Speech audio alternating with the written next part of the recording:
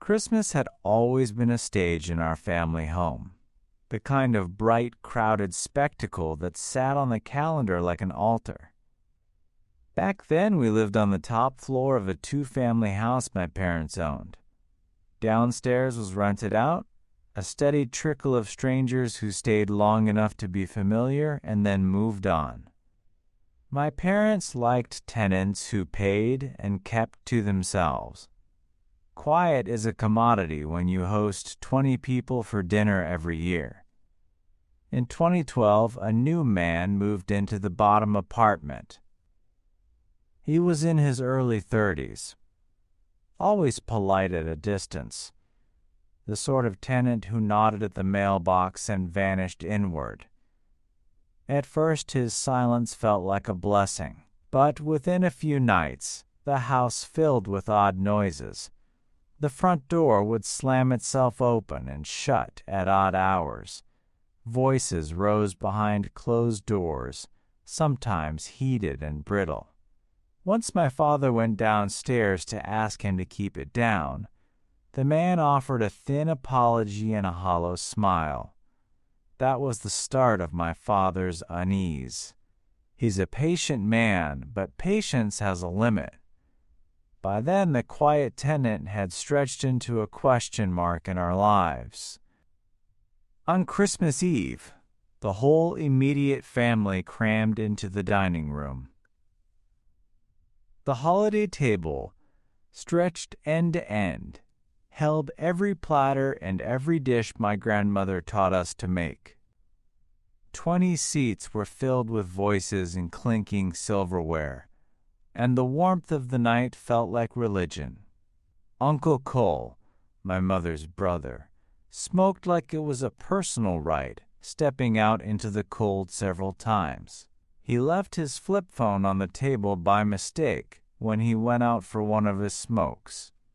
Phones ring, phones get retrieved. Dad called up to me.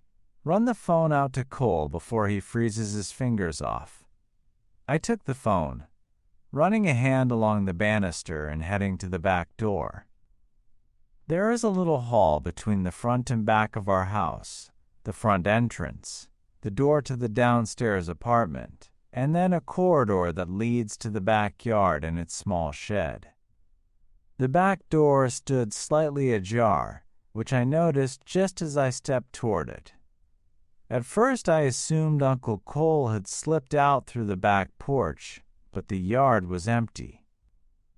The phone buzzed in my palm, impatient. As I rounded the shed, the screen's reflection caught movement through the cracked door. Someone was inside. A voice in me still argues that I should have stayed out of other people's rooms. Compulsions are stubborn. I called, "Cole," and a figure emerged from the shadow of the shed. He moved fast, almost too fast for the light, and for a moment I thought it was my uncle hurrying to answer his phone. Then the porch light washed over his face, and the world narrowed to a blink of recognition and a sliding, stomach-sick dread. It wasn't Cole. It was the downstairs tenant. He walked toward me as if he owned the yard, as if our property line extended into my chest and gave him right to step through. Up close he smelled of old cigarettes and something chemical, the kind of smell that clings to fabric. His eyes flicked over me with a flat, almost clinical attentiveness I didn't like. He walked with a confidence that read like threat. I ran. I slammed the back door shut in his face and crossed the yard to find Uncle Cole still lingering under the froth of night smoke. I saw him in the shed, I told Cole in a rush. My voice was small, a brittle thread. He shrugged at first. Cole is the guy who avoids conflict, but agreed to come inside because I wouldn't stop shaking until I did. We walked back up the stairs together, the house warm and loud behind us, and I told my dad what I'd seen. The room fell quiet in the way that makes you aware of every breath. Dad decided not to confront the man in the yard then. He wanted to wait until after dinner so we wouldn't spoil the night. It was a choice that felt practical at the time, and wrong the second he made it. When the last of the family left and the house settled into the kind of exhausted hush only a full home can make, the four of us, Mom, Dad, my sister Lena, and I, prepared for bed. I stayed in the living room by the twinkling tree and the dying embers of the fireplace because the glow made the house feel less like a skeleton. A movie played faintly on the TV. Somewhere above the hum of the furnace, I felt a drowsy comfort settle over me. Then, in the measured silence between the fire's pops and the credits rolling, I heard the stairs creak. It's the little sounds that tell you where trouble is headed. A floorboard complaining from the weight of a foot, a hinge sighing. I told myself it was family, drifting to the bathroom or to check on a gift. The tree blocked the stairwell from view, and our upstairs floors were carpeted, muffling steps. The clock under the television glowed 1 a.m. I told myself I'd stay where I was, wrapped in the coffee-scented warmth of the room. The rustle came again, a soft, metallic tinkle, like an ornament nudged off a lower branch. The kind of sound that could be a false alarm, a cat, a clumsy limb. I turned just enough to see the tree's silhouette and the shadow that cupped the couch. In the dim, a figure leaned over me, a slow movement that stopped my chest cold. At first my mind tried to deliver me grace. Perhaps it was my father reaching down. I looked for features I knew well. Then the shape's face cleared in the TV's reflection and something animal inside me screamed. It wasn't Dad. The man bent toward me, lips close enough to my ear that I caught the wet, stale smell of his breath. Don't. I had time to think, but my body acted faster. I screamed, a sound so raw it splintered the night. The man lunged, hand moving instinctively to clamp over my mouth. For a second there was hot panic. Then the house erupted. My shout pulled my parents from their rooms, Dad barreling down the stairs like a man who's been waiting his whole life for a moment to act. The intruder fled, feet thudding against the outside steps, and my father gave chase. He missed him by a fraction. A dark blur hunched into a car that peeled away into the night, tires screaming. When the dawn came, when the police took statements and dusted for prints, the fact that my parents had photocopies of the tenant's ID kept from some prior small business transaction made the rest easy in an ugly legal way. We had his name, we had an address, we had what the law needed to start moving.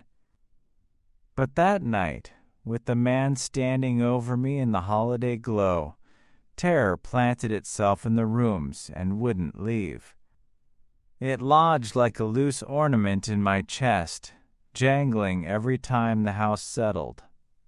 Dad's face the next morning looked old in a way I had never seen before. He drank coffee like it was a medicine, while the officers took statements and said comforting things about process and precaution. The tenant's name circulated between officials. It stuck to the air like the smell of rain on hot concrete. I learned later that same day that my parents used the ID copies to trace a long list of petty offenses, and that when they finally pushed the issue legally, the man's record contained little conveniences for a defense, a lack of references, small complaints, a past that shrugged like a bad shoulder. The police said they could follow up. The court said they could sue for trespass, actions folded into paperwork and then into determination. But paper has no power over the small, personal aftershocks.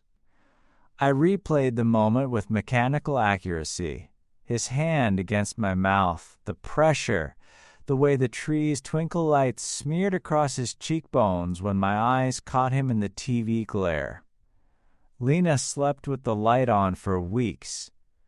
Mom began locking the upstairs door at night and checking it twice. My father hardly slept the next month. He installed a pair of new deadbolts and a motion light over the back steps that burned with an accusation toward the dark. The case moved faster than any of us expected. My parents filed for a civil suit. Breaking and entering, trespass, harassment. The man's defense was threadbare. He had a habit of small intrusions, the judge was told. The prosecution built the argument that he'd escalated, that a quiet tenant's boundary had tipped into criminality. In court, the man looked thinner than his ID photo, eyes small and flat. Our attorney made the angle simple. You cannot violate a family's home, not on a holiday, not in the midst of children and uncles and laughter. The jury saw the photographs, heard the recording of our frantic 911 calls, and felt the rawness of my testimony when I described the weight of his hand. We won. The verdict was a landslide in favor of my parents. The judge awarded damages, ordered the man to stay away, and provided a restraining order that felt like a paper wall between our lives and his. The house exhaled a little. The legal victory made the narrative tidy. You were violated. You sued. You won. But the victory didn't reach the corners of the rooms where the lights still trembled at night. It didn't unring the sudden scream or scrape the shadow off the back of my throat. People asked how I handled seeing him in court, whether I stared or crumpled, whether I felt righteous or hollow. The whole truth is smaller and more complicated. When I stood in the courtroom and saw the man's face, not the face of a cartoon villain, but a human with hands and a pulse, I felt a jar of emotions clink. Relief for the resolution, disgust for the breach, and a new, weary understanding of how fragile normalcy is. We left with a legal bind, but also with a new set of rules. Don't leave doors unlocked at night. Check the hinges. Keep lights on downstairs. We taught Lena how to call 911, how to find Dad in the dark. That Christmas became the hinge our family used to tighten something that never needed loosening. We stopped keeping the apartment door unlocked when guests arrived. We introduced ourselves to neighbors we had waved to for years but never known. We learned that safety sometimes looks like paperwork or a phone call or a lock, small pragmatic armor. At night, months later, I walked past the living room and paused where the couch caught the tree lights, expecting sometimes to see a lean shape reflected in the glass. It rarely came. Fear is a slow thing that forgets and returns on its own terms.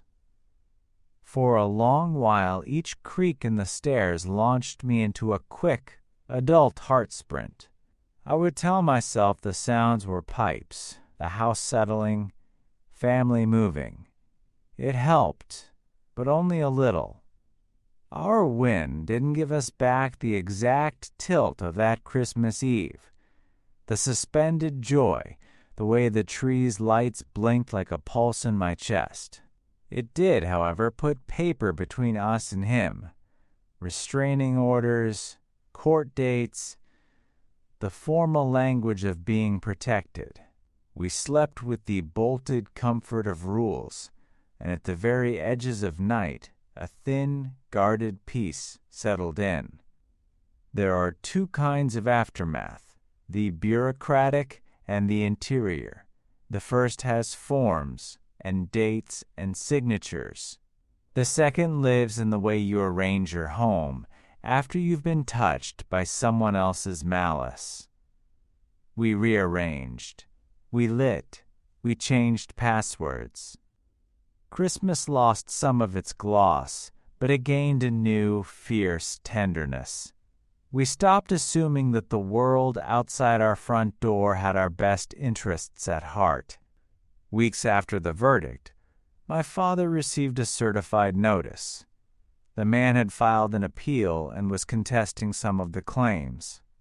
It felt like a small hand closing around our throats again. The court system grinds in a way that can dredge up the scared parts of you. Dad responded like he always did, with quiet force. He hammered the next round of paperwork into submission. The man moved out within the month. He took his boxes and his quiet life and left the neighborhood like a shadow retreating at dawn. Sometimes closure is practical. We changed the locks on the downstairs door and called an electrician to reroute lighting so the yard was something other than a shadowed corridor at night. We put motion sensor floodlights on timers. We bought a small camera for the yard and taught Lena where its feed was stored. We taught one another to check the back shed every few nights. Little rituals of vigilance stitched themselves into our days. And yet the memory refused to be sterilized. Months later, as the first snow whispered onto the roof, I sat alone by the tree and imagined how close that man had come. I imagined he had lingered in the dark just long enough to learn our rhythms. Who left the door open, who came home late, who nodded and retreated. I thought of how easily our lives fit into someone else's plan. Small actions that could be turned into ordnance for darker designs. It was a thought that made my hands go cold. One night in late January, I woke to the sound of a door gently opening downstairs. My heart leapt to my throat like it had years before. I walked to the window, peered into the guttering light, and watched a tenant shuffle across the porch. It was Mr. Garza, who'd rented the place after the man left, an elderly, soft-spoken man who loved crossword puzzles and quiet. I exhaled like a struck bell. The house wobble settled a little. Time, I learned, is not an eraser. It is a polishing cloth. It smooths jagged edges but leaves scars. The holiday that had been invaded by a stranger's presence became, over the years, a story we told people slowly. We never let anyone assume our calm without offering them the proof of our vigilance. We updated pantry locks, we gave neighbors numbers to call, and we kept our own list of steps for any odd night. The final image that sits with me now isn't the intruder's face or the court's stamp. It's smaller and more human. The way my father sat on the couch the morning after the verdict, hands wrapped around his coffee, saying nothing but offering Lena an extra blanket.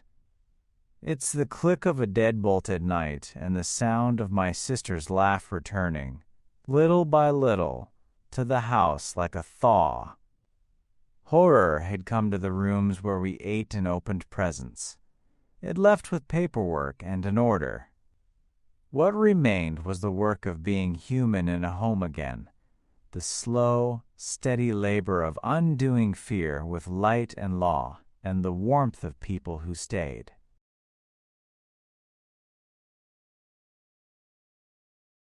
I'd just started a new job as an overnight psychiatric nurse, and like most people who take the graveyard vigil, I learned quickly that the night has its own grammar. The building changed when the sun went down.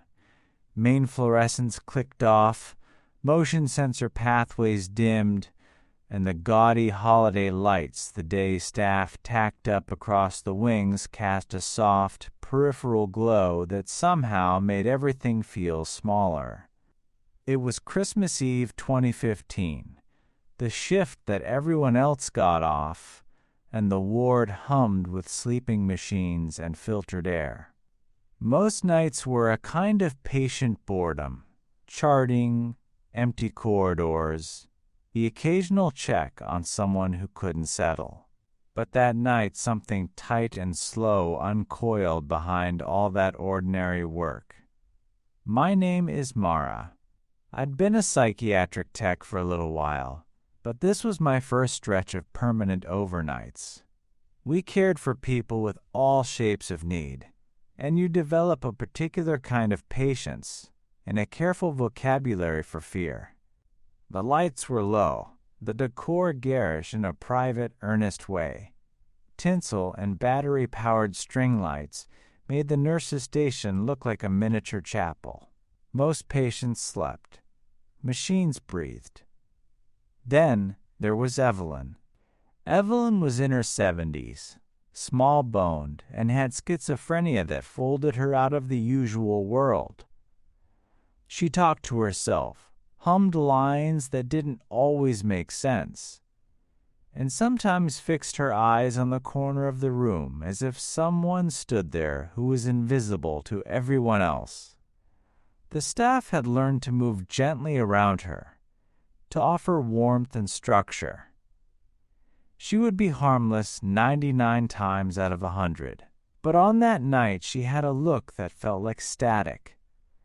The smile was too wide and too patient, as if whatever she was seeing behind her lids was a private joke, and the rest of us were only witnesses. It was well past midnight when I did my rounds. The building's main corridors smelled faintly of antiseptic and cold coffee. I stopped by Evelyn's room because she'd been awake and humming for hours. She turned her head when I opened the door and grinned at me in a way that made my spine tense. A grin that didn't reach the rest of her face. A grin that bent something small and private inside me. "Check the bathroom," she mouthed, then laughed, a brittle glycerin sound that slid off the linoleum. I asked her to repeat it. Nothing but a small crook of a smile. Her pupils were unusually wide. I told myself it was just fragmented speech, the way her mind sometimes unfolded phrases like a misplaced map. Still, the admonition lodged in my throat like a small stone. I checked her ensuite bathroom first. Nothing out of place. The single room held the usual antiseptic smell and a neat stack of towels. I went back to the desk and, out of habit or something worse, glanced at the bathroom across the hall. Its door sat ajar in the dim corridor. The wall clock blinked greener than it should have. My curiosity felt like a loose wire. The light wouldn't come on in that bathroom from the corridor switch. I hesitated by the frame, half listening. It was the kind of place where every sound multiplies. The fan hums, a pipe's settling sigh, the distant folding of a blanket. Then I heard it, breathing, not the patient's shallow habitual breath, but a static, ragged inhale, as if someone were speaking through a cheap radio and gulping air between stations. A soft click followed, like an internal lock engaging. The noise threaded through the thin wall and set my teeth on edge. I moved to the desk, snagged the wooden doorstop we used for odd jobs, and wedged it under the bathroom door so the hall light would spill into the dark. Kicking the plastic wedge felt ridiculous and brave at once. Kneeling, I peered under the stall gaps to see if feet were visible. None. But as I leaned in, the hair on my arms prickled, and I realized the dark beyond the stall mouth felt wrong. Too thick, as if it were trying to swallow the light. I pressed my eye to the narrow crack of the stall door. and then a face yanked itself into the slit of black. It was so close I could see the small, pitted texture of skin, the milky sheen of cataract-gray eyes lit by the too bright halo of my desk lamp. For the first breath after my brain registered the face, I couldn't decide whether I saw a patient or a trick. The face wasn't Evelyn's, and it certainly wasn't an orderly's. It was a stranger's face, patient and expectant and impossibly calm, a face waiting like a listener at the edge of a story. My elbow hit the tile as I stumbled back, and a thin, animal sound tore out of me. The door at the nurse's station burst open behind me. Other staff had heard. I sprinted to the stall, yanked the door forward, and stared into an empty bowl of cubicle-like porcelain. The stall was simply a stall. No feet, no folded sheet, no hiding body. I felt as though someone had peeled the skin off the air, and there was nothing but an absence where a presence had been. My breath came out in a shudder. Another nurse, Jacob, had followed me in after hearing the commotion. I stammered out what I'd seen, though the words didn't hold together. Face. Right there. Staring back at me. He gave me a doubtful look, but still helped me sweep the room. The overhead light that had refused to turn on now buzzed into life, flooding the tiles with harsh fluorescence. Both stalls stood open, both spotless. There was nowhere for anyone to hide. I locked the door behind us anyway. My hands shook as I turned the key, as if that thin measure of control would make the memory any less real. Jacob told me to get some air and sat me back at the nurse's station with a cup of water. But water couldn't rinse the image from my mind. The way the face had hovered at the crack, waiting. The unnatural stillness of it. Not hostile, not frightened. Just there. At 4 a.m., the ward was so quiet that the buzz of holiday lights sounded like an insect swarm. Evelyn hadn't gone to sleep. I checked on her one last time, hesitant but unable to resist. She lay curled in bed, eyes glinting in the dim, mouth pulled into that same wide grin. "Bathroom," she whispered as though rehearsing a joke only she understood. My throat tightened. I asked her gently if she saw something, if she'd been talking to someone. She just hummed and shook her head, the sound rising and falling like a broken lullaby. As I turned to leave, she added, "Sing-song, don't peek." The rest of the shift crawled. Every shuffle of paper sounded like breathing. Every click of the heating system banged like footsteps in the hall. By dawn, I was raw, nerves stripped thin. As I put on my coat and signed out, I heard Evelyn again. She sat up in bed, eyes sharp, smile twisted into something that felt rehearsed. "Merry Christmas," she said softly. It should have been warm, but it wasn't. It curdled in the air like spoiled milk, lingering long after I'd stepped into the gray morning. I never saw the face again.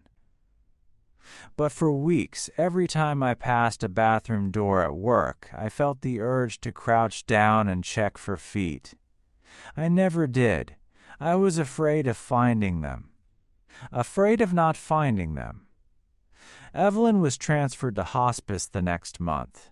Her bed went to another patient, the ward reset, the tinsel came down. But even now, all these years later, I still hear that faint, static whisper under the buzz of fluorescent lights. I still remember the weight of her words.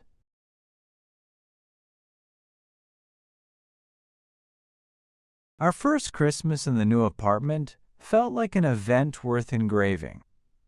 Tristan and I had moved in that summer. The paint still smelled fresh on the walls, and we were determined to start a tradition of our own. Neither of us had ever cut down a tree ourselves, so I suggested we try it. Living in New Hampshire had its perk spruce forests as far as the eye could see, and I thought trudging into the snow to fell our own tree would make the holiday feel authentic, almost cinematic. By late afternoon on Christmas Eve, the snow had thickened to a curtain.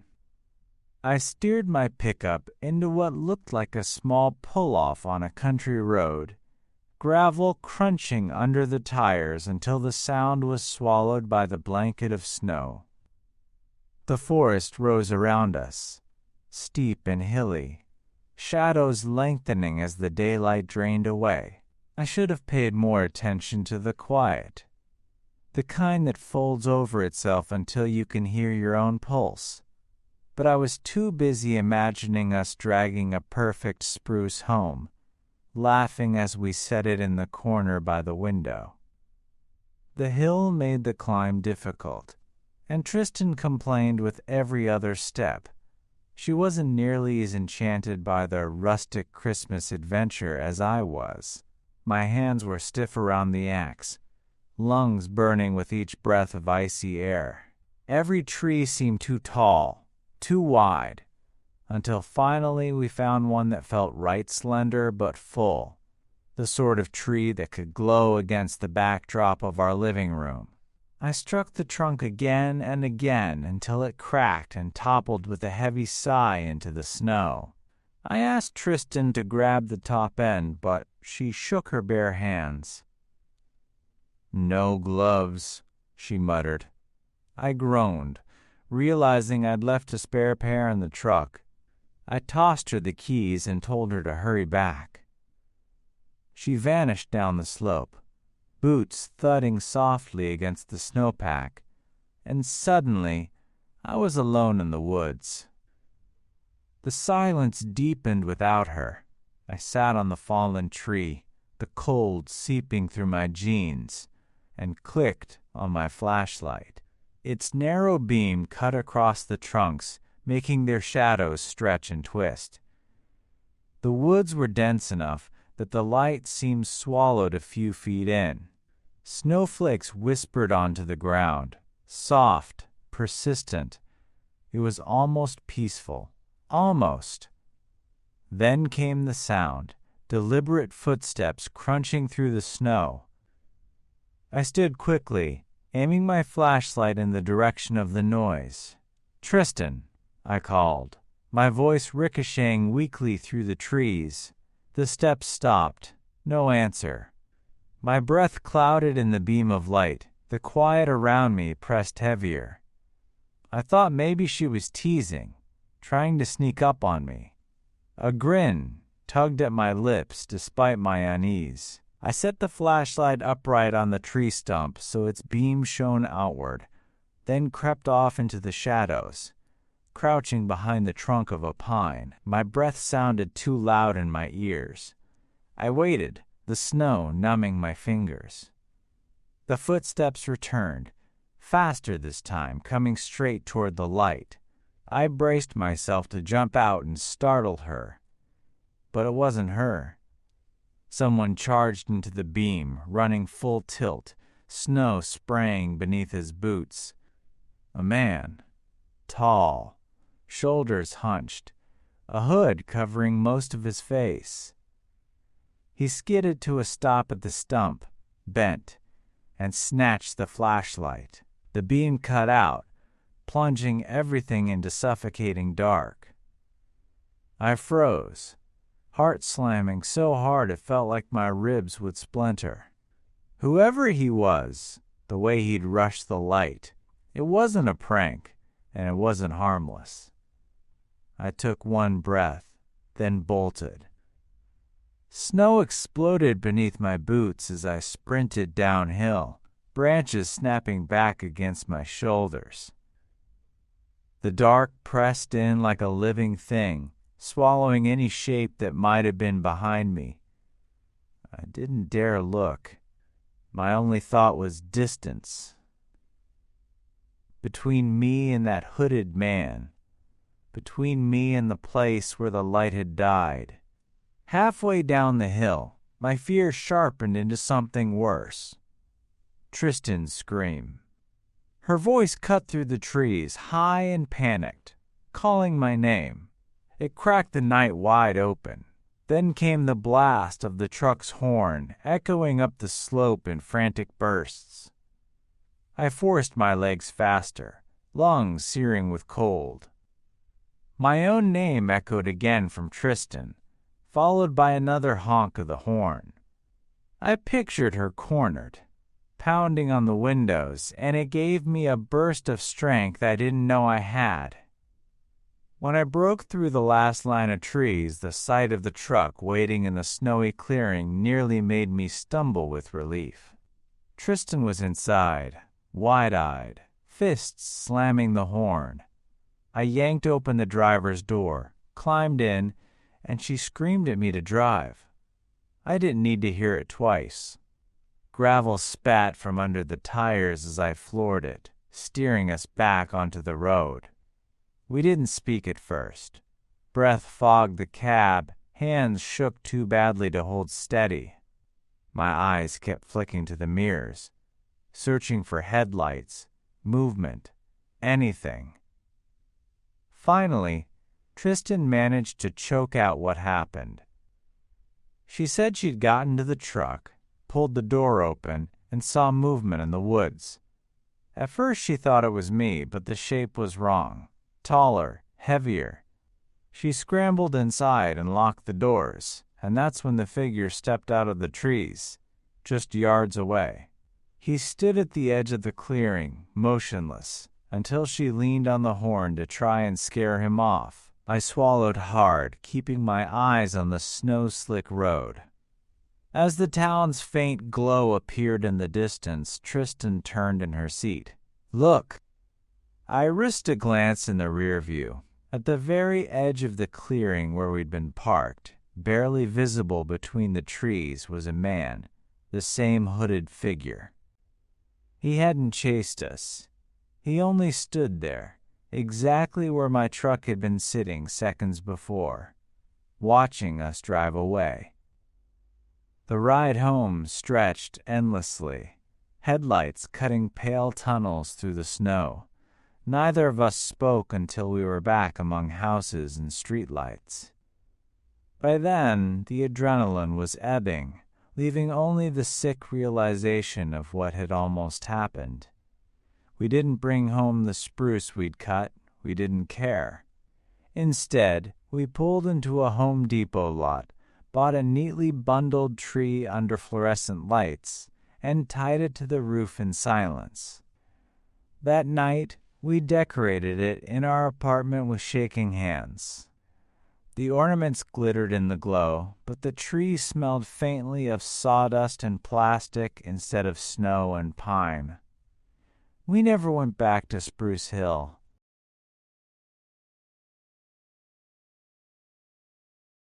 I'd just started a new job as an overnight psychiatric nurse, and, like most people who take the graveyard vigil, I learned quickly that the night has its own grammar. The building changed when the sun went down.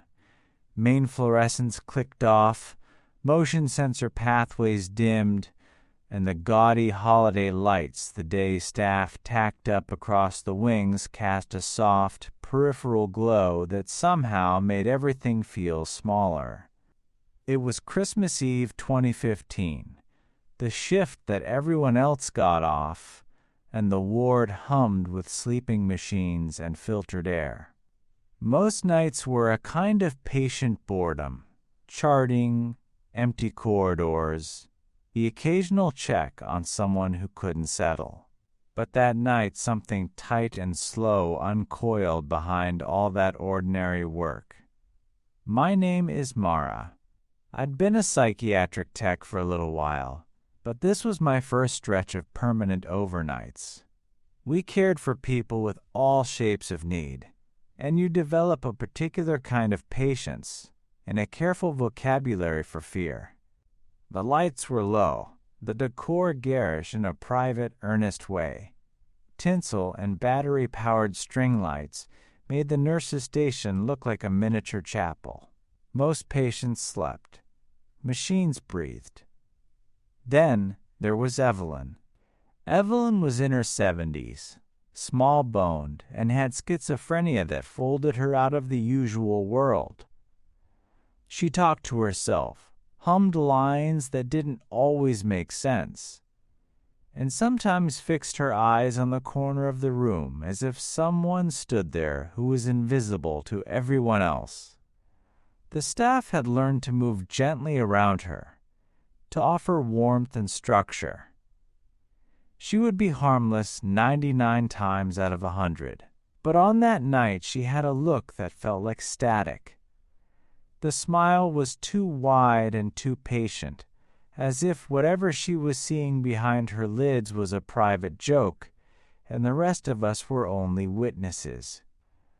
It was well past midnight when I did my rounds. The building's main corridors smelled faintly of antiseptic and cold coffee. I stopped by Evelyn's room because she'd been awake and humming for hours. She turned her head when I opened the door and grinned at me in a way that made my spine tense. A grin that didn't reach the rest of her face. A grin that bent something small and private inside me. "Check the bathroom," she mouthed, then laughed, a brittle glycerin sound that slid off the linoleum. I asked her to repeat it. Nothing but a small crook of a smile. Her pupils were unusually wide. I told myself it was just fragmented speech, the way her mind sometimes unfolded phrases like a misplaced map.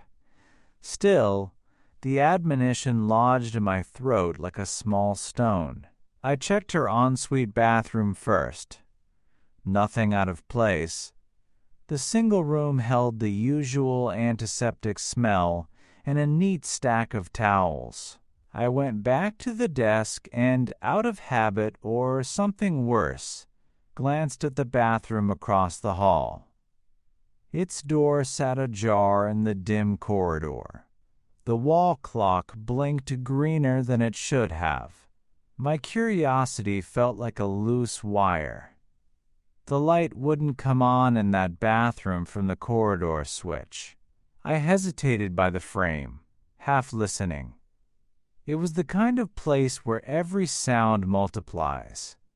The fan hums, a pipe's settling sigh, the distant folding of a blanket. Then I heard it, breathing, not the patient's shallow habitual breath, but a static, ragged inhale, as if someone were speaking through a cheap radio and gulping air between stations. A soft click followed, like an internal lock engaging.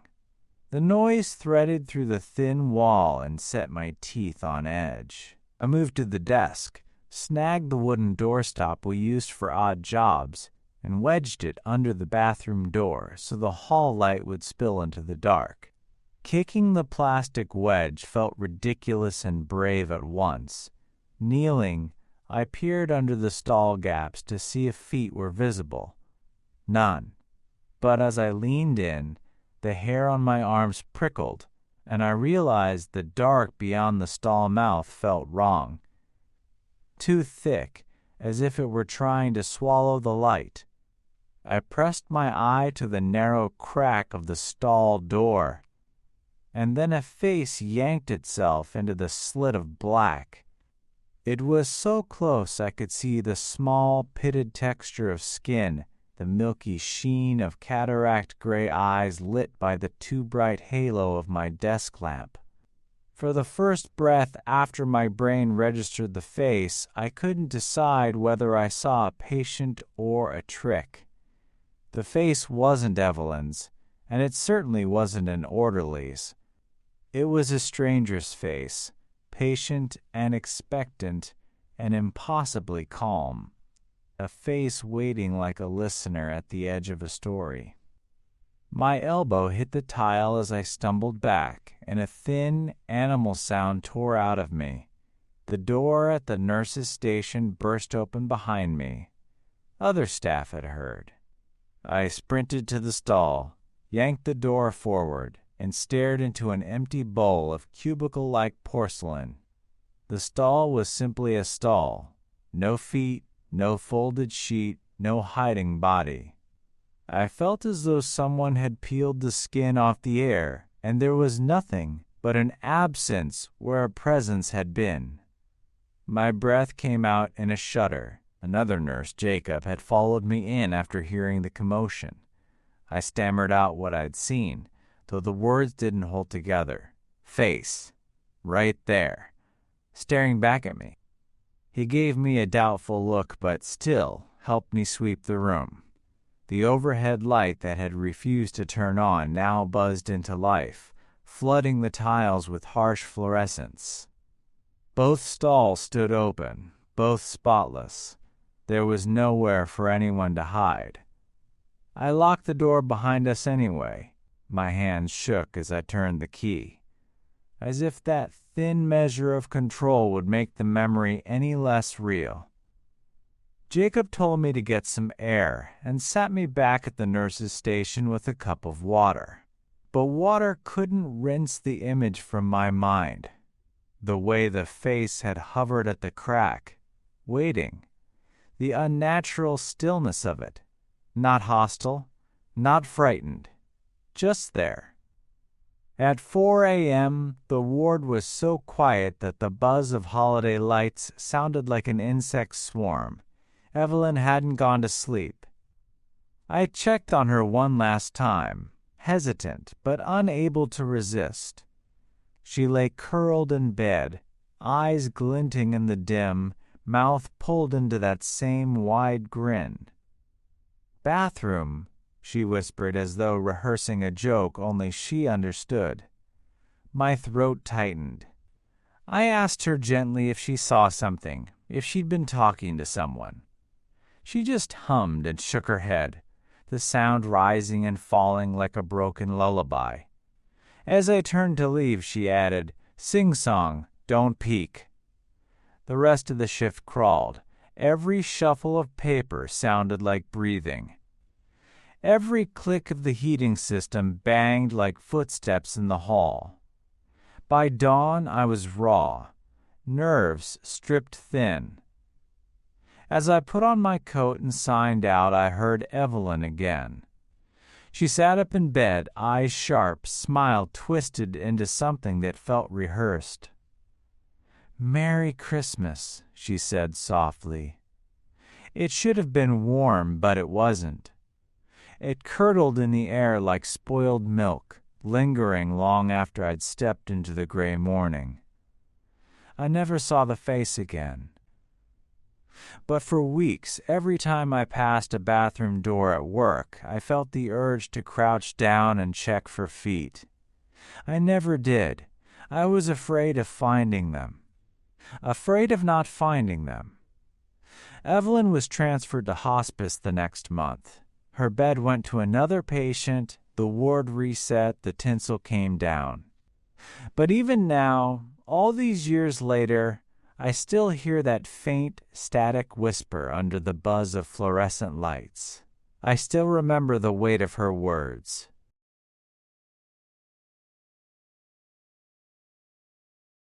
I grew up on a small suburban street on Long Island, not the noisy part of the island, the quieter cul-de-sac where everyone knew whose kid rode which bike. Every summer, the block threw one big party, a neighborhood blowout with folding tables stacked with pies, trays of chicken, and kegs behind the garage. When I was 13, it felt like the whole world. String lights, people laughing, kids darting between legs. My two closest friends that year were Nate and Tommy. We were inseparable at those parties, climbing the inflatable slides and sneaking extra cookies. That Saturday, it was bright all day, the kind of heat that makes soda fizz faster. People were setting up early. The street was blocked off. Lawn chairs lined the curb. By mid-afternoon, the idea of the party being ours had already taken root. The adults relaxed into long conversations while we played baseball on the sidewalk. As evening came, some of the grown-ups moved tables closer together, the music turned up, and the party settled into a friendly, messy hum that promised it would last late. Around 9, Nate and I broke off to play a quick video game on his porch while Tommy chased his dog down the block. When we reappeared an hour later, the house felt different, quieter in a way that didn't fit the noise elsewhere. Tommy told us he'd seen Mark, our other friend, go inside his house ages ago. "He's been in there forever," Tommy said, flipping a grape into his mouth like it was nothing. We walked down to Mark's place with the confident, careless swagger of kids who didn't think much could go wrong. His bedroom light was on, the curtain pulled back, and there was someone standing at the window.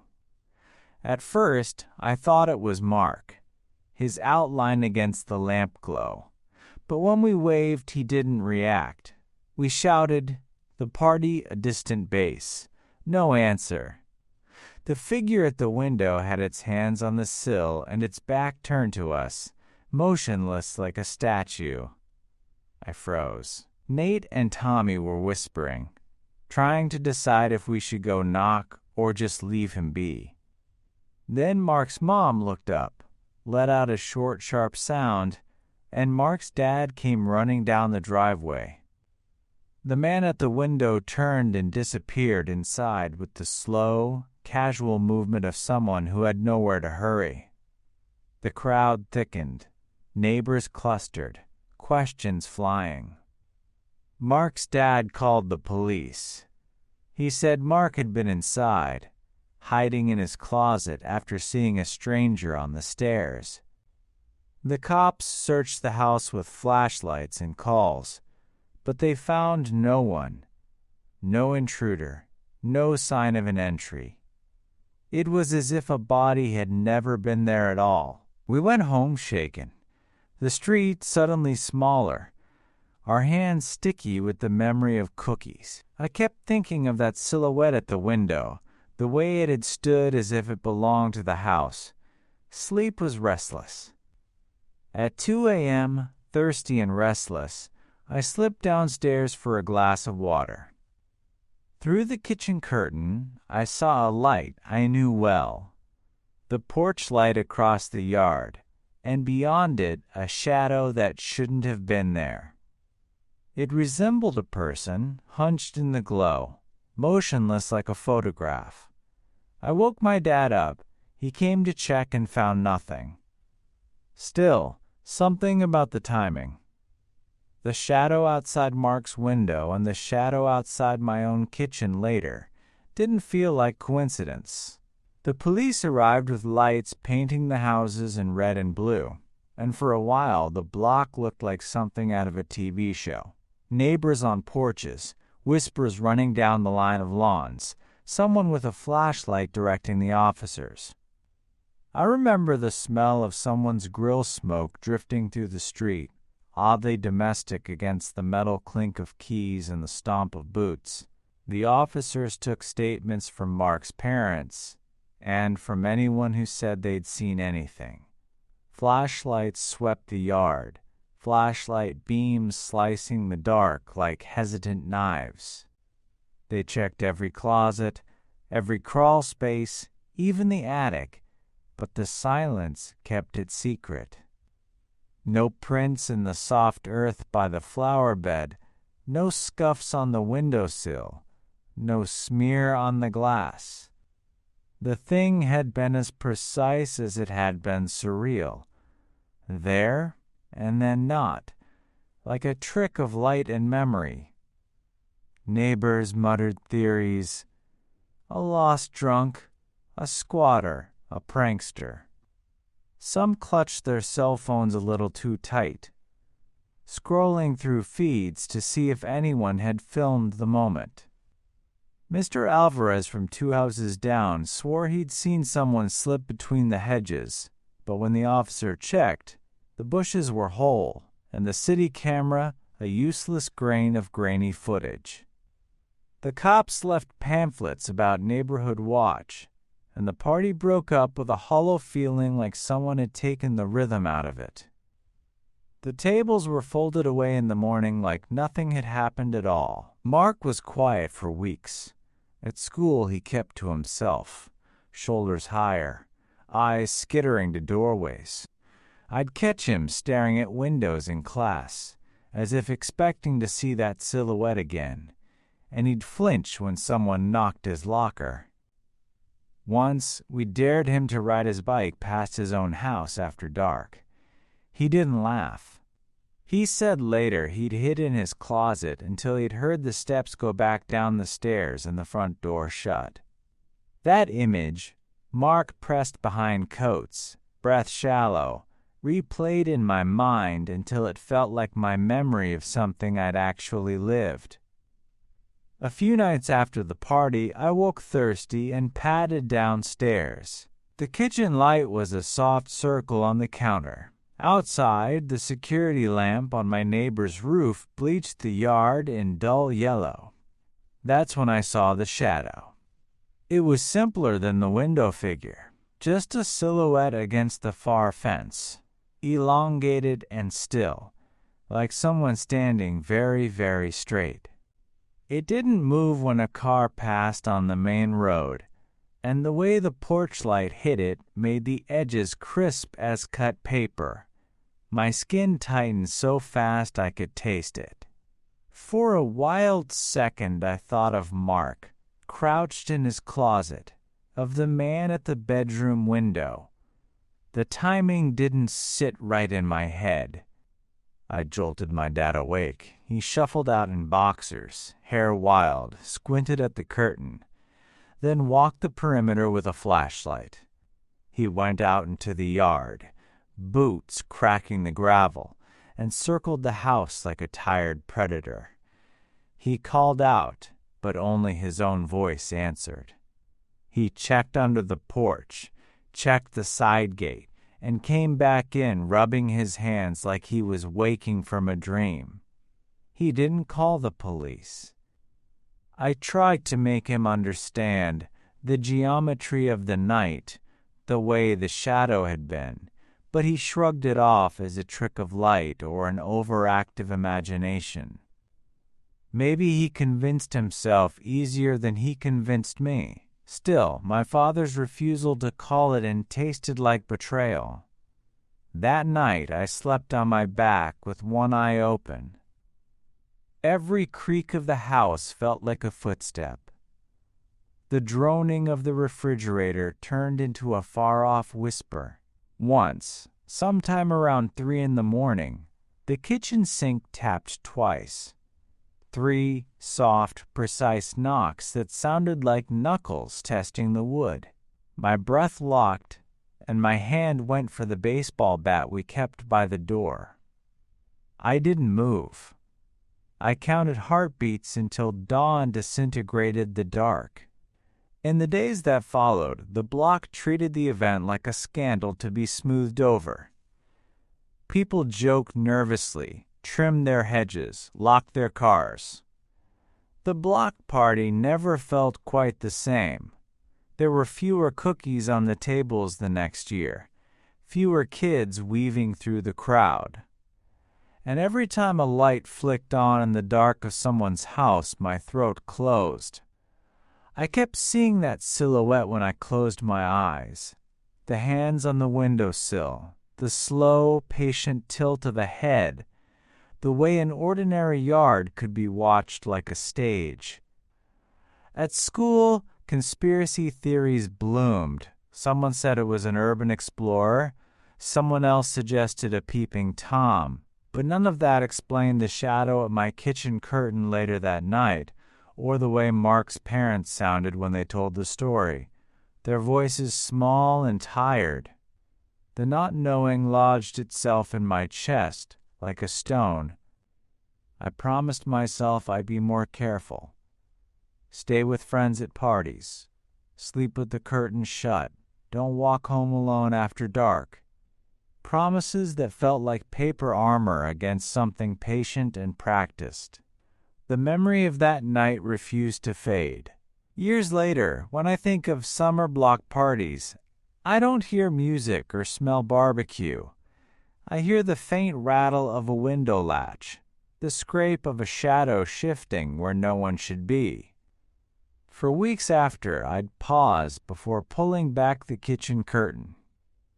Sometimes I thought I saw movement in the corner of my eye, a tall frame, still as a mannequin, watching. I tried to convince myself it was nothing more than paranoia born from a single bad night. But deep down, I knew better. Mark confessed one afternoon, months later, that he sometimes woke up to footsteps in his hallway. Soft, steady, like someone pacing outside his bedroom door. His parents brushed it off as the house settling, but Mark said he'd learned to sleep with his closet door cracked, just in case.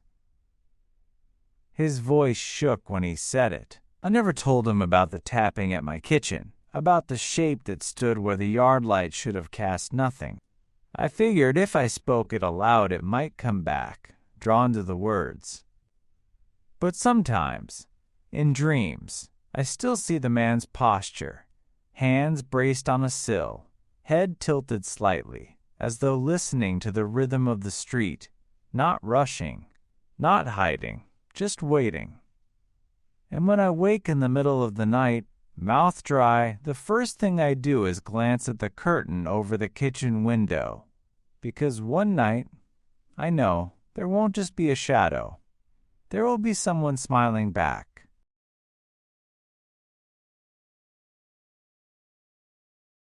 I was 5, maybe 6, just old enough to trail after my older brother, but far too young to understand how sharp the world's edges could be. That Saturday evening was soaked in heat and laughter, the kind of neighborhood gathering that smelled of barbecue smoke, spilled beer, and the faint sweetness of sunscreen. Music thumped from somewhere, lights strung between porches blinked like lazy fireflies, and adults floated in slow conversation while kids raced through the chaos with sparklers that cut bright scars in the dark. My brother was 11, nearly a man in his eyes, and I was his proud, clumsy shadow. He said he'd keep an eye on me, but boys his age have a way of forgetting promises the second fun starts calling. Somewhere between the cotton candy machine and the card table, I looked up and his back was gone. Just like that. The noise thickened, pressing in. Faces I didn't know blurred together, a dizzying wall of smiles and sweat and light. The air felt too warm, too full of everyone else's breath. Panic stung behind my eyes. I called his name once, twice, nothing. Then I bumped into him. A tall man, older, his smile wide enough to show the dull gleam of molars. He crouched down, knees cracking, his voice soft and syrupy. "Hey there, kiddo. You lost?" I nodded, the world spinning. He said he didn't recognize me from the block and asked where my parents were. "With my brother," I whispered, "but I can't find him." The man's face twisted into a perfect imitation of concern. "Oh no," he said, clucking his tongue. "Come with me, sweetheart. I'll help you find them." I didn't run. I didn't scream. At that age, stranger danger was just a bedtime slogan, something grown-ups said in the same tone they used for brushing teeth in cleaning rooms. His hand found mine. It was large, warm, and frighteningly sure of itself. We moved through the thinning crowd, the hum of laughter fading behind us. The music muffled to a dull heartbeat as we turned down a quiet side street. The porch lights here were dimmer. One house had its light completely off, its windows like shut eyes. He led me there. The screen door groaned as he opened it. Inside, the air was thick with the smell of old carpet and something spoiled beneath it. I froze just past the threshold. He smiled again, too many teeth, too calm, and asked if I wanted a snack. My head bobbed before I could stop it. He reached into a dusty pantry and pulled out a crinkled bag of chips, tearing it open with a soft hiss that made me flinch. "Come on upstairs," he said, already climbing. The steps whined beneath us. The upstairs hallway was narrow and dark, wallpaper peeling and curling strips like skin. He opened a door at the end and motioned me inside. A small bedroom waited. A single bed, yellowed curtains that never let the light in. A chair placed deliberately across from the mattress. "Sit," he said. I obeyed. He sat opposite me, legs wide, hands resting on his knees. The air in that room didn't move. He said one word, "Eat." It wasn't a suggestion. I tore open the bag and stared inside. My throat refused to work. "Can you call my parents now?" I asked. His smile came slow, deliberate, the corners twitching upward like hooks.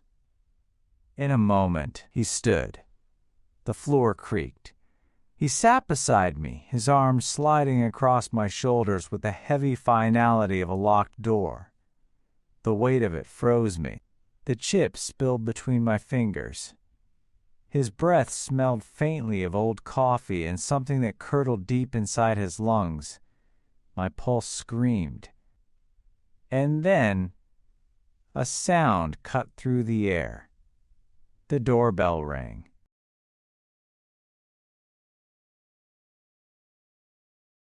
I grew up on a tight little street in Seabrook, New York, the kind of block where everyone knew everyone's birthday, and your neighbor's kid taught you how to ride a bike. Every summer, they closed the road for one huge block party, folding tables, string lights, homemade pies, kids screaming on inflatable slides. When I was 13, it felt endless. My two best friends, Liam and Dex, were always by my side, and the whole night smelled of grill smoke and powdered sugar. That year, the party dragged on late. Adults lingered with cheap beer, the DJ turned the volume up, and most of the younger kids drifted toward the inflatables. At some point, a lanky, odd man started weaving through the crowd. He wasn't a neighbor. He held a battered aerosol can that clinked like a tin heart, and his talk was all static. Nonsense words and half-sung lines that trailed away. He gave people sideways looks and kept moving. At first, we figured he was drunk or a weirdo. Later, that assumption would look naive. A group of us decided to play manhunt. Bases stretched from the curb of the block party, across yards and into the thin stand of woods that threaded behind several houses. I told Liam and Dex I'd slip into the trees and try to circle back, a perfect hide. The woods were a familiar dark ribbon then, the kind of place you could squeeze through under low branches and come out at the next yard with mud on your shoes. I waited quiet in the trees, the party noise a distant thump through the trunks. Time dragged.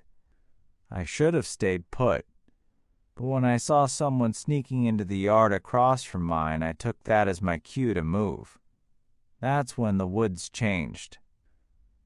At first it was small, one tree with a fresh smear of red paint low on its bark, a sloppy X. Then another tree, then another, each marked, each raw and glistening like a wound. The spray bottle hissed faintly somewhere deeper, the metallic tang of paint entering the air. The pattern felt deliberate, clinical. Whoever had made those marks wasn't wandering. He was mapping. A sound came from further in, a soft, stuttering hiss, the nozzle of a can being pumped. I froze as a shadow detached itself from the gloom. The same strange man from the party, stepping between trunks. He looked at me and didn't blink. When he spoke, the words were slow and patient, like a nursery rhyme you couldn't forget. X marks the spot.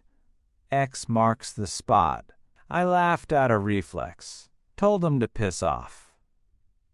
He smiled, and the smile didn't reach his eyes.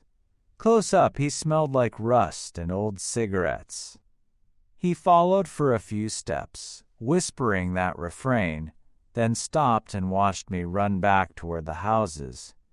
I barged into the party and told the others, "Game's off. Find me." We marched back into the trees together and found the X's like a bloody breadcrumb trail. But the man himself had vanished as cleanly as a ghost.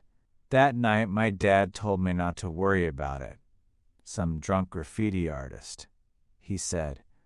But the spray smell had stuck to my clothes, and the pattern of X's stuck to my mind. That night my sleep was broken into jagged pieces. Every time I drifted off, I dreamed of the man. His long arm reaching across the bark, his can hissing like a snake, his voice echoing from nowhere and everywhere at once. X marks the spot. In the dream, I was always running, and the sound of spraying followed close behind like breathing. I startled awake around 1:30 a.m., my heart already racing before my eyes even opened. The room was dark except for the faint glow from the yard light outside. I sat up, throat dry, trying to shake the nightmare. That's when I heard it, a voice, muffled but clear enough, right outside my window. I froze. The whisper came again, a chant, dragged out syllables. X marks the spot. X marks the spot. My pulse rattled in my ears. Slowly, I turned my head toward the glass.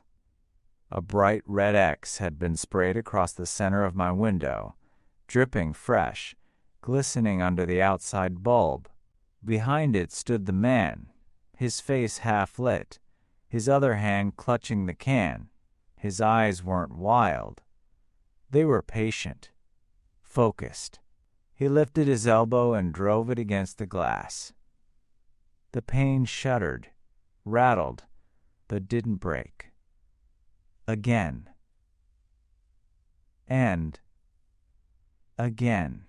Each blow made me flinch, waiting for the moment shards would explode inward. I ran for my dad. He was a massive man, broad-shouldered, the kind you never expected to see scared. When he stormed into my room, he didn't hesitate. He looked out, saw the man pounding the glass, and instead of calling the cops, he roared. He cursed. He promised violence. He threatened to come out swinging. His voice was so loud, so fierce, that even I flinched, though I was behind him. The man faltered, his elbow lowered. Still smiling that off-center smile, he hesitated, then turned and sprinted down the block. My dad didn't wait. He bolted for the front door, rage shaking the walls.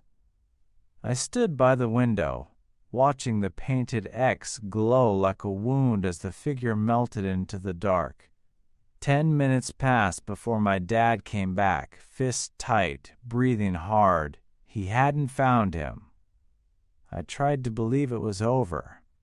But deep down, I knew the red marks were more than graffiti. They were a signal, a promise. For a while, life pretended to return to normal. The block partied the next summer, but no one spoke about the man. The X's on the trees faded, flaked away with the weather. My dad dismissed it as some unstable drifter who'd moved on. I tried to believe him. But nightmares have a way of leaving fingerprints on reality. 2 years later, in 2019, the silence broke. One morning we woke to find a huge red X sprayed across our front door. Not just there. The trees behind our yard bore fresh marks again, sharp and wet as if drawn that very night.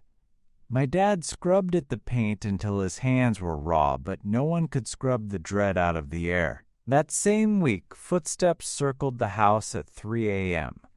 I heard them pass my window, slow and deliberate, pausing as if listening. No spray, no words this time, just the pacing of a predator and no rush.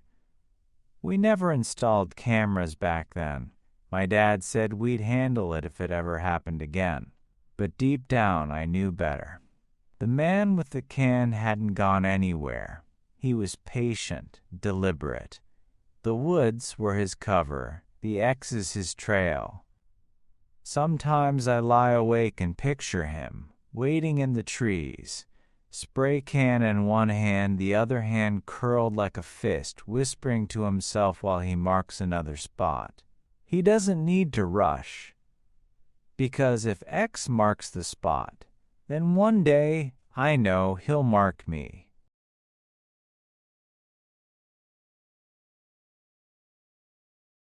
It was an ordinary cold night in February. My wife and I had settled into bed, half buried under blankets, watching a late-night movie on the TV. The familiar hum of electronics filled the room, the soft flicker of the screen casting light across the walls. Nothing felt out of place, until, without warning, the screen snapped to black. The entire room went dark. Both of us groaned at the same time, annoyed. The lamp, the alarm clock, even the faint buzzing from the heater, all of it had gone silent. A power outage, I thought. Pretty common in winter. But when I stepped outside onto the stoop to confirm, icy wind biting my skin, I noticed something troubling. The neighbors' houses were still glowing with light. Porch lamps, TVs through windows, even the hum of a generator across the street. It wasn't the block, it was just us. My stomach tightened, but I brushed it off. Power issues happen. The fuse box was in a cramped boiler-style room in our basement. It didn't make sense for anything to have tripped, but I had no other explanation. I grabbed a flashlight and started down toward the basement door. Our house had this odd layout. You descended the stairs first, and the basement door sat right at the bottom, flush with the floor level. As I stomped lazily down the steps, tired from the day, I twisted the doorknob. The door wouldn't budge. I frowned and tried again, harder this time. Nothing. It was like someone was holding it shut from the other side. Finally, I gave up, muttering that my wife must have locked it earlier. I trudged back upstairs, asking her for the key. She sighed, slipped out of bed, and shuffled to the key hanger in the kitchen. After sifting through the jangling cluster, she handed me the basement key and returned to the warmth of the bedroom. I went back down, jammed the key in, twisted until I felt the lock turn, then pushed.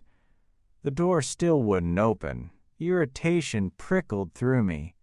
I called for her again, and when she came down, teasing me for being useless, she grabbed the knob, gave one firm shove, and the door swung open with a groan. I stood dumbfounded. I swore it hadn't moved when I tried. She laughed it off, claiming I must have loosened it, then padded back upstairs. With my flashlight in hand, I stepped into the basement. The air down there was cooler, tinged with the faint metallic smell of pipes and concrete. I flicked the walls, switched darkness. Only the thin beam of my flashlight cut through the room. I made my way to the boiler room and opened the tiny fuse box. The switches were all out of place. One by one, I flipped them, the satisfying click echoing in the small space. Then, with a final snap, the basement lights hummed to life. I exhaled in relief and closed the metal cover. That's when I heard it. From outside the boiler room came a low creak, the distinct groan of a closet door shifting on its hinges. I froze, holding my breath. Slowly, I stepped out into the open basement. 2 closet doors stood against the far wall. One shut tight. The other cracked open just an inch. The flashlight beam trembled in my hand. My pulse thudded in my ears as I stared at the narrow black gap. And then it hit me. The fuse box. How could the switches have tripped on their own? And the basement door. What if it wasn't locked at all? What if someone had been standing on the other side, holding it closed when I first tried to enter? I inched closer. The silence pressed against me, broken only by the faint hum of the reawakened lights. And then, cutting through it, a deep exhale. Slow, heavy, coming from inside that cracked closet. The sound rooted me to the spot for a half-second before instinct took over. I bolted for the stairs, heart hammering, legs pumping faster than they ever had before. My hand fumbled with the lock at the top, but I forced it shut behind me, twisting the key with trembling fingers. When I reached the bedroom, I was pale, shaking, barely able to form words. My wife's eyes widened at my expression. I wasn't the man of the house in that moment. I was terrified. I finally managed to blurt out to my wife what had happened. The closet door, the breathing. Her face went pale, and for the first time that night, the teasing stopped. I grabbed the phone with trembling hands and dialed 911. My voice cracked as I told the dispatcher that someone might be in our basement. Hearing myself say it out loud made it even more real. The operator stayed calm, telling me to remain upstairs, keep the doors locked, and wait for officers. My wife clung to me, both of us listening for any sound below. The house felt alive, every creak and groan magnified by our fear. Then, cutting through the silence, came a sudden crash, glass shattering. It came from the back of the house.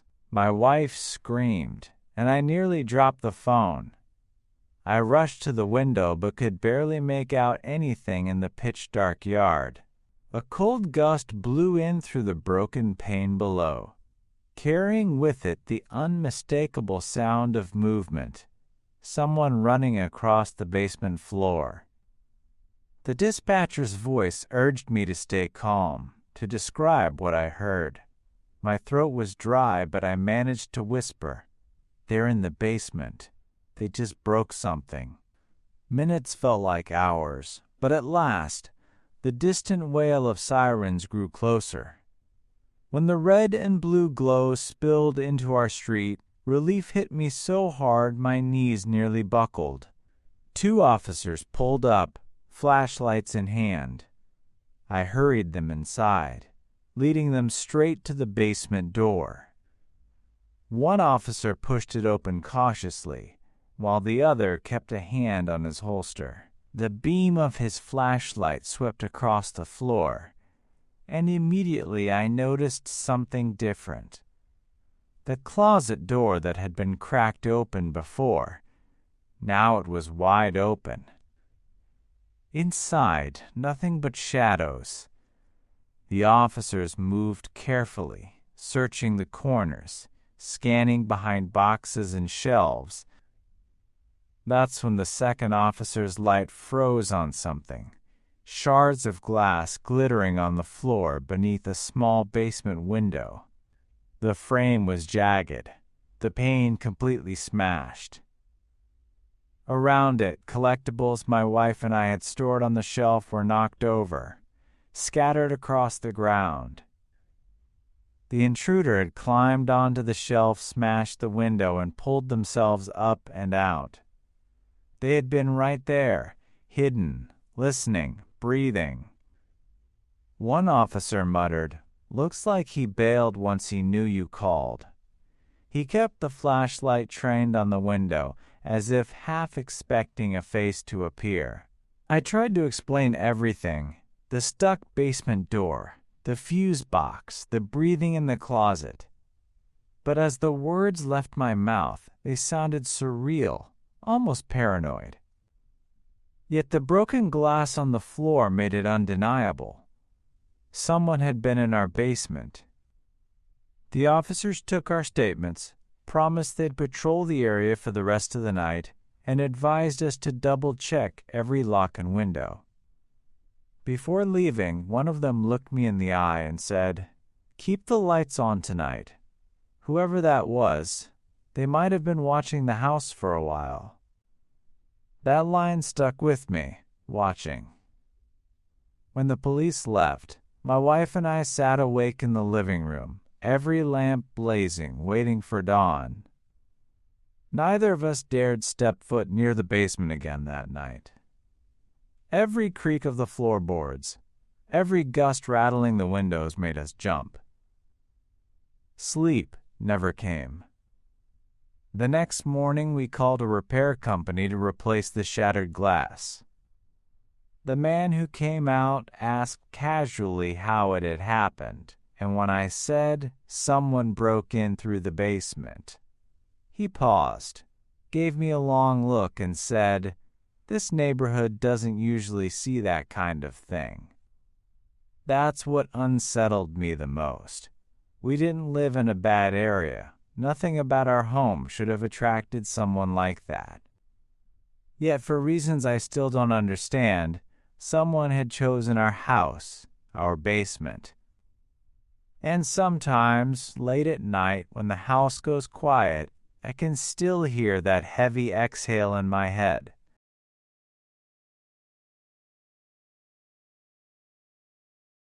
It was an ordinary cold night in February. My wife and I had settled into bed, half buried under blankets, watching a late-night movie on the TV. The familiar hum of electronics filled the room, the soft flicker of the screen casting light across the walls. Nothing felt out of place until, without warning, the screen snapped to black. The entire room went dark. Both of us groaned at the same time, annoyed. The lamp, the alarm clock, even the faint buzzing from the heater, all of it had gone silent. A power outage, I thought. Pretty common in winter. But when I stepped outside onto the stoop to confirm, icy wind biting my skin, I noticed something troubling.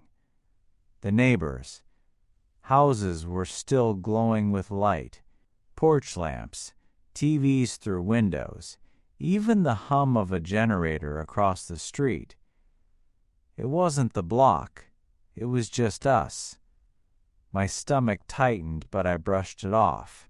Power issues happen. The fuse box was in a cramped boiler-style room in our basement. It didn't make sense for anything to have tripped, but I had no other explanation.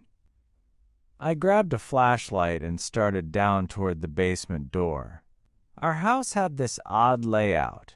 You descended the stairs first, and the basement door sat right at the bottom, flush with the floor level. As I stomped lazily down the steps, tired from the day, I twisted the doorknob. The door wouldn't budge. I frowned and tried again, harder this time. Nothing. It was like someone was holding it shut from the other side. Finally, I gave up, muttering that my wife must have locked it earlier. I trudged back upstairs, asking her for the key. She sighed, slipped out of bed, and shuffled to the key hanger in the kitchen. After sifting through the jangling cluster, she handed me the basement key and returned to the warmth of the bedroom. I went back down, jammed the key in, twisted until I felt the lock turn, then pushed. The door still wouldn't open. Irritation prickled through me.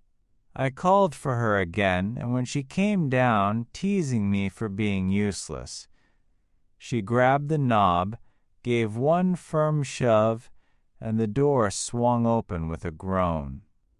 I stood dumbfounded. I swore it hadn't moved when I tried. She laughed it off, claiming I must have loosened it, then padded back upstairs. With my flashlight in hand, I stepped into the basement. The air down there was cooler, tinged with the faint metallic smell of pipes and concrete. I flicked the wall-switch darkness. Only the thin beam of my flashlight cut through the room. I made my way to the boiler room and opened the tiny fuse box. The switches were all out of place. One by one I flipped them, the satisfying click echoing in the small space. Then, with a final snap, the basement lights hummed to life. I exhaled in relief and closed the metal cover. That's when I heard it. From outside the boiler room came a low creak, the distinct groan of a closet door shifting on its hinges. I froze, holding my breath. Slowly, I stepped out into the open basement. 2 closet doors stood against the far wall. One shut tight, the other cracked open just an inch. The flashlight beam trembled in my hand. My pulse thudded in my ears as I stared at the narrow black gap. And then it hit me. The fuse box. How could the switches have tripped on their own? And the basement door. What if it wasn't locked at all? What if someone had been standing on the other side, holding it closed when I first tried to enter? I inched closer. The silence pressed against me, broken only by the faint hum of the reawakened lights. And then, cutting through it, a deep exhale. Slow, heavy, coming from inside that cracked closet. The sound rooted me to the spot for a half second before instinct took over. I bolted for the stairs, heart hammering, legs pumping faster than they ever had before. My hand fumbled with the lock at the top, but I forced it shut behind me, twisting the key with trembling fingers. When I reached the bedroom, I was pale, shaking, barely able to form words. My wife's eyes widened at my expression. I wasn't the man of the house in that moment. I was terrified. I finally managed to blurt out to my wife what had happened. The closet door, the breathing. Her face went pale, and for the first time that night, the teasing stopped. I grabbed the phone with trembling hands and dialed 911. My voice cracked as I told the dispatcher that someone might be in our basement. Hearing myself say it out loud made it even more real. The operator stayed calm, telling me to remain upstairs, keep the doors locked, and wait for officers. My wife clung to me, both of us listening for any sound below. The house felt alive, every creak and groan magnified by our fear. Then, cutting through the silence, came a sudden crash. Glass shattering. It came from the back of the house. My wife screamed, and I nearly dropped the phone. I rushed to the window but could barely make out anything in the pitch-dark yard. A cold gust blew in through the broken pane below, carrying with it the unmistakable sound of movement. Someone running across the basement floor. The dispatcher's voice urged me to stay calm, to describe what I heard. My throat was dry, but I managed to whisper, "They're in the basement. They just broke something." Minutes felt like hours, but at last the distant wail of sirens grew closer. When the red and blue glow spilled into our street, relief hit me so hard my knees nearly buckled. 2 officers pulled up, flashlights in hand. I hurried them inside, leading them straight to the basement door. One officer pushed it open cautiously while the other kept a hand on his holster. The beam of his flashlight swept across the floor, and immediately I noticed something different. The closet door that had been cracked open before, now it was wide open. Inside, nothing but shadows. The officers moved carefully, searching the corners, scanning behind boxes and shelves. That's when the second officer's light froze on something. Shards of glass glittering on the floor beneath a small basement window. The frame was jagged, the pane completely smashed. Around it, collectibles my wife and I had stored on the shelf were knocked over, scattered across the ground. The intruder had climbed onto the shelf, smashed the window, and pulled themselves up and out. They had been right there, hidden, listening, breathing. One officer muttered, "Looks like he bailed once he knew you called." He kept the flashlight trained on the window as if half expecting a face to appear.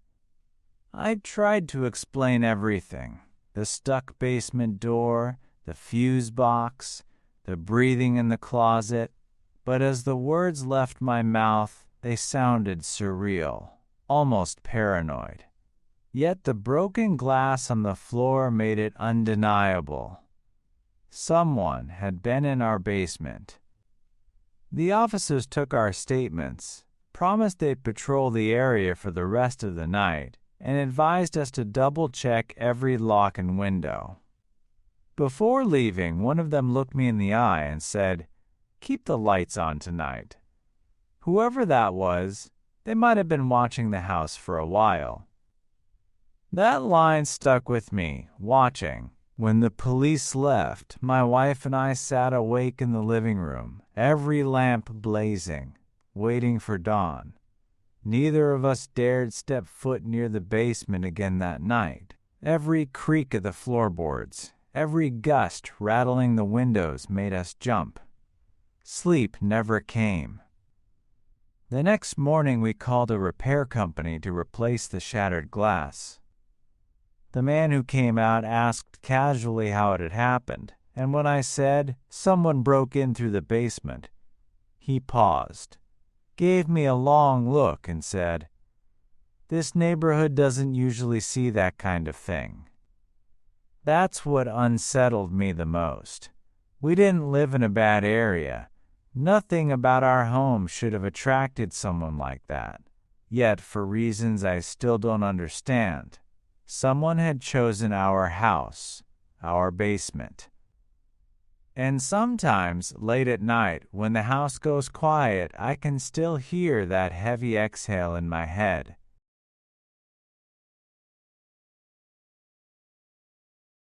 I had been working as a janitor at a commuter college for a couple of years. The job wasn't glamorous, but it paid the bills and kept me busy. My hours were later than most, usually 1 in the afternoon until 9 at night, which meant I often found myself alone in empty halls, mopping classrooms or scrubbing bathrooms long after students and faculty had left. That summer had been humid and unpredictable, but nothing compared to the storm that rolled in one evening in late July. The sky had been bruised gray all afternoon, and by the time my shift neared its end, the heavens had split open in a torrential downpour. Sheets of rain hammered the windows, and the wind howled loud enough to rattle them. I was in the activity center, one of the quieter buildings on campus. It wasn't used much unless events were being held. Dances, fundraisers, the occasional student play. At night, it always felt a little abandoned, with its cavernous ballroom, a small theater, and a scattering of multi-purpose rooms. The downstairs section, where I was working, had a game room with dusty pool tables and dim overhead fixtures that hummed faintly. Around 7:30, just as I was finishing up the floors, the entire building shuddered into blackness. The sudden absence of sound, no hum of lights, no soft buzz of vending machines was deafening. The only illumination came from a single red exit sign glowing weakly above the stairwell. At first I figured it was the storm. The power must have gone out across campus. I pulled out my phone and dialed one of the other janitors who was scheduled that night. He confirmed that the building he was in had gone dark too.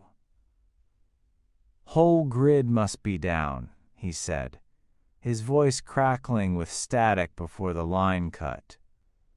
I sighed, deciding that meant my work for the night was pretty much done. I should have felt relief, but instead I felt the uneasy stillness that comes when a place you know suddenly feels different. I grabbed my flashlight from my cart and headed toward the stairs. That's when I nearly jumped out of my skin. Someone, was peering around the corner of the stairwell, just ahead, barely visible in the dark, watching me. "Hey!" I barked, my voice echoing too loudly in the silence. But before I could take a step, the figure slipped out of sight, retreating up the stairs. At first, I thought maybe a student had been hanging around after hours, waiting out the storm. That wouldn't have been unheard of. Still, the way they vanished, silently, with that deliberate slowness, set off alarm bells in my gut. I debated leaving then and there. It wasn't my responsibility to chase stragglers after all. But part of my job was making sure buildings were cleared before locking up, and the thought of leaving someone in here during a blackout didn't sit right. I tightened my grip on the flashlight and started climbing the stairs. Upstairs, the backup lights had kicked in, but they were pitiful. Dim, battery-powered bulbs placed far apart along the hallway. Each one lit a small, lonely pool of yellow light, leaving huge stretches of corridor swallowed in shadow. The building's main hallway circled the ballroom like a ring, with doors to classrooms and storage spaces along the way. I called out, "Campus is closed!" "Everyone needs to leave the building." My words sounded hollow, as if the walls themselves were listening. No answer. I began my round anyway, peeking into the rooms one by one. All empty, just stacked chairs, bare tables, and that faint smell of mildew. Halfway through the loop, I swore I heard something. Footsteps, matching my pace, but a beat behind. I spun under the glow of one of the backup lights, my flashlight beam slicing across the hallway. Nothing, just silence and that sickly dim bulb buzzing overhead. My throat was dry as I kept walking. I told myself it was nerves or the storm outside playing tricks on my ears. I finished checking the last bathroom, its tiles reflecting my light back at me, and found no one. For a moment, I thought maybe I'd imagined it all. Maybe the head I saw downstairs was just a shadow, a trick of the emergency lights. But as I walked toward the front entrance, I heard it again. Footsteps. Close now. I spun. This time there was no mistaking it. A silhouette stood at the edge of the light, just far enough away that I couldn't see details. A black outline of a person, still as stone. "You need to leave," I called out, forcing authority into my voice. My hand tightened on the flashlight, as if it could protect me. The figure didn't move. Then, without a word, it turned and bolted into the darkness of the hall. I stood frozen for a second too long, the sound of footsteps pounding against the linoleum fading quickly as the figure vanished into the shadows. My instincts screamed at me to leave, to just walk out the front doors and never look back. But part of me couldn't. If someone was hiding in here, a student, a drifter, whoever it was, I had to at least make sure they weren't planning to spend the night inside the building. That was part of my responsibility, whether I liked it or not. I forced my legs to move. The storm outside roared against the roof, wind shrieking through cracks in the old window frames. The backup lights flickered weakly, doing little more than painting pale circles of yellow on the floor. Beyond those circles, the hall stretched into blackness like the inside of a cave. I tightened my grip on the flashlight and swept its beam across the walls.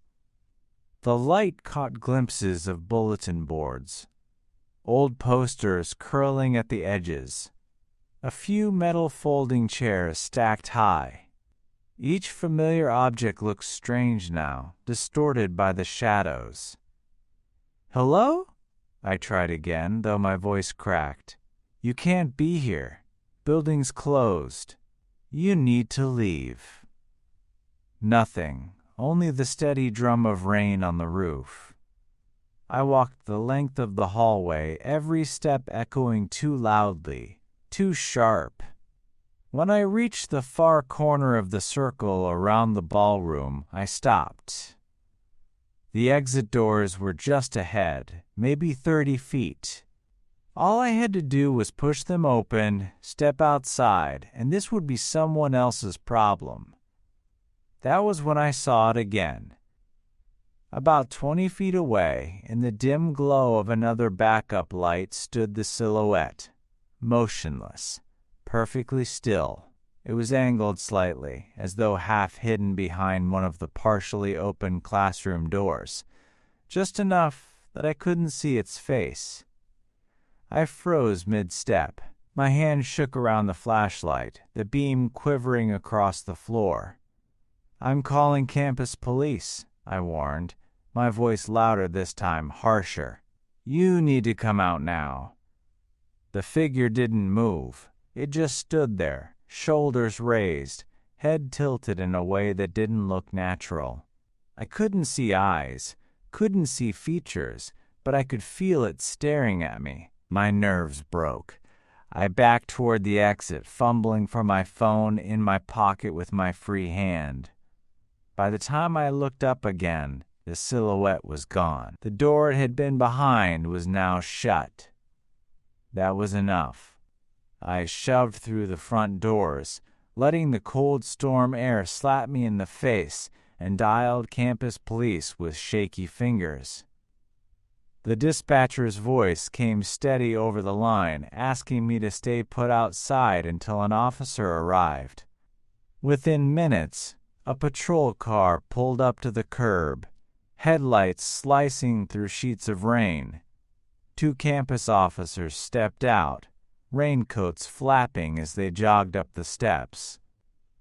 I tried to explain what I'd seen, the figure, the way it kept disappearing just before I reached it. I admitted I hadn't gotten any details. No face, no clothes, nothing but a shape in the dark. The officers exchanged quick glances but didn't comment. One of them, a tall man with a heavy flashlight, gestured for me to follow. "Let's check the building together.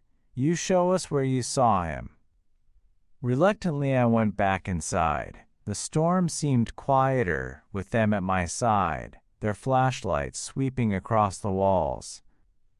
But the silence of the building still pressed down on me, thicker than before. We retraced my steps through the hallway, stopping at the classroom door where I had last seen the figure. The officer tried the handle. It was locked. He frowned, then rattled the knob harder. Still locked. He jotted something down on a small notebook before moving on. We checked every room in the building. Each one was empty, save for dusty tables and unused chairs. No footprints, no signs of forced entry. Nothing. When we finished the loop and returned to the lobby, I felt embarrassed, like I'd wasted their time. But then one of the officers asked me to wait. He stepped outside, speaking quickly into his radio. A moment later, he came back in with a strange look on his face. "Sir," he said, "I need you to describe the person you saw. Anything at all. Height, build, clothing." I shook my head. "I told you, I couldn't see. Just a shape, like a shadow." He looked at his partner, then back at me. "We just got a report from local PD. There's been a fugitive spotted near campus. Dangerous. A killer. He escaped custody last week, and they've been tracking him through this county. A resident swore they saw him heading this way." My stomach dropped. My skin went ice cold. The officers gave me one last warning. Keep my doors locked, stay alert, and if I saw anything again, anything, I was to call immediately. They left me standing in the storm, watching their patrol car disappear into the night. For hours afterward, even back at home, I couldn't shake the memory of that silhouette, the way it stood so unnaturally still, half hidden, as if waiting for me to make the wrong move.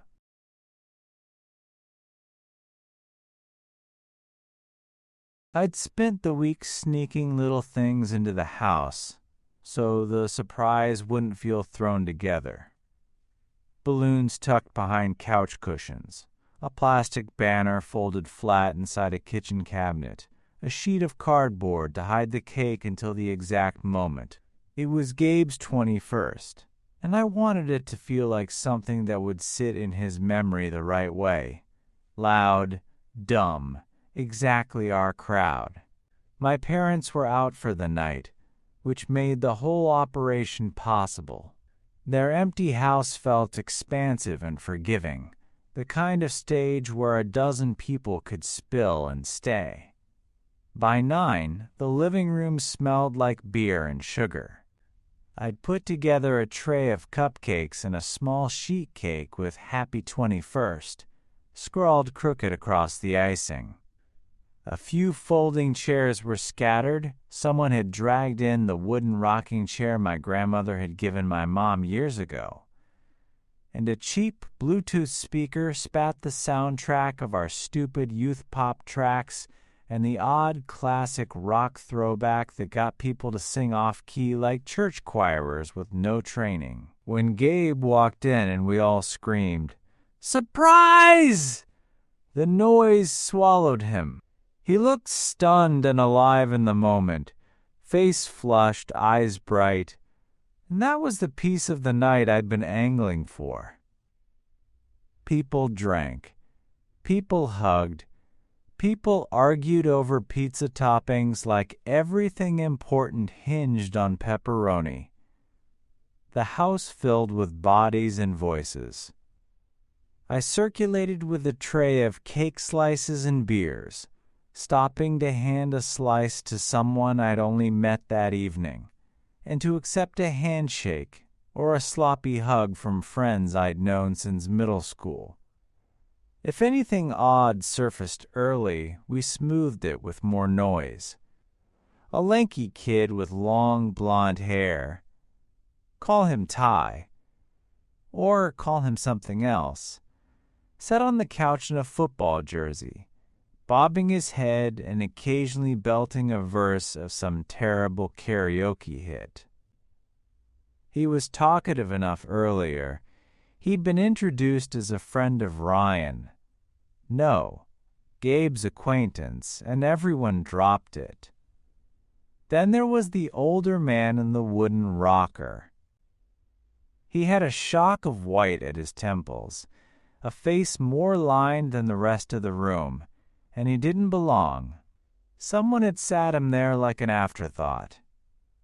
"He's with a friend," someone muttered, and that's the kind of harmless explanation that lets a crowd ignore their unease.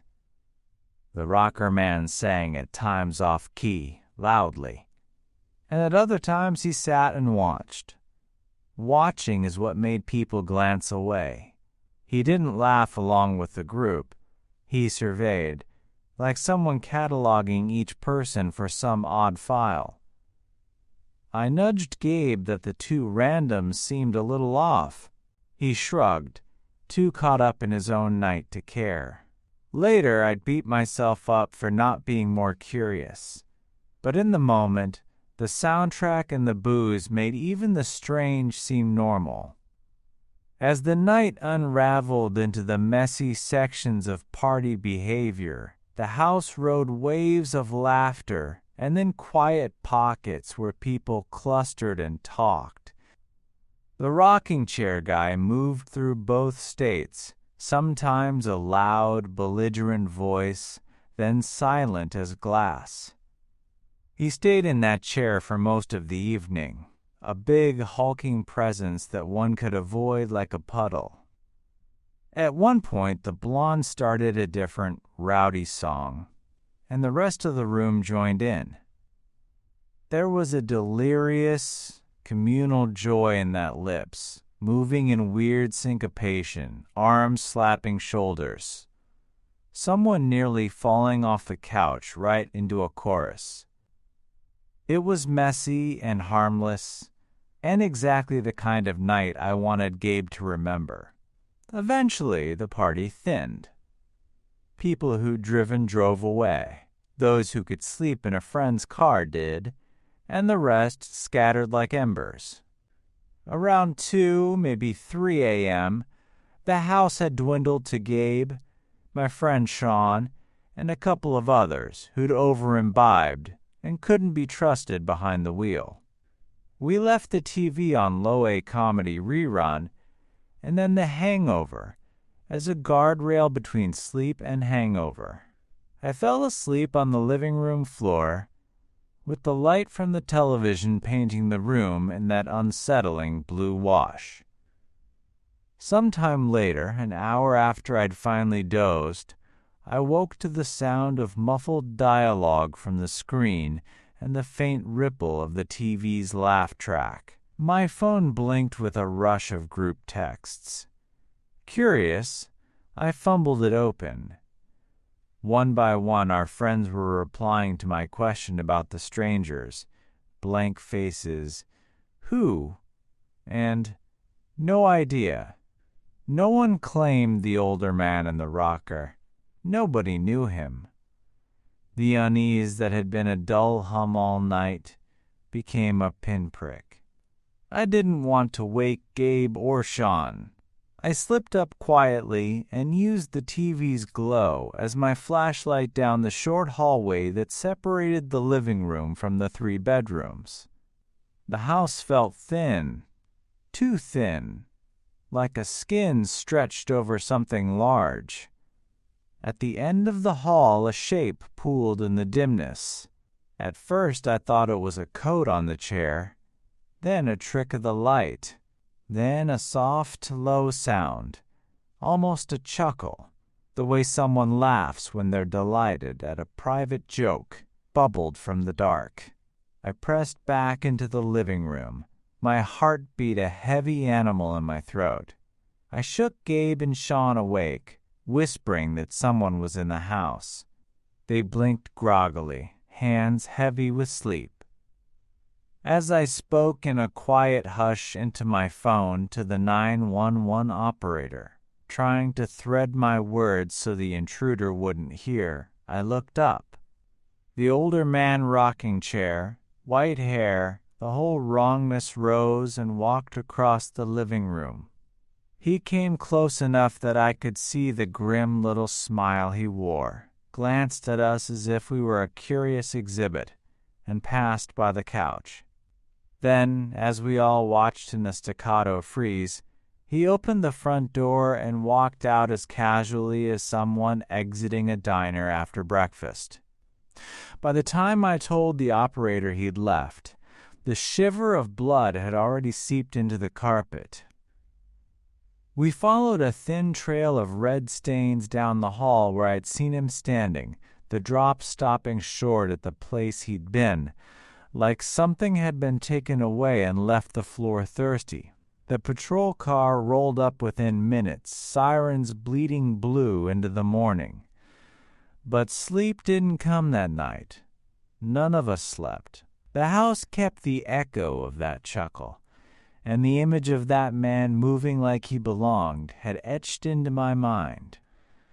The cop who finally showed up was calm, almost too calm. He walked through my house with a flashlight, shining it into the hall where the trail of blood ended, then back across the living room where the rocking chair still creaked faintly, as if it remembered him. He asked me the usual, how many people had been at the party, who I knew, whether anyone might have brought him along without saying. When I told him, every single friend in our group chat swore they had no clue who the man was, the officer's expression shifted ever so slightly, an edge of concern breaking through the calm. "Sometimes," he said, "people drift into open houses during parties, but they don't usually stick around this long." That word "stick around" hit me hard. It made me realize just how long the man had been there, not hiding in closets or waiting outside, but sitting in plain sight, eating cake, listening to our conversations, humming like he belonged, watching. After he left, the house was hollow again. The glow of the TV was gone, replaced by shadows that felt heavier now. Gabe and Sean tried to laugh it off at first. "Man, that was freaky," Sean whispered, forcing a chuckle. But the nervous way his eyes kept darting to the hallway betrayed him. Gabe just sat still, arms folded across his chest, clearly replaying the moment the man had walked right past us and out the door. None of us felt like kids anymore. The smell of iron lingered faintly where the blood had been, even after I scrubbed at the stains with paper towels. I couldn't shake the feeling that it wasn't his blood, not entirely. The trail didn't make sense. It just stopped at the end of the hall like he'd disappeared into the wall. That night, every creak of the house kept me wired. I sat in the living room long after the others tried to sleep again, staring at the rocking chair as though it might start rocking by itself. My phone sat in my hand, 911 still in recent calls. I kept thinking about how easily he could have done something worse. He had hours to make a move, and he didn't. Instead, he waited until the party ended, until the house was nearly empty, until the quiet fell over us. Only then did he reveal himself, laughing low in the dark, and then he left on his own. That's the part that still unsettles me the most. He wasn't chased out, he wasn't scared off. He simply decided he was done, walked through the front door, and vanished into the night, like we'd been his entertainment, nothing more. The next morning, daylight didn't help. The house looked normal again. The kitchen smelled of stale beer and leftover pizza, and the cake was half gone. But the rocking chair still sat in the corner, perfectly still now, and I couldn't bring myself to sit in it. It didn't feel like ours anymore. It felt like his. For days after, the house felt like a room in someone else's dream. The normal noises, the neighbor's mower, the creak of the upstairs floorboards, the microwave's soft chirp, sounded foreign, as if they belonged to another life. I tried to slip back into routine, to scrub the smell of beer from the couch cushions and sweep crumbs from under the table, but every motion dragged me back to the hallway where the blood stopped, and to the memory of that laugh echoing from the dark. The detective who followed up was thorough, but tired in a way that made me feel both reassured and raw. He took photos of the carpet's red spatter, measured the drops, and circled the points where the stains suddenly ended. "We'll check nearby hospitals for injuries," he said, but his voice had the same cadence as the officer's the night before.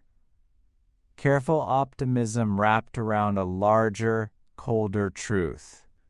"People like that," he said, "don't always leave a clean trail.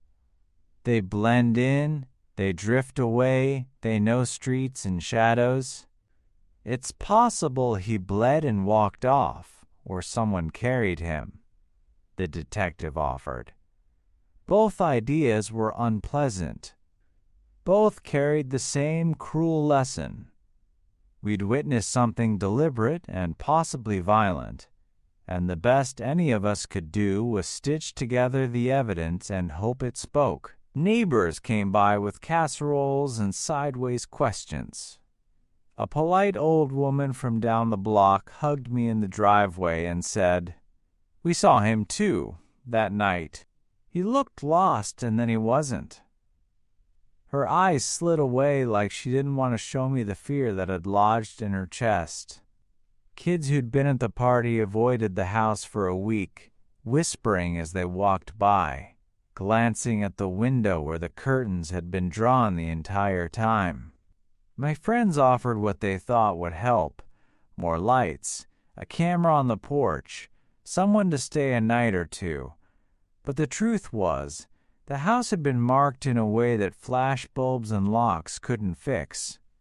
The mark was in the sense that the world was softer than we'd believed, that strangers could sit and watch and leave without explanation. Sleep returned in slow, dishonest drips. When it came shallow and punctured by dreams. I'd jerk awake and see, for half a second in the dark, the rocker turning on its own, the creak of wood moving like a small animal. Sometimes I'd dream the man's face coming close. Not grotesque, not monstrous, just ordinary with a thin, precise malice. He smiled like it was a private joke, like he'd been paid to observe. When I turned on the lamp, the ordinary room stayed patient and blank. The lamp's light felt tiny and fragile. A week later, the strange detail that sealed the unease arrived on my doorstep, an envelope with no return address. Inside was a torn strip of glossy paper, a thin piece of a party flyer, the photograph cropped down to nothing but a sliver of a smiling face and the words "Come back" printed in faded ink. The flyer didn't match any of our invites, and the paper felt old, as if the message had been printed years ago and tucked into a different life.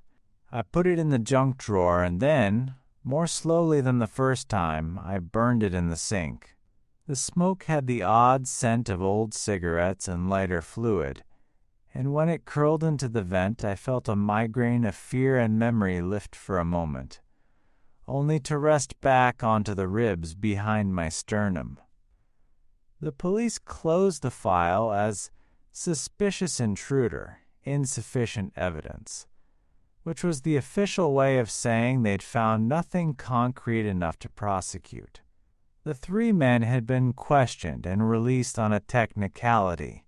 The stolen items were never recovered. Life, the detective told me with a grim human edge, moves on whether you want it to or not. He left me his card anyway and told me to call if anything else surfaced. I did, obsessively at first.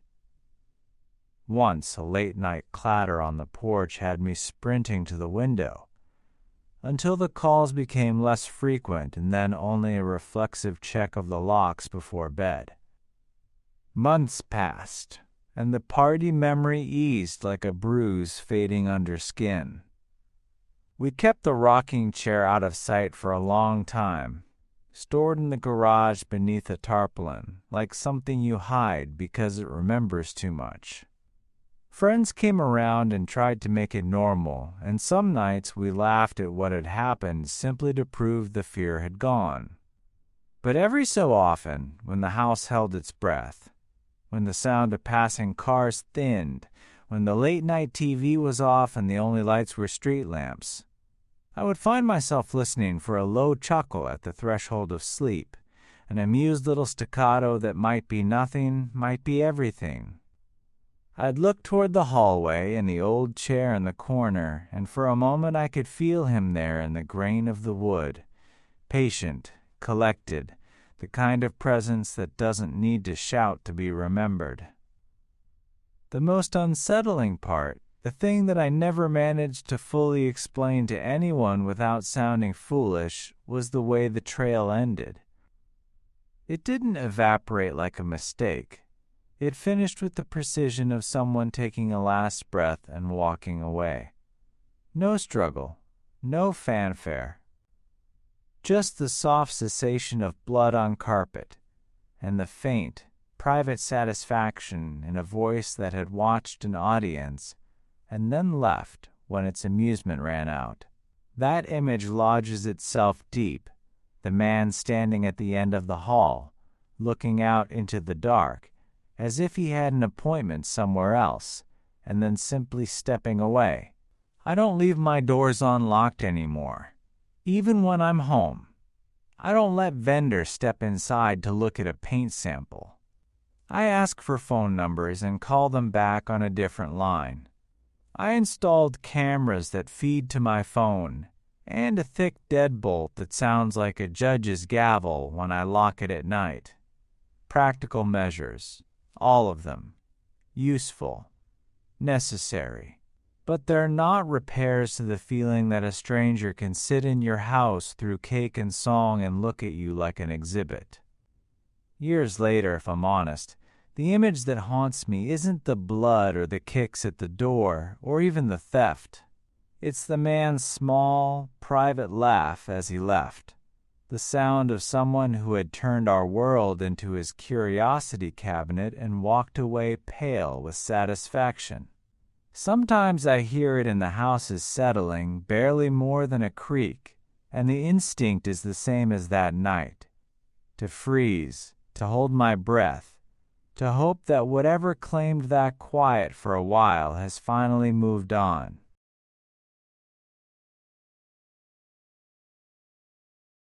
Some memories from childhood sit in the mind like glass shards, small, sharp, and impossible to touch without drawing blood. This one is mine. I was 6 years old, in first grade, still so trusting, still so careless with the world. It was a Friday night, maybe Saturday. All I knew was there was no school the next morning, and my friend's mom had arranged a birthday party at the local bowling alley. Balloons bobbed from the chairs, pitchers of soda lined the plastic tables, and we had 2 lanes to ourselves, kids in one, parents clapping and chatting in the other. I remember feeling out of place almost immediately. Bowling wasn't my thing. Every time I rolled the ball, it wobbled, guttered, and left me fighting tears as the others laughed. Eventually, another kid started taking my turns for me, which only deepened the sulk. My mom was distracted, talking with the other parents, and my complaints went unheard. So I wandered. The alley had a back room set aside for the party, a space heavy with the smell of frosting and popcorn. Plates, stacked with cupcakes, waited on the folding tables, fizzing cans of soda sweating in the ice buckets. It was quiet back there compared to the thunder of the pins. I stuffed myself with sugar until my stomach hurt, greedily reaching for another cupcake, as if sweetness could fix my bruised pride. That was when the door creaked, the one that led outside, to the dark strip behind the building. A man was standing there, framed in the faint glow of the parking lot light. He smiled, crouched slightly, and waved me over. "Hey, come outside for a second. I want to show you something." The words should have frozen me. They should have screamed danger. But at 6 years old, the warning drilled into me, "Don't talk to strangers," hadn't rooted deep enough. His voice was soft, coaxing, and my childish mind, dulled by frosting and boredom, told me it was harmless. I followed him outside. The night air smelled of oil and asphalt. He knelt down until his eyes were level with mine, then pointed toward a truck idling just a few yards away. Its engine rumbled low, steady, like a hungry growl. "I've got more sweets in there," he said. "Bags of them. If you help me unload, I'll give you $20. $20. To a 6-year-old, that was treasure. I imagined bragging to the other kids, flashing bills in my tiny hand. I didn't question why the truck was already running, why the black plastic bag on the back seat sagged like it hid something heavy and wrong. I climbed in, my small sneakers squeaking against the leather, my fingers brushing the crinkling bag. That's when the scream cut through the night. It was my mother's voice, ragged and panicked, ripping my name from her throat over and over. She stood in the doorway, silhouetted by the harsh glow of the bowling alley lights, arms reaching, face twisted in terror. The man's hand twitched, hovering near the truck door as if he had a decision to make. For a second, I swear I saw his calm mask slip. A sharp flicker of frustration, like a predator startled mid-hunt. My mom's scream shattered the spell. I bolted, scrambling out of the truck, nearly falling face first onto the asphalt before sprinting into her arms. She caught me and clutched me so tightly it hurt, her chest heaving against mine, her nails digging into my back as if she thought I might vanish if she loosened her grip. Behind us came the sound of tires shrieking, rubber burning against pavement. I twisted just in time to see the truck fishtail, red taillights glowing like eyes before it tore into the night. In an instant, it was gone, swallowed by the dark roads that wrapped around the alley. The man, his smile, his soft coaxing voice, left behind only silence and the echo of my mother's sobs.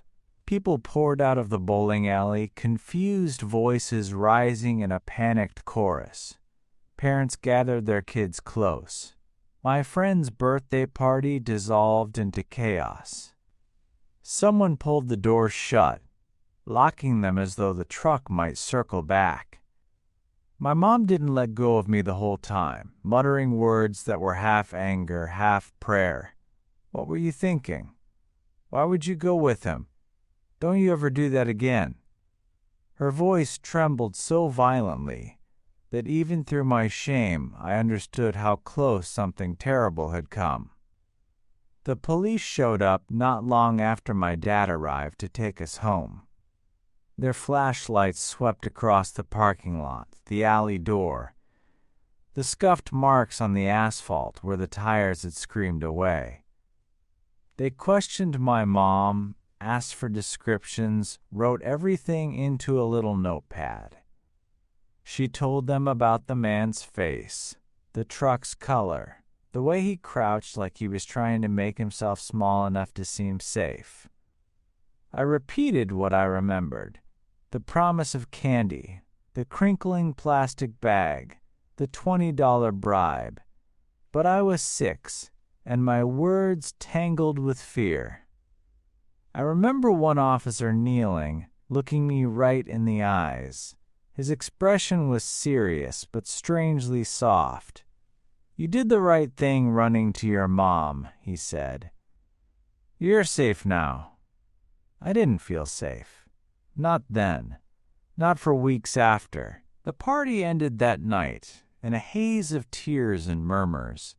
The bowling alley closed early, staff ushering everyone out, the neon signs above the lanes flickering, as if even they were unsettled.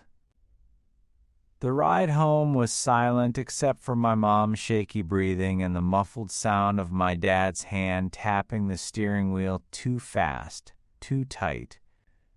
That night I didn't sleep. Every time I shut my eyes, I saw the truck door yawning open, the black plastic bag slumped on the seat like a secret, and that man's hand reaching out for me. The whine of tires replayed in my head, only now I imagine them screeching back, circling the block, headlights cutting through my bedroom curtains.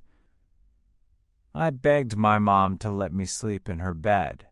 She agreed without hesitation, holding me so close it felt like she was trying to fuse my bones with hers. In the days that followed, the questions repeated from the police, from relatives, even from teachers who'd heard the story through whispers.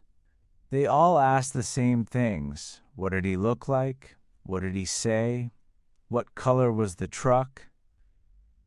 Each time I tried to answer, my voice got smaller, because the more I thought about it, the more I realized how close I had come to never answering any question again. Weeks passed, and no one was caught. The description my mom gave wasn't enough.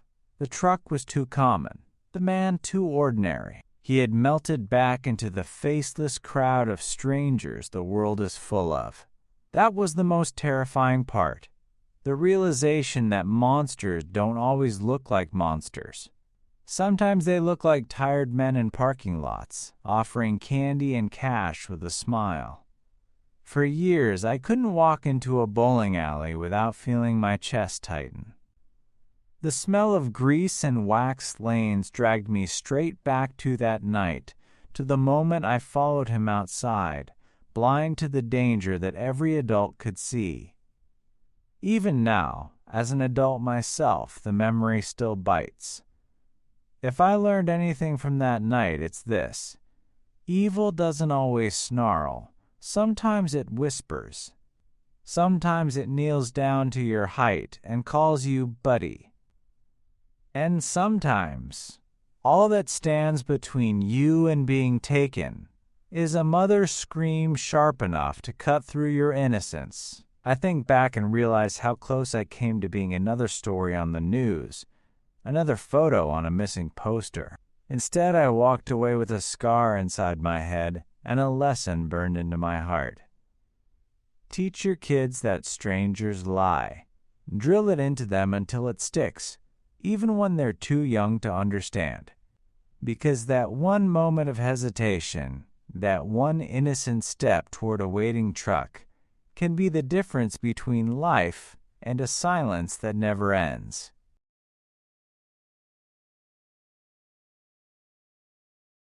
We'd been planning my son's 12th birthday for weeks. Little things that pile up into a night that feels important. Inflatable stars strung through the oak, paper lanterns for the picnic tables, a cooler so full of soda it threatened to burst, We live out on a wide plot of land in southern New Jersey. Our yard backs onto a narrow ribbon of mixed hardwoods and pine that the kids have always treated like an extension of the playground. For years, that tree line was nothing more than a place to launch firecrackers or dare someone to race to the big oak and back. That night, it was supposed to be a backyard party. Family, a few neighbors, my brother Dom and his kids, my wife's aunt with her famous deviled eggs, and the boys, half a dozen of them, who knew all the secret hiding spots at the edge of the woods. The sun slid down late for a summer's evening, and the mosquitoes came like a rolling cloud, hungry and persistent. I ran to the metal shed to grab tiki torches, 6 of them, cheap bamboo poles with little fuel cans, but they gave off a warm cone of light that felt as if it could hold the dark at bay. I jammed them into the ground along the border of the yard, their flames shivering in the breeze and filling the night with the faint smell of citronella. We gathered around the tables. Kids ran barefoot over dewy grass. Cousins swapped jokes, and older folks traded the kind of gossip that only families dare to call news. At first, the noise of the kids bouncing around muffled any small anxiety. They wanted to play hide and seek the way kids do when dusk turns the trees into an invitation. My son and 5 of his buddies begged to be allowed into the tree line for a quick round. I remember glancing at my wife, shrugging, then saying what every parent says in that hazy dusk. Stay close to the tree line. If anyone yells, come back right away. We had the glow of the torches and cell phones on pockets, practical precautions that felt like enough. 15 minutes passed. Laughter bled through the thin veil of trees. Squeals, the stomp of running feet, scooters colliding with sticks. And I relaxed. The adults settled into that soft talk that comes with good food and light wine. Then, in a single wrong chord, the laughter shredded into screams. Not the high, jagged volume of a skinned knee or a lost shoe, but a piercing sound that folded the night in on itself. It was a raw animal scream, something between a human shriek and the keening of a wounded animal. It didn't sound like any child. Heads snapped up. Paper cups clattered to the grass. For a heartbeat, we all just looked at each other, as if a silent agreement could turn noise back into normal. Then the kids came out of the trees, one after another, faces pale and eyes huge, breath ragged. They shouted things that made no sense at first words, stitched with panic. There's something in there, eyes watching. Don't go. My son's hair was drenched with sweat, his shirt smeared with mud. They were trembling and talking over one another, pointing back toward the saplings. They described a sound, and then a figure, something moving between trunks, watching, making a low clucking or moan that they said made the hairs on their arms stand up. We didn't have black bears or coyotes frequenting this patch of Mercer County. Whatever they heard and saw didn't fit the animal noises I knew. My brother Dom and I volunteered to go in. We grabbed flashlights, big, old metal mag lights, and pushed into the dark, where the torchlight thinned and moonlight folded into shadows. The woods closed in quick, the path narrowing to a wagon track more than a trail. At first it was only insects and the rustle of leaves, but then something changed. A sound that could have been the wind, or could have been breathing that didn't belong to a deer or a raccoon. We moved toward that sound, each step measured. My light sliced through undergrowth and fell across trunks daubed with moss. At one point I stopped. Dom's hand landed on my arm, small and urgent. He was watching something to my left, an area where the canopy pressed low and the underbrush had been flattened like a palm. For a moment, I thought it might be an abandoned tent or a tarp. My brain wanted it to be a lawn chair or a sleeping teenager playing a prank. Then we heard it soft at first, a wet, low moan that crept up from behind a stand of saplings. It wasn't the sharp bark of a fox or the lonely call of an owl. It was a long, slow sound that could have been a person in pain or some creature imitating pain. As we raised our lights, we saw movement. Not a tidy human silhouette, but something that shifted wrong. Shoulders too narrow, a torso bent at a strange angle, a hand that moved with too many joints. It was close to the ground, almost crawling, and when it turned toward us, the light caught on eyes that reflected silver, not with the innocent shine of deer, but with a cold, patient gleam. Dom let out a word, and the thing let out a noise that was half a laugh and half a growl. The hairs on the back of my neck pricked. I reached instinctively toward the radio in my pocket to call for help, but before I could, the figure recoiled and melted deeper into the trees, like a shadow realizing it had been discovered. The moaning stopped. The woods went eerily quiet, too quiet, like the world was holding its breath. We retreated, not slow, not cautious. We cut straight back to the open lawn, the torches looking suddenly thin and childish in the dark. Once we were out, the kids huddled close to the patio where the adults had gathered, each of them babbling the same thing in a chorus of fear. It watched us. It made noises.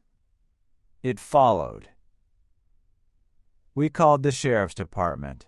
Dom and I tried to describe the thing to the woman on the other end, but words stuck. She suggested a wild animal, said officers would check the property when they could, and advised we keep the kids inside until they arrived. We argued that it felt like a person, that the noise had cadence and intent, that the way it moved wasn't right for any animal we knew.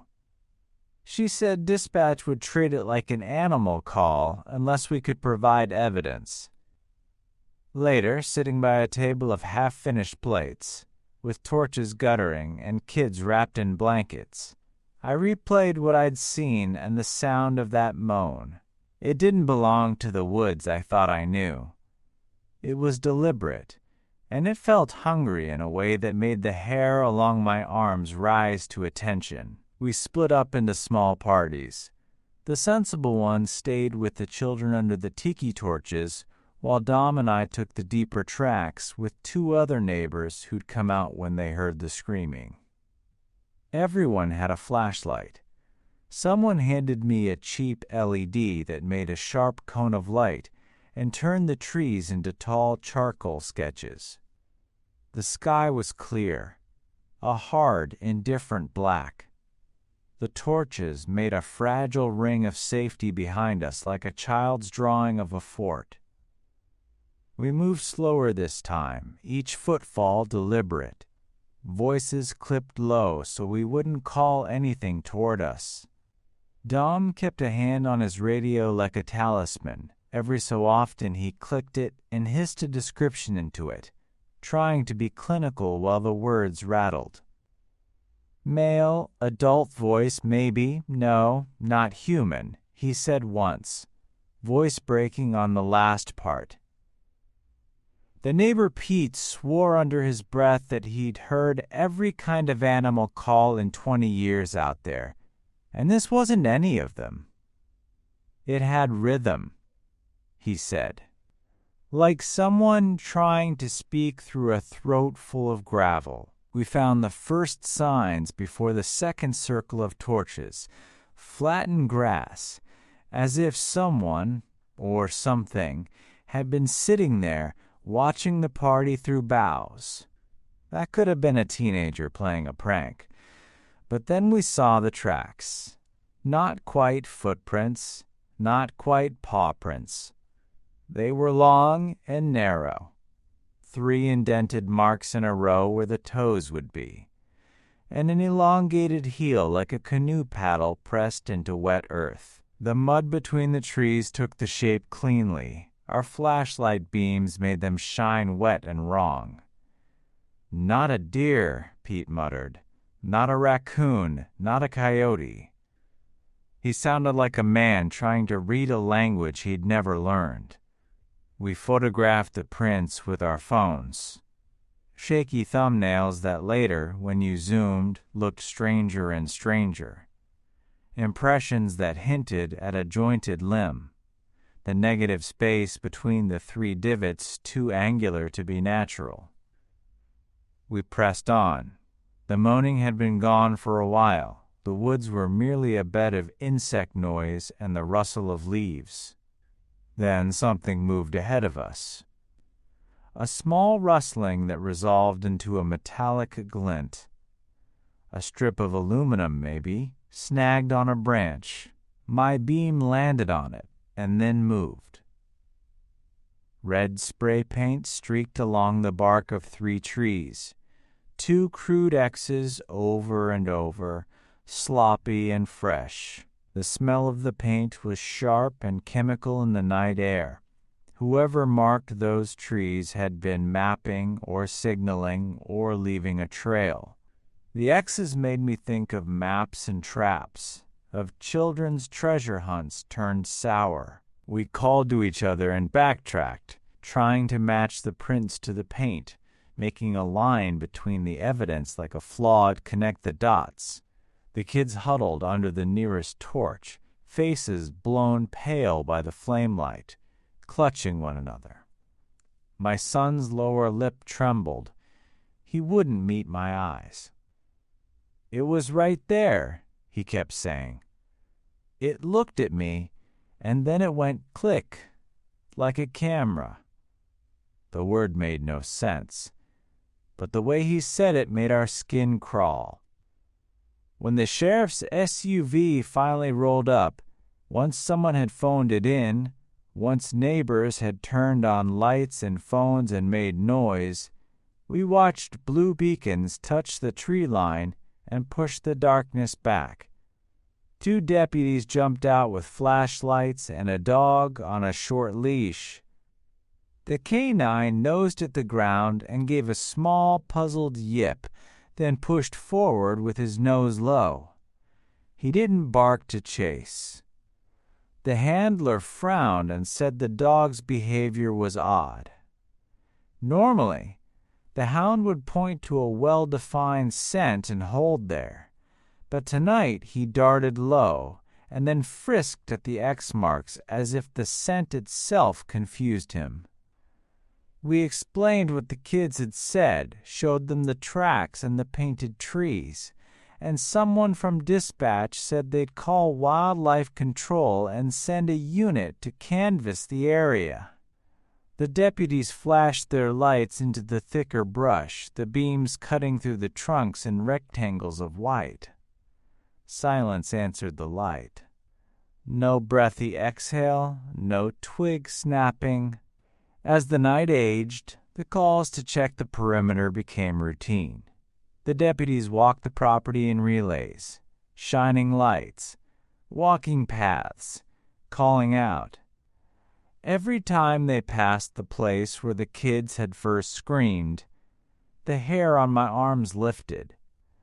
Twice we thought we heard something, a cough that might have been a throat, a twig snap that might have been a heel, and both times we swung our lights there only to find empty air. The tech on my phone showed the photos of the prints and the paint. When we zoomed, they looked worse, cramped and alien, like a child's drawing of a monster realized in dirt.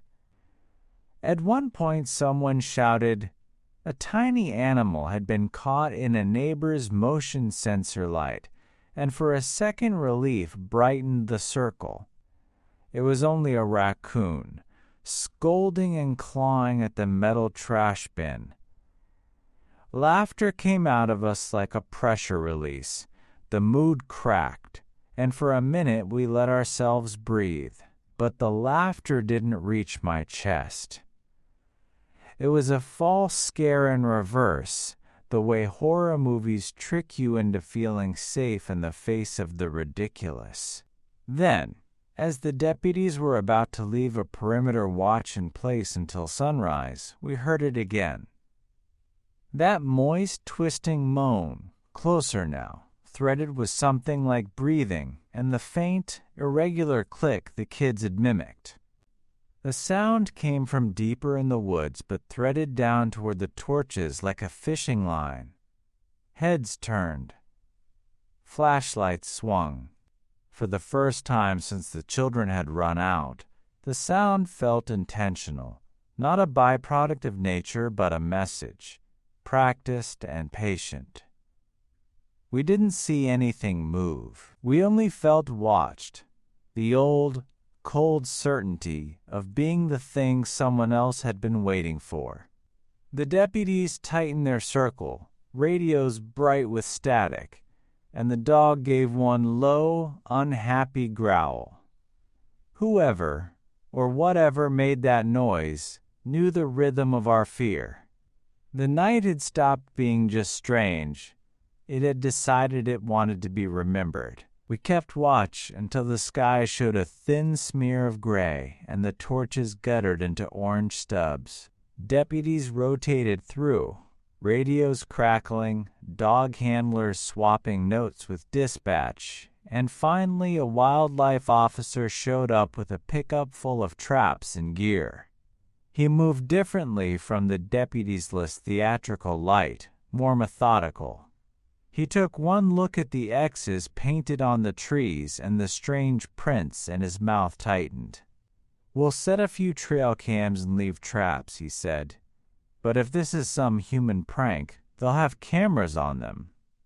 If it's an animal, well, it's not a normal one.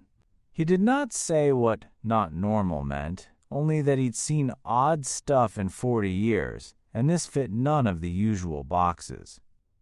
They left a deputy at the house for the night, and my brother and I took turns pacing the lawn between the torches, the beam of our flashlights making the woods look like the teeth of some great dark thing. Every weathered trunk was a possible hide, every pile of leaves a crouched watcher. The kids slept with flashlights under their pillows, and my wife didn't let our son out of her sight for days. We drew a line around the tree line with rope and told the boys they were forbidden to cross it without grown-ups. That night, sleep was a flimsy ghost. I sat on the back steps and watched the woods breathe, feeling watched in return. When daylight came, the evidence looked smaller, somehow less dramatic, but no less unsettling. The prints were still there in the mud, long grooves in the three-toed crescents that refused to fit any field guide.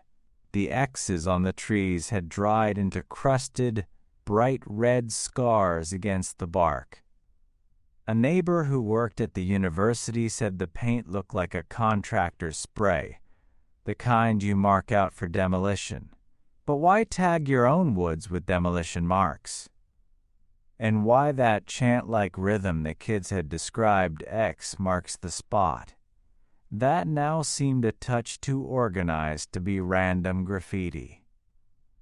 Over the next week, the sheriff's office brought in additional manpower to canvass nearby properties. They interviewed neighbors who kept yards facing the same sapling thicket. One woman said she'd often walk her dog late and had sometimes felt a pressure against the edge of the woods, like a presence leaning in. Another neighbor had set up a motion-activated camera overnight and caught a series of frames that, at first glance, showed nothing.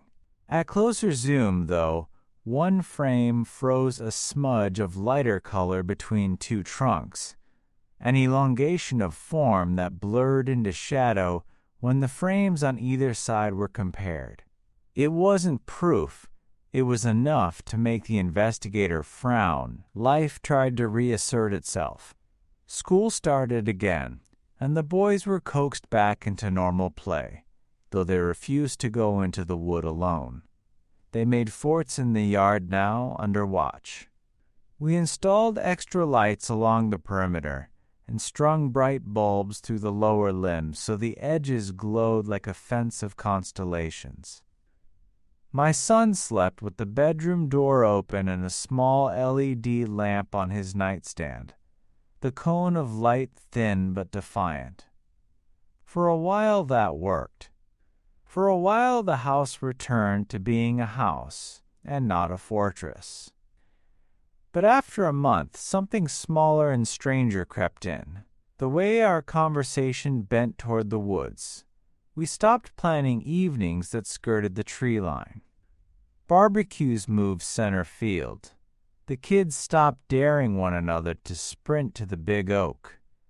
The woods had been downgraded from playground to potential hazard. A ritual had been rewritten. No more dares, no more sneaking out of sight. And then, 6 months later, someone spray-painted an X on the mailbox at the end of my driveway. It wasn't fresh paint. It had the same faded red tone as the tree scars after weather took its edge.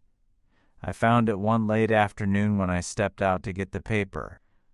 The mark was almost playful in its placement, right there, where anyone leaving or arriving would see it. When I touched it, the paint flaked cold against my fingers, as if seasoned by months of sun and rain. I took a photograph and sent it to the deputy who'd been on rotation that night. He came by within an hour, radioed it in, and said they'd up patrols for the next few weeks. He didn't say the thing that tightened my chest. Someone had returned to make the message visible where no one could ignore it. There were theories among neighbors. Teenagers playing at being spooky. A ritual left by some group we didn't want to be part of. A lover's quarrel turned performance art. The more people talked, the more the explanation frayed. A few older residents muttered about old habits around those woods. Odd rituals, hunters marking paths. But their faces when they said it turned resigned, like they'd handed a key to a door, and nobody wanted to open it. The last time I walked the property at dusk, I stayed well within the torches. Light. I took a small camera and filmed the edge, recording every faint bird call and the scratch of a squirrel. When I got home and looked through the footage that night, my stomach dropped. There, between two frames, just at the corner of torchlight, something moved with a speed that suggested elbows and knees bent in the wrong places. It was a blink of motion, a flicker too fast to be human, too deliberate to be a trick of wind. I froze the image and blew it up. The pixels refused to cooperate. A smear resolved into a suggestion, a pale hand elongated, as if the fingers had extra length. Not definitive, not prosecutable, but enough to reopen that old tender crease of fear. I don't know if it was something human. I don't know if it was something else. I know only what we felt, the long, patient attention of something that had marked our trees and practiced a sound to unnerved children. I know the way my son's laugh changed after that summer, the way he watches the tree line when we drive past, like someone counting possible exits in the dark. I know that there are things that make no sense and refuse to be hammered into explanation. People told us to move on. You lived, they said. You got lucky. They were right, in the most obvious sense. We were lucky in that we had a sheriff's department that cared enough to walk the woods and neighbors who helped search. But luck didn't scrub away the residue. The alarmed phone calls at night, the idea that someone, something had chosen our yard to test its patience. And sometimes, when the night has been long and quiet, I still step outside and stand just inside the ring of torches. I watch the tree line press black against the sky. I listen for the rustle that isn't quite wind. The woods seem to hum, as if something in them is amused that we live our lives with the knowledge of being observed. The boys have grown a little since that summer, taller and bolder, but when one of them asks to cross the torches after dark, I don't say yes. There is a small, practical part of me that wants evidence-clear frames, a footprint that fits a boot, a confession in a bar. There is another part, older and quieter, that understands that not everything can be boxed and labeled. Some things are better given distance, and some things are better watched. We learn to keep our lights up. We learn to be louder than we used to be. We learn that a backyard is not merely grass and a shed, but a border that can be watched, and sometimes better left untested. If there is a final lesson from that night, it is blunt and boring. Respect the edge. Trees keep counsel with things we don't see. Children's games are vulnerable. When something in the dark decides to watch, it does so slowly, patiently, and with choices in mind. We were lucky to have walked away. The woods still wait. And sometimes, late in the evening when the lights are low and the insects sing, I swear I can hear a soft, low note from the tree line. Less a howl than a chuckle like. Something that has learned the taste of small, startled humans and is content to wait for the next round.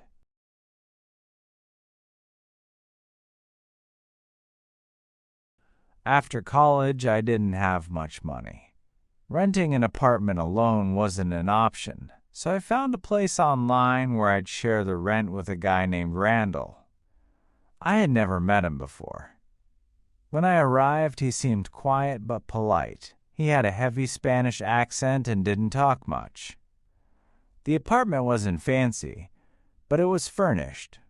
My room had a twin bed tucked into the corner, a dresser, a closet, and a TV stand. But one thing stood out immediately: the stuffed animals. They were lined up neatly on top of the dresser, all facing the bed. A rabbit, a dog, some smaller toys, and one oversized teddy bear with glossy plastic eyes that seemed to stare straight at me. When I asked Randall about it, he laughed loudly, almost too loudly, and said his room had the same thing. "Leave them," he advised. "It's the landlord's rule. Respect the house." The answer felt off, but I didn't argue. That night I unpacked, set up my TV, and tried to relax. Around 11, lying in bed watching a show, I heard something strange. A faint noise.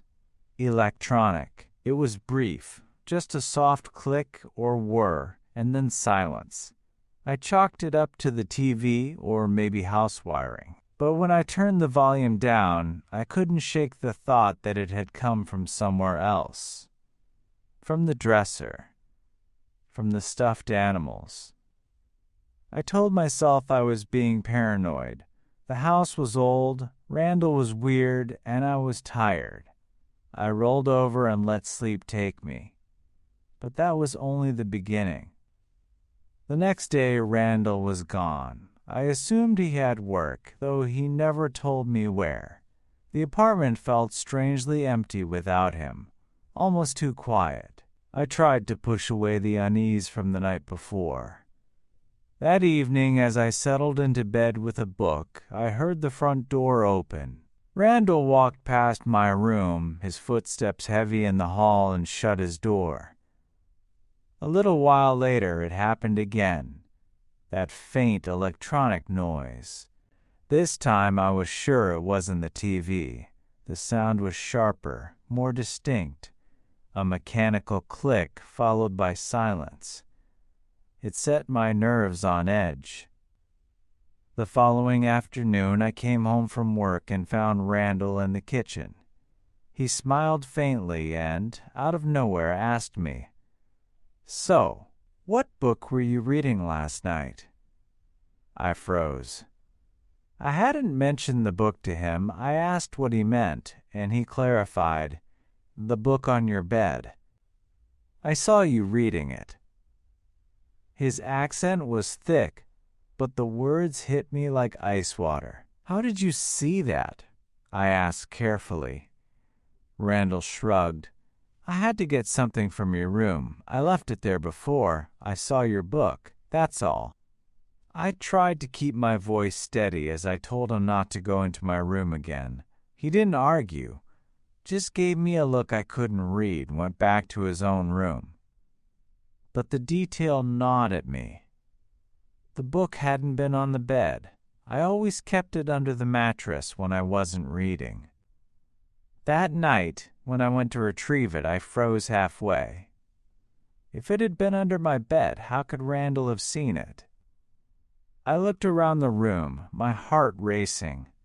That's when my eyes landed on the dresser, on the toys, on the bear.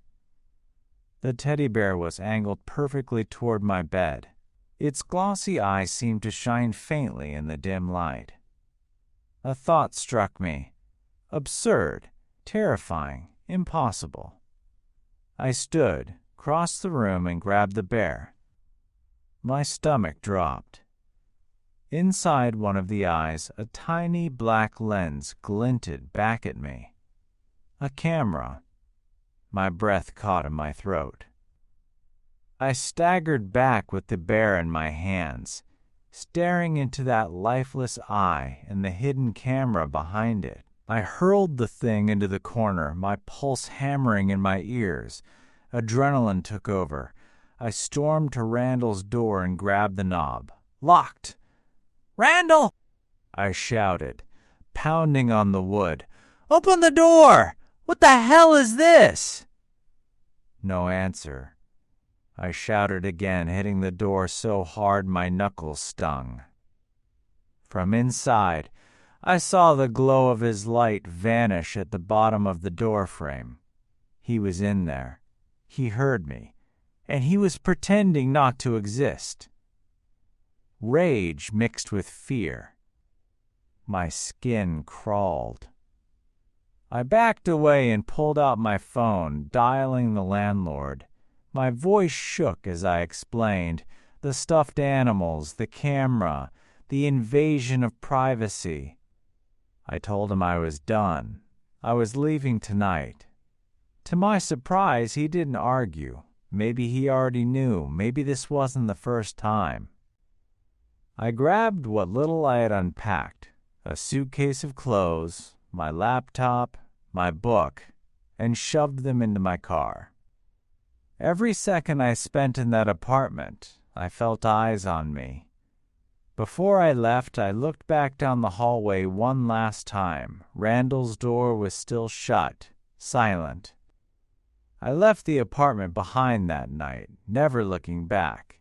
The landlord never contacted me about rent, and Randall never tried to reach me. But the image stayed burned into my mind.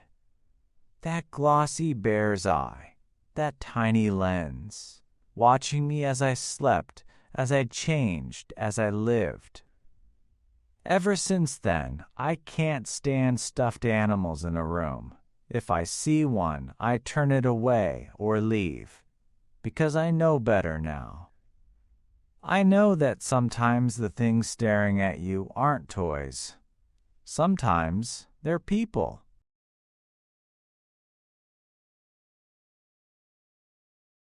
It was the summer of 2016 when our new neighbors invited my family over for a barbecue.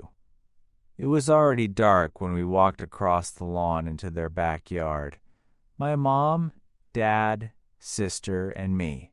I had never met them before.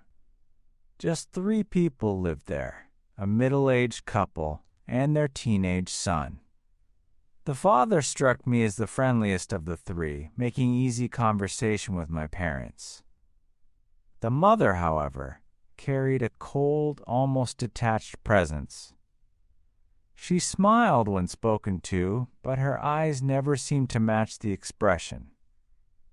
And then there was their son. His name was Jeremy. Jeremy didn't say a single word. He wandered aimlessly in the yard, his gaze darting everywhere. Trees, fences, sky, but never the people in front of him. Except sometimes he looked at me, not quick glances, but heavy, lingering stares that made my stomach twist. Each time our eyes met, I forced myself to look away.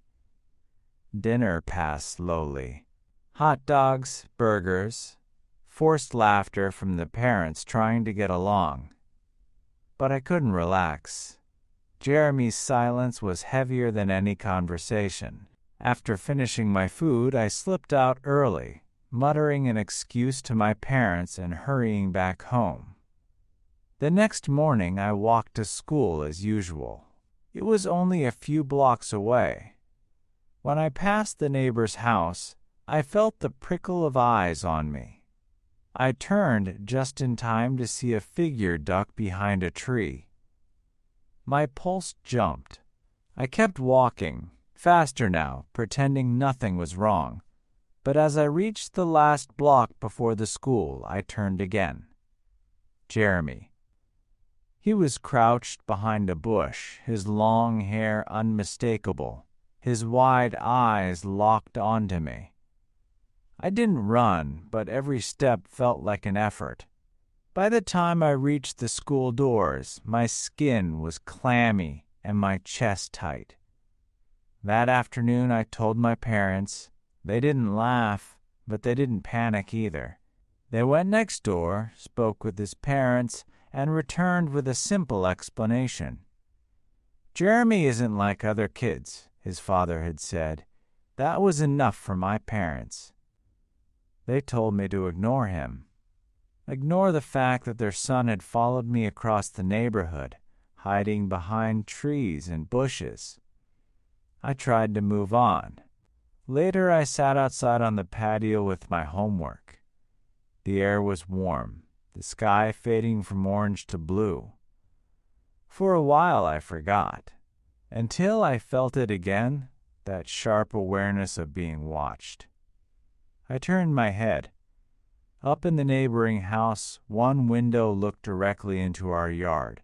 Jeremy was there, his face framed in the glass, staring down at me. The moment our eyes met, he dropped out of sight. I bolted inside and told my parents. Again, they dismissed it. Again, they repeated the same line. He isn't like the other kids. Don't worry about him. But I couldn't stop worrying. That night, after texting friends until I was too tired to hold the phone, I set it on my desk and rolled onto my side to sleep. Sometime later minutes, maybe hours, I woke to the faintest sound. A click. Metal on metal. Then, the slow, deliberate scrape of a window sliding open.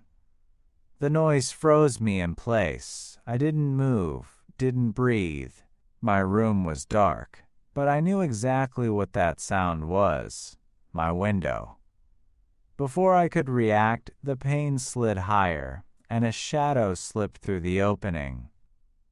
I screamed, loud, so loud my throat burned. My parents rushed in within seconds, flipping the lights on as I pressed myself against the far wall.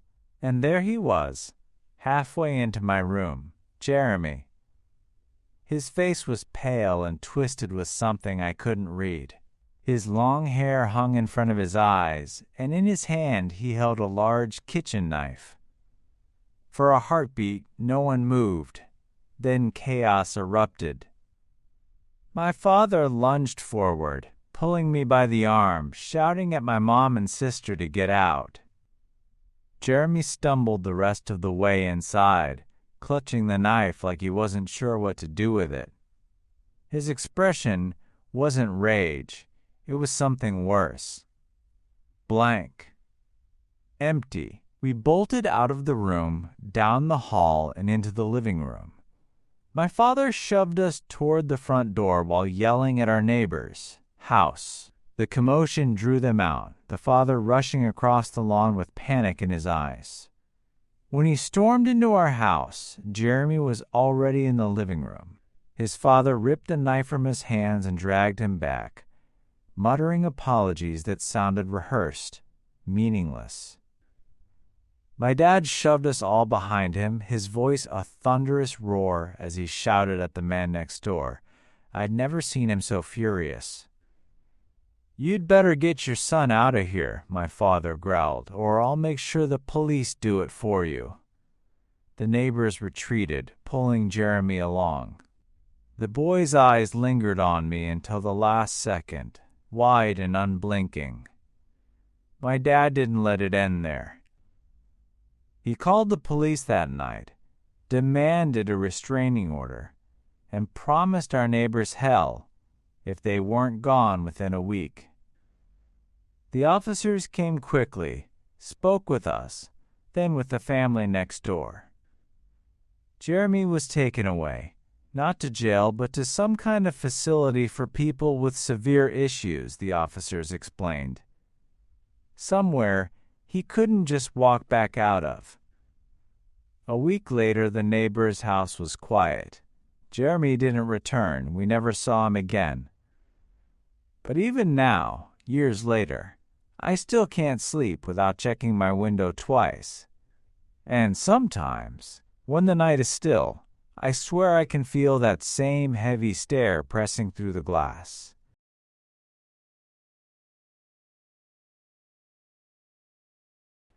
That night was supposed to be nothing more than another drunken blur. Saturdays always meant the same thing for me and my friends, meeting at the local bar, drinking until the world softened around the edges, then stumbling home on foot since I lived just a few blocks away. By midnight, I was drunk enough that my memories began breaking apart into fragments. Flashes of laughter, slurred words, and a vague recollection of some stranger hovering nearby, trying to talk to me. He blended into the haze of voices and music, and I didn't think twice about him. Why would I? When I finally left the bar, the night air cut into me, cold enough to make my head spin a little clearer. My feet automatically carried me home, as if muscle memory had taken over. The closer I got to the house, the more the alcohol wore off, and with that came an unsettling feeling crawling at the back of my mind. We had a routine, my family and I. A spare key was always tucked under the flower pot on the stoop. Everyone in the house knew about it. And on nights like this, stumbling home half drunk, I always relied on it. I grabbed it, slipped it into the lock, and walked inside. I even remembered locking the door behind me before staggering upstairs to my room. I didn't bother changing clothes or brushing my teeth. I collapsed on my bed, phone in hand, messaging my friends to make sure they got home okay. That's when my best friend texted me something strange. "How did you get away from that guy?" I frowned at the glowing screen, thumbs hesitating. "What guy?" I typed back. Her reply came almost instantly. "The creep at the bar. He wouldn't stop following you around." A sour weight formed in my stomach. I tried to recall, but the night was too fragmented. Just blurred faces, background voices, nothing specific. That's when I heard it, the sound of the front door unlocking and creaking open. For a second, I froze. The only thought in my mind was my brother. He was always out late. Maybe he had forgotten his key. Maybe he'd just gotten home. I texted him immediately, but before he could respond, I heard heavy footsteps moving inside the house. They weren't casual, familiar footsteps. They were deliberate, slow, measured. Then my friend texted again. "He left the bar right after you, I swear." The footsteps were climbing the stairs.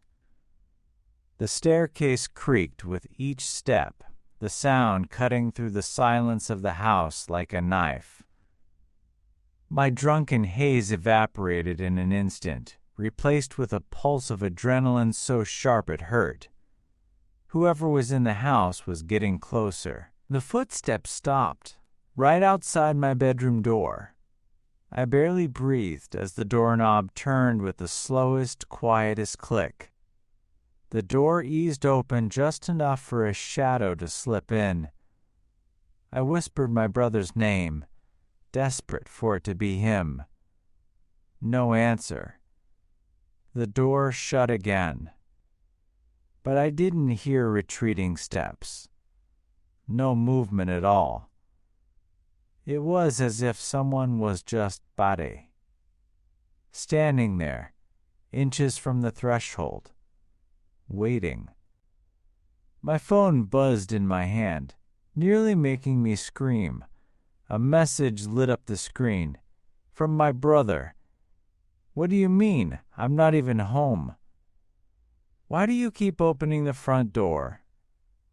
My blood turned to ice. He wasn't home. My mom was away for the week. That meant the person outside my door was a stranger. My heart hammered as I dialed 911 with shaking hands.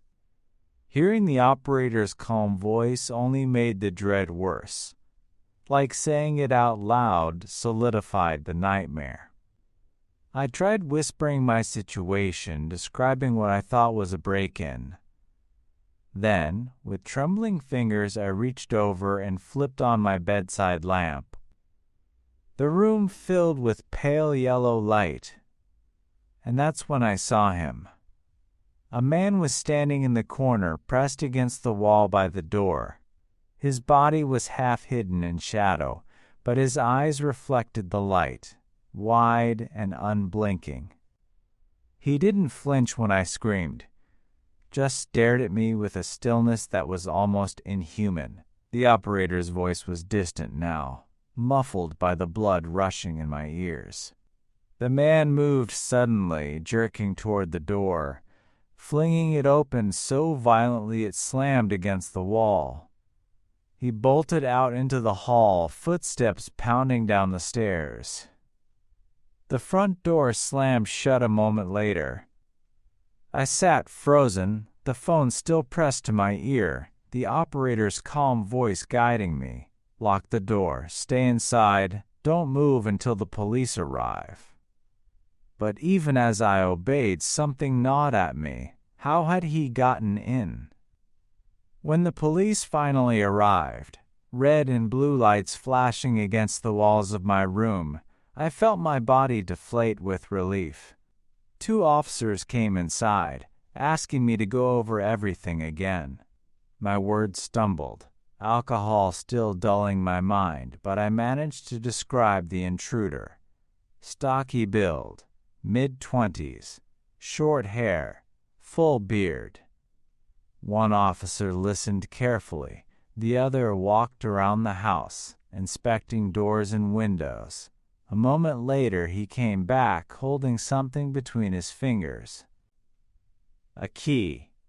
Not just any key. Our spare. The one hidden under the flower pot. "He didn't break in," the officer said grimly. "He followed you home. He saw where you pulled this from. The room spun around me as the realization sank in. At the bar, through the haze of alcohol, someone had been watching me closely. Not just talking to me, not just pestering me, studying me, waiting for the right moment. The police assured me they'd patrol the block through the night, but even after they left, I couldn't shake the image of that man in the corner of my room. How still he'd been, how silent, like he had been waiting for me to notice him. The next morning, I told my friends what happened. They filled in the details I had been too drunk to notice. A man had followed me around all night, hovering at my side whenever they turned away, insisting on talking to me. They remembered his face, his beard, his eyes. It matched the description I'd given the officers perfectly. I never set foot in that bar again, and we never left a spare key outside the house again. But sometimes, when I wake in the middle of the night, I imagine the sound of slow footsteps on the stairs, and I wonder if he remembers exactly where I live.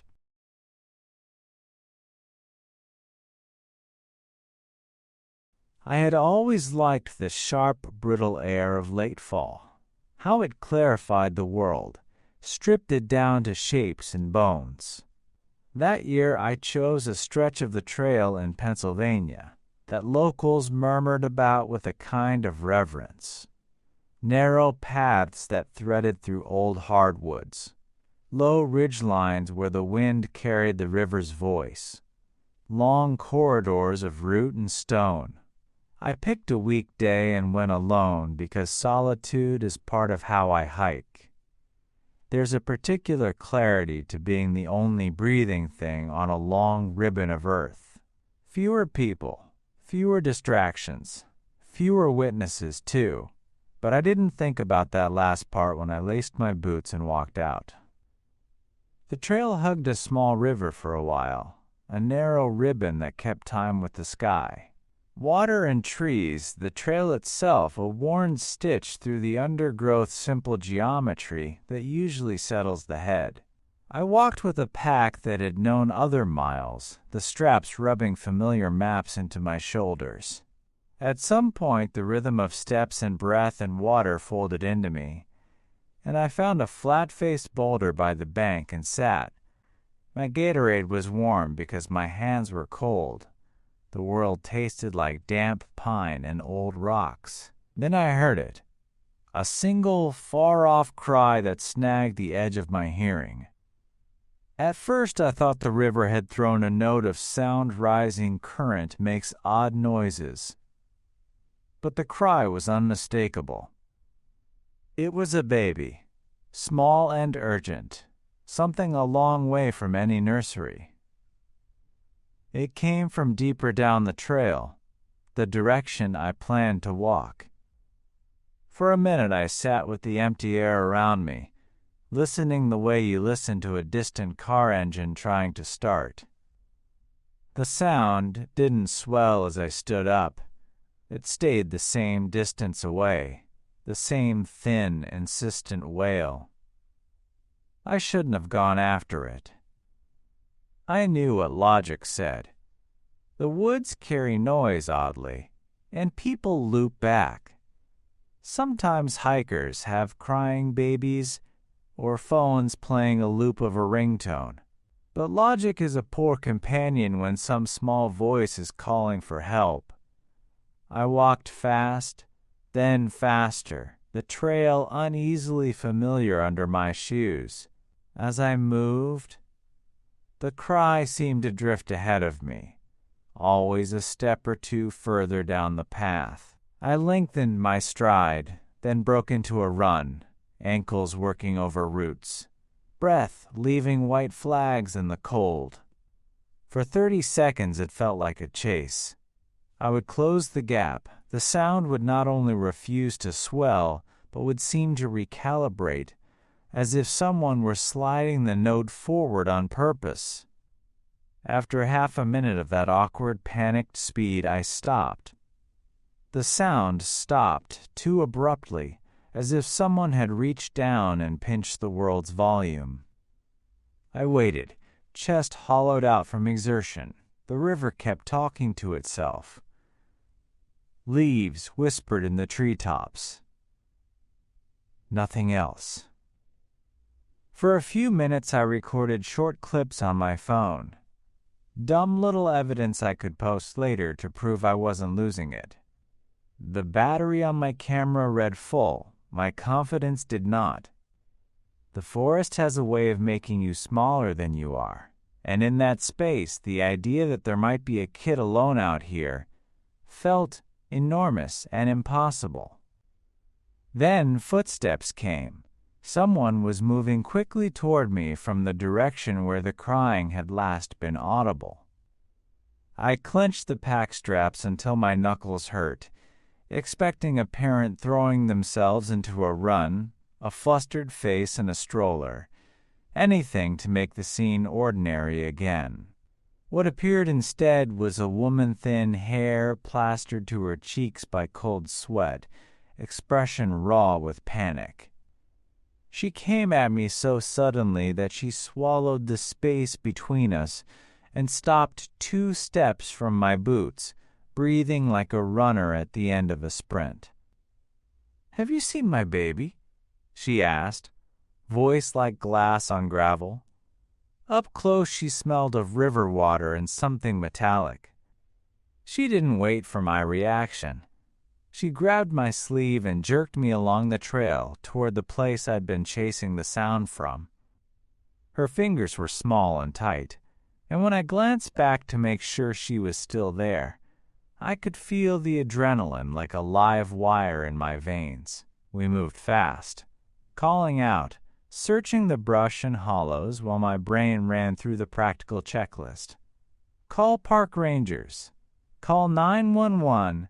Carry a small child out of here. The trail scraped our boots. The river hummed the same indifferent tune. After a minute, I realized the woman had gone completely still. No footsteps, no breathy panting. I spun around to ask if she'd seen something when I noticed she was gone. Not a few paces ahead or behind. Gone. A prick of cold crawled along my spine. For a second I thought she had ducked off the path to dig into the roots, looking for the child. But the trees there were dense and worn. I would have seen her shoulders, a flash of jacket. Instead I found space, just empty trail, and the river's steady sound. So I called out her name, tried the simplest, least suspicious shout, "Ma'am," and waited while my voice folded into the forest. Only birds answered, somewhere high in the canopy and the river. Fear has a peculiar geometry. It makes sound fold the wrong way. It makes distance ambiguous. I walked back the way we'd come, the path under my feet suddenly foreign. Across the bank, a figure stood motionless on a low, gravelly shelf by the opposite shore. The woman, arms hanging loose at her sides, face blank as if time had painted the expression in 2 strokes and left it. She looked at me with an intensity that felt like being observed through a lens. No plea, no waving, just the fixed, quiet stare of someone turned into a statue. For reasons I could not fully explain, I did not approach her. The river made a small, steady noise that sounded like a soft exhale. I walked away because the sensible part of me, thin as it was, argued that whoever she was, whoever had taken that sound, was now in a trance or playing a strange game. So I left. I walked until my calves burned, took a detour loop, and came back to my car with the trail behind me, looking like something that belonged to another life. I think what shook me most wasn't the sight of a stranger standing unmoving across the water. It was the fact that the crying had never been resolved, that the trail offered no neat answer. The moment stayed with me, small and jagged like a stone in a shoe. Sometimes at home, hours later, I replayed the audio on my phone and tried to convince myself the sound had been an animal or a toy left on a trash heap. But there was a cadence to the cry, the human quickness of it, the way my muscles tightened when it failed to come closer. I cut that hike short and told myself I would return another time, with friends, with witnesses. Even now I wonder if anyone else had a run-in like mine, if some corner of the trail keeps a trickster's echo, or if I passed someone who had been practicing a cruelty I could not yet imagine. The drive back home should have been a relief, but the highway lights seemed too dim, the car too quiet. My mind kept replaying that moment by the river, her arms hanging lifelessly at her sides, her face vacant, watching me without moving. It wasn't just the sight that haunted me. It was the absence of anything normal. No words, no gestures, no explanation, just silence. Over the next few days, I couldn't stop thinking about it. I searched forums, scrolled through hiking blogs, even typed Appalachian Trail strange experiences into Google like a desperate teenager. There were stories, always vague, always secondhand, about phantom noises, about the crying child. A few people mentioned hearing babies in places where no family should have been. Some claimed it was an old trick used by predators to lure hikers deeper into the woods. Others swore it was something older, something that belonged to the mountains themselves. None of it made me feel better. At night, when the wind rattled the siding of my apartment, I'd swear I heard faint cries buried under the noise. Once, walking home from work past an alley, I stopped cold because I thought I heard the same baby's wail echoing between dumpsters. When I turned, the alley was empty. My rational brain said it was in my head, but my body didn't believe it. My skin prickled, my chest tightened, and I walked faster until I was home with the lights on. 2 weeks later, I told myself I was being ridiculous. The trail had just spooked me, that was all. I bought a new set of boots, packed my gear, and decided to test myself. A different section of the Appalachian, still in Pennsylvania but closer to town. This time there were more hikers. A steady trickle of couples and solo walkers who nodded as we passed. Their presence helped. For a while, the trail was only what it was meant to be. Mud, roots, breath, sky. But solitude has a way of finding you. By late afternoon, the path thinned of company, and I found myself alone again. The forest darkened earlier than it should have, the shadows long and uneasy. I stopped for water at a clearing where the trees bent inward like ribs. The silence pressed on me. And then, just as before, I heard it. A baby crying. This time it came from behind me, from the section of trail I had already walked. The hairs on my neck lifted, because I knew there hadn't been anyone there when I passed. I froze, bottle in hand, and waited. The crying grew louder, closer, as though someone were walking toward me but refusing to come into view. I forced myself to turn around. No one was there. But when I glanced down, right at the edge of the dirt path, I saw something small and wrong, the imprint of bare feet. Tiny ones, like a child's. They pressed into the soft mud, fresh enough to still glisten with moisture. The forest around me held its breath. The prints trailed off into the undergrowth, vanishing a few yards into the tangle of roots and leaves. I crouched down, staring at them, and a rush of cold air spilled over my shoulders as though the forest itself was leaning closer to see what I'd do. My mouth was dry, my chest tight. Bare feet. Out here, in the cold. Logic begged me to leave it alone, to turn back toward the parking lot and never look behind me again. But something deeper, a mix of dread and stubborn curiosity, pushed me forward. I stepped off the trail, crunching through leaves, following the faint indentations until the ground hardened and the marks disappeared. That's when I heard it again. Not a baby this time. A woman's voice.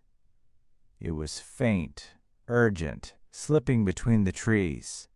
"Have you seen my baby?" The exact same words as before.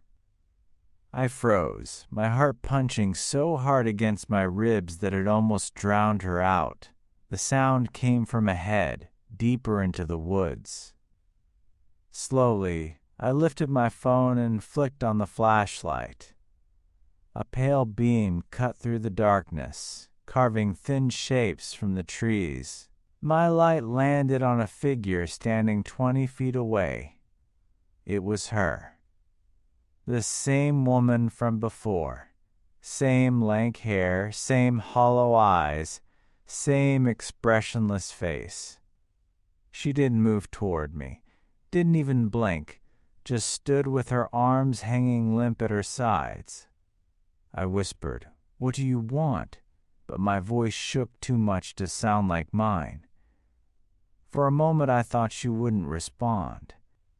Then, with a sudden, violent crack of branches, she tilted her head, impossibly sharp, as though her neck had been yanked by a string.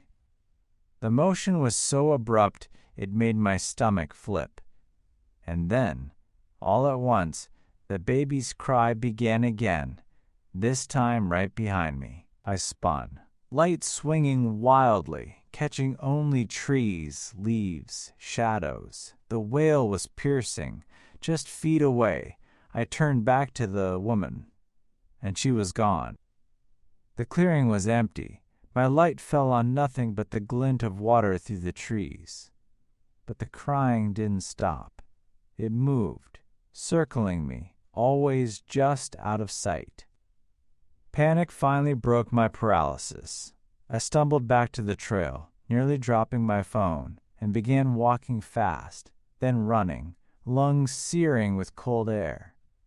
The crying followed, sometimes ahead of me, sometimes behind, until my legs shook and the world collapsed into a single frantic rhythm. Footsteps, breath, the endless wail of something that couldn't possibly be there. I didn't stop until I burst into the small gravel lot where my car waited, the sun already bleeding out behind the trees. The crying cut off the instant my hand touched the door handle. Silence fell so completely that it rang in my ears. I sat in the driver's seat with the locks engaged, engine running, staring at the trailhead. For several minutes, nothing moved. Then, just as I shifted into reverse, I saw her, standing at the tree line, arms limp, head tilted, watching. She stood in the fading light like a smudge on reality, too still, too sharp around the edges, as if the forest itself was holding its breath to keep her in place. Her face was pale in the gloom, eyes black and depthless. I couldn't move. My hands clamped to the wheel, trembling, while the engine idled loud enough to drown out the river, but not loud enough to erase the sight of her. Her lips parted. I couldn't hear words, only the faint shape of them, mouthed over and over. My chest tightened. I didn't need sound to know what she was saying. "Have you seen my baby?" The wind shifted, carrying the smell of wet earth into my car. And with it came another sound, faint, delicate, like bare feet slapping against wet ground. I jerked my eyes to the gravel just outside my headlights. Tiny prints appeared one by one, fresh and glistening, as though someone invisible was walking slowly toward me. That was it. I threw the car into reverse so fast the tires screamed against the gravel. My headlights swung wildly across the trees, but she was gone. No figure at the edge of the lot. No pale face in the shadows. I didn't check twice. I floored it down the road until the forest finally spat me back into the weak safety of the town's streetlights. At home, I told myself it had been exhaustion, paranoia, maybe even hypothermia creeping into my brain after hours of cold hiking. But my boots told a different story. When I unlaced them in the entryway, there were faint smears of mud pressed into the leather mud, shaped like the prints I'd seen forming outside my car. Too small to be mine. Too fresh to dismiss. Now, whenever I hike, I do it only with friends, and never near that stretch of Pennsylvania trail again. Yet sometimes, when the woods fall too quiet, I catch myself holding my breath, listening for the faint wail of something small, or the rasp of a voice behind me. And at night, when sleep is shallow, I dream of a woman standing motionless across a river, arms hanging lifelessly, waiting for me to answer a question I can never afford to.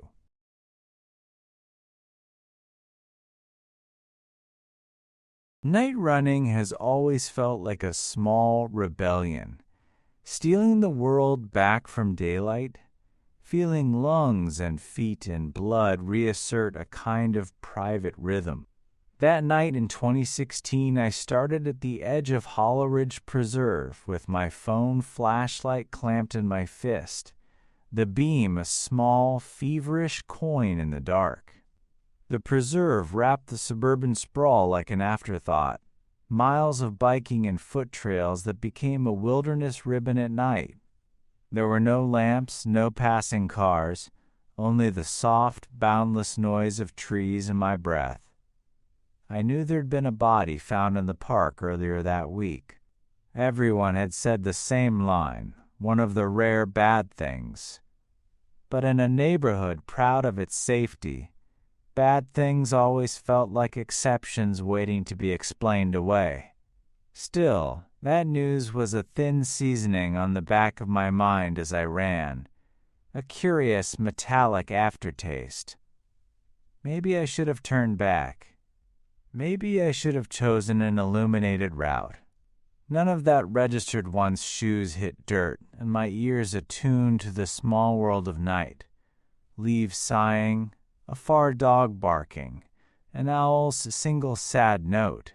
10 minutes into my jog, my legs burned and my chest wanted patience instead of speed, so I sat on the first bench I found, the wood cold and damp. The flashlight on my phone made small islands of light my hands, the grain of the bench, the path. In the dark around those islands, the trees kept their private conversations. At first, the sounds drifting through the brush made reasonable sense. A raccoon foraging, a fox padding across dry leaves. Small creatures playing out their own quiet dramas. Then I noticed a motion that made the breath punch out of me. A tall shape canted behind an oak's bole, perfectly still, a white hand gripping the trunk. My heart dropped to my stomach. For a moment I thought it must be a prank, someone's jacket, a stranger making a joke during the so-called clown epidemic of that year. But the glove on the tree was old and white, the fabric creased in a way a single person's hand would crease it. and when the figure stepped out slowly into the thin flashlight glow, I understood how badly my muscles had betrayed me. It was a person in full clown rig, makeup smeared into the night, a costume that had gone to the theater's worst nightmare, and worst of all, he carried a baseball bat with a foot-long spike shoved through it, head tilted down, eyes invisible under a low hood of painted hair. 1,000 bright, stupid thoughts tried to be rational. This person is a joke. This is a prank trending on social feeds. But reason keeps terrible hours in the dark. The clown moved like someone who rehearsed menace. Slow, deliberate, designed to make you watch. The bat scraped the dirt as he took a step, and that thin, metallic sound cut right through the faint peace of the preserve. I had two options in that perfect, awful second.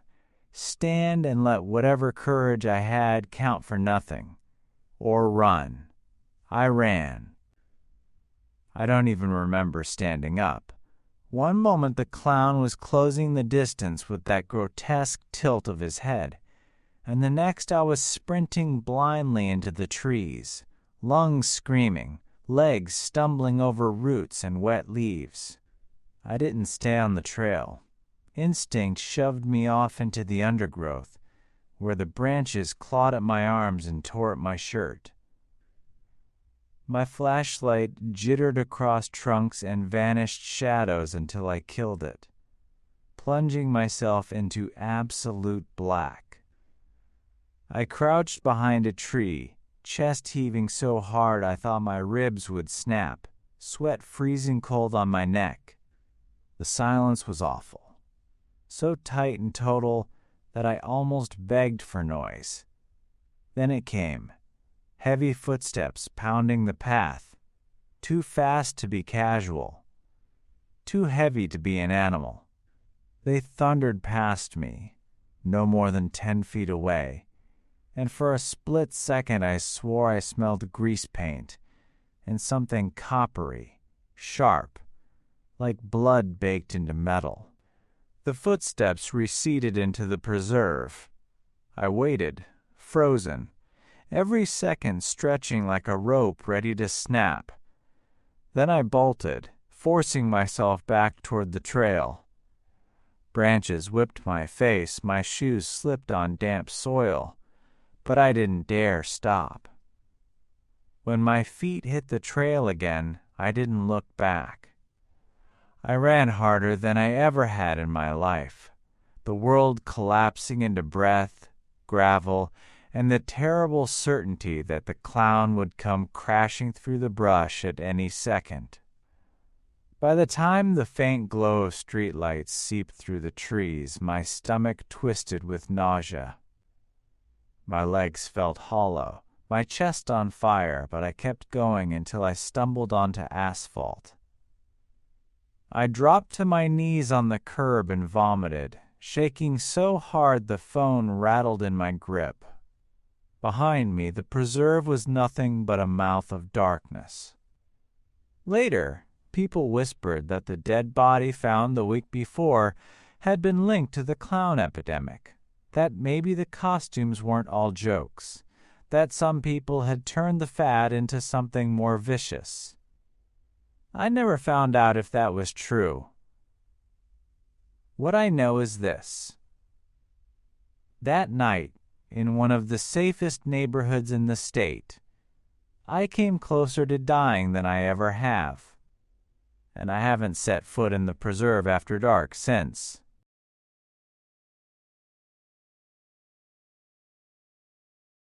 I'd always preferred the controlled loneliness of solo camping, the map of my bag, the ritual of stakes and tarp, the feel of a small private world arranged by zip ties and knots.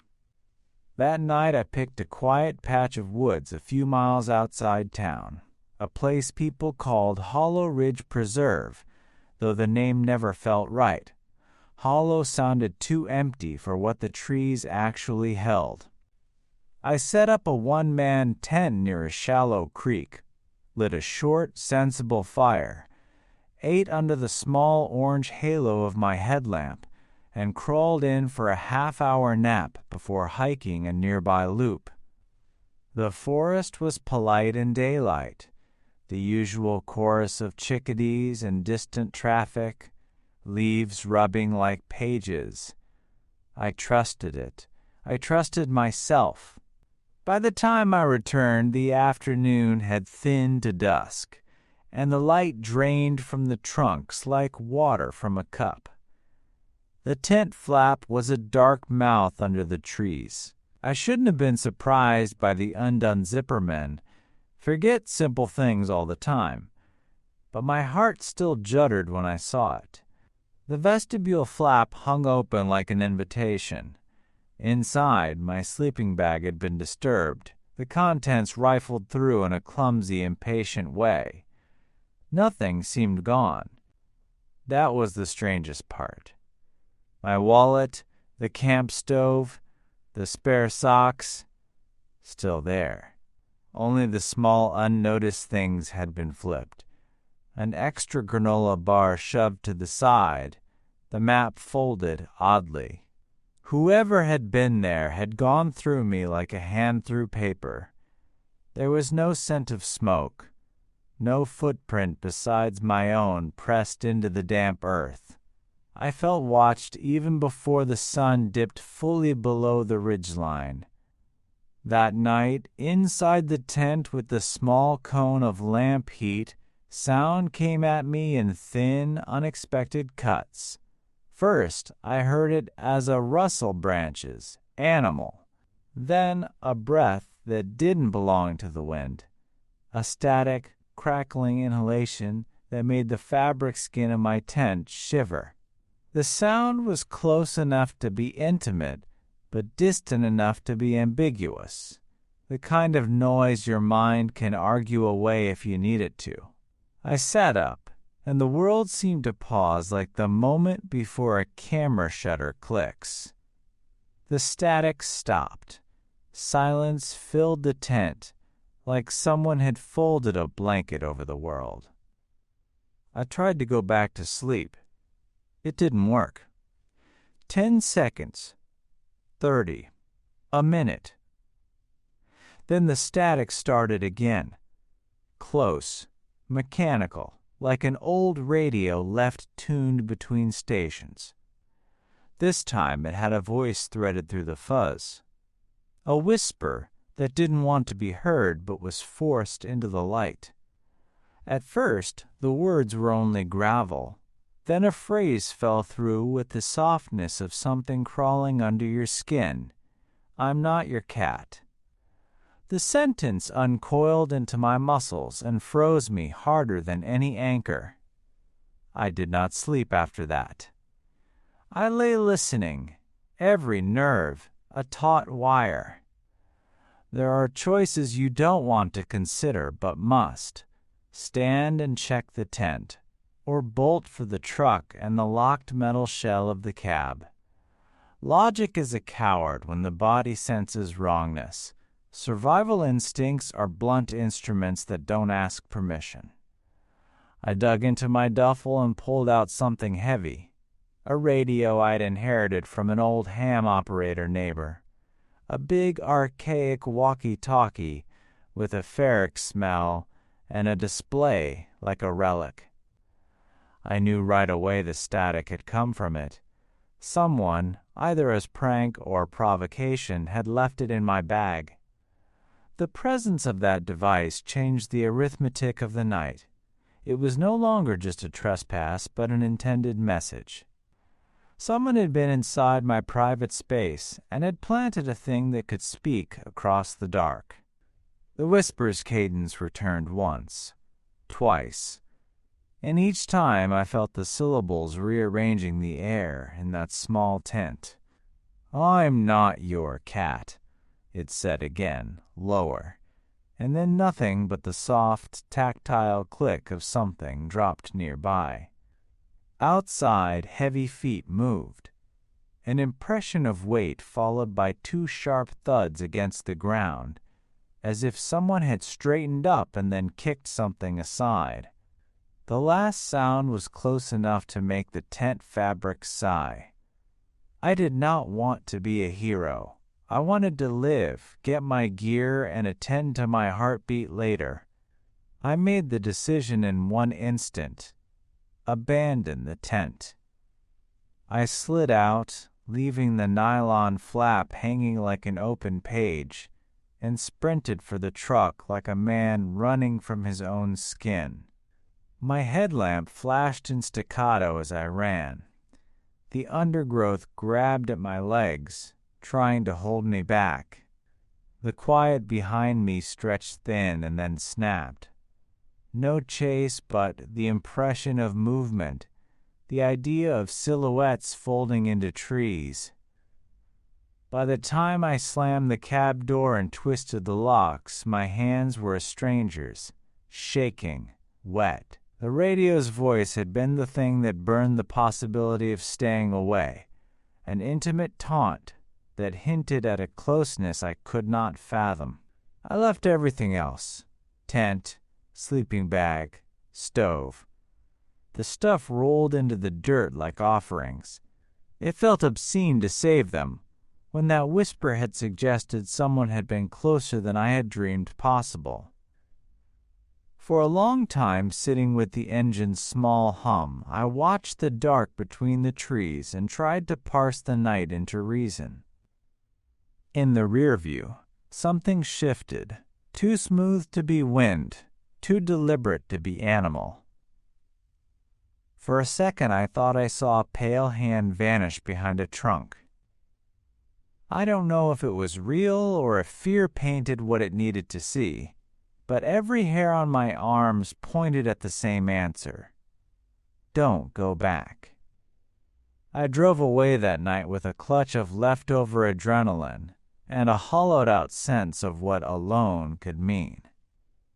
The preserve kept its secrets, and one had been stamped with a voice. The drive back down the dirt road felt longer than the hike itself.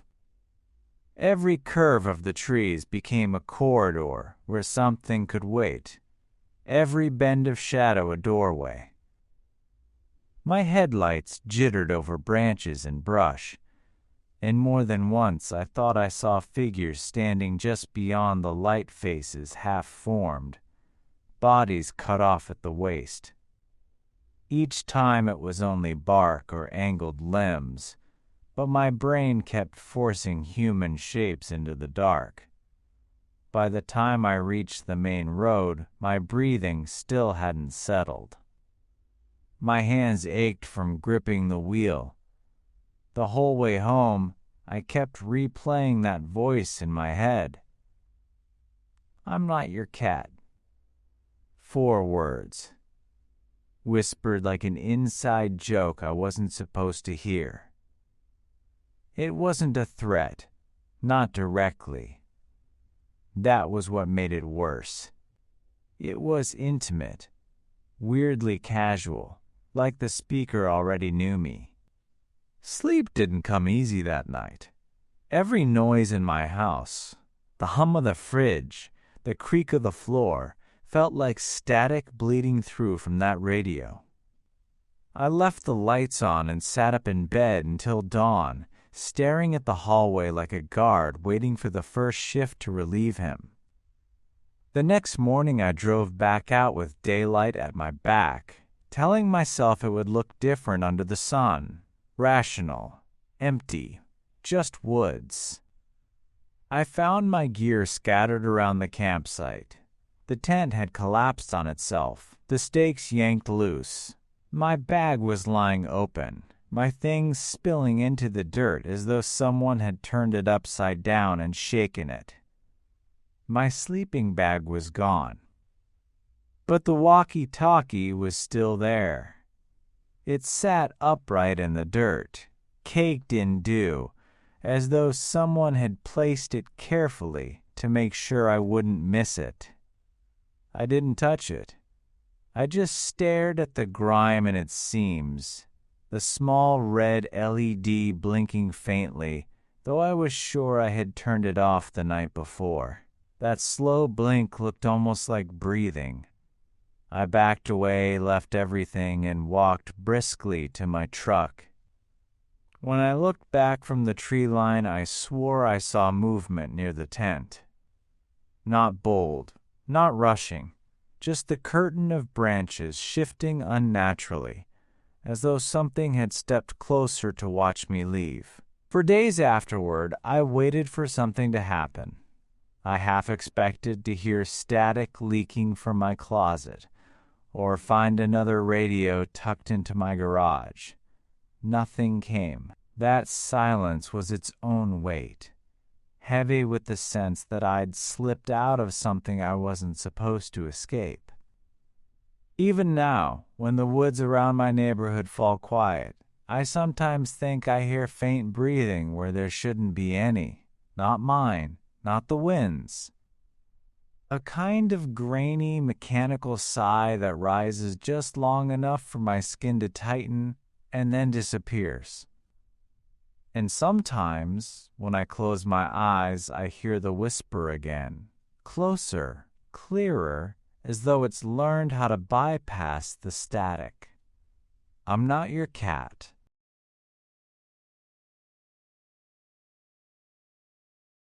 We learn to read storms like a language.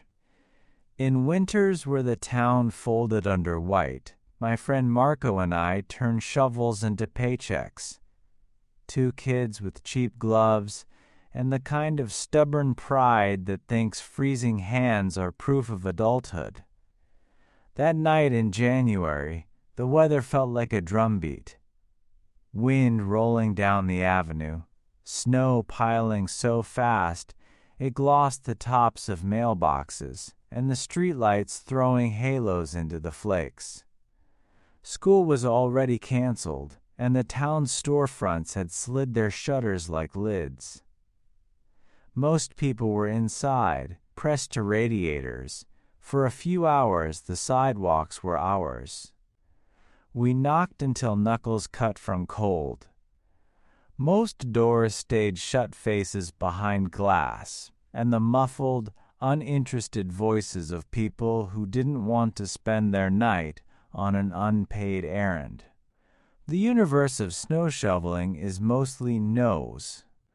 Then a corner house answered, one of those small, stubborn homes with the porch light off and a wind-whipped flag hanging in tatters.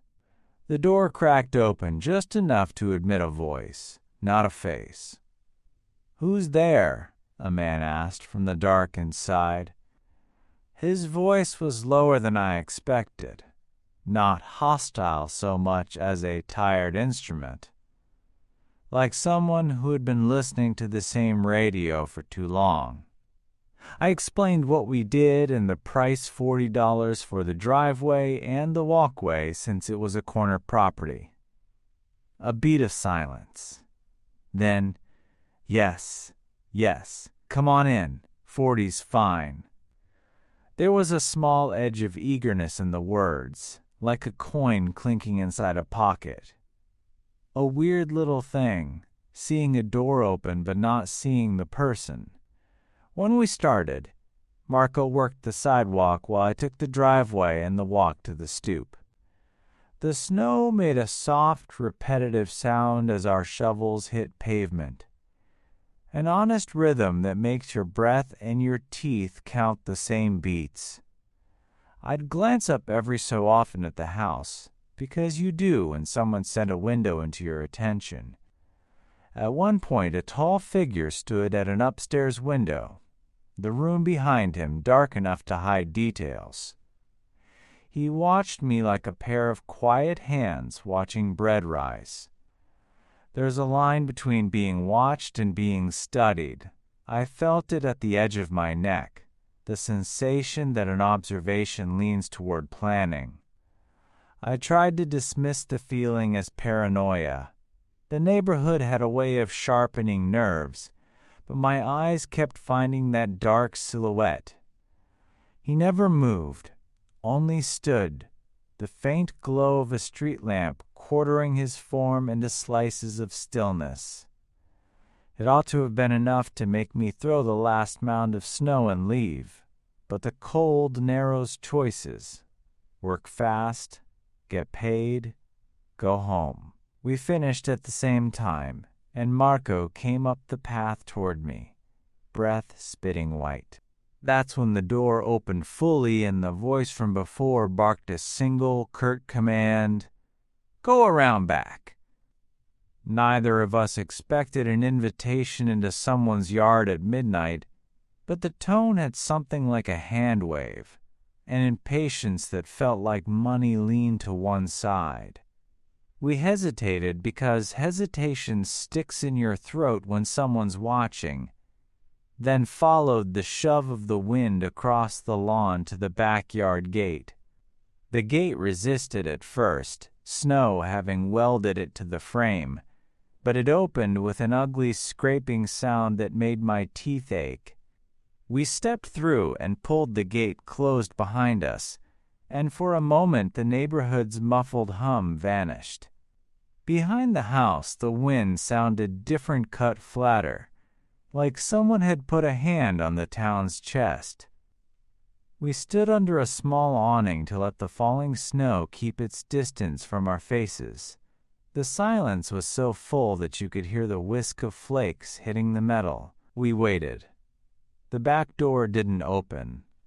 After a minute, my fingers, numb and clumsy, started drumming against the wood. There was something ridiculous about pounding because you had no bell. I knocked with a kind of scripted impatience, like a metronome trying to be urgent. Then a window above us rotated open with a slow, deliberate mechanical whine. The voice, not angry, not warm, floated down. "Come inside." It sounded closer than it was, like someone had put his breath into a tunnel and pushed it toward us. The words made Marco and me exchange that look you only learn by teenage consent. Do we go in or do we run? We went in. That's the stupid human part of bravery. How it can be just a decision made by momentum and habit. The house swallowed our heat. All the lights were off. The kitchen glowed only with the orange smear of a streetlight through curtains. The air inside smelled like old cigarettes and the slow sugar of boiled cabbage homesickness and neglect. Silence pooled in rooms, heavy as a casserole dish. "Hello?" I said, because someone had to.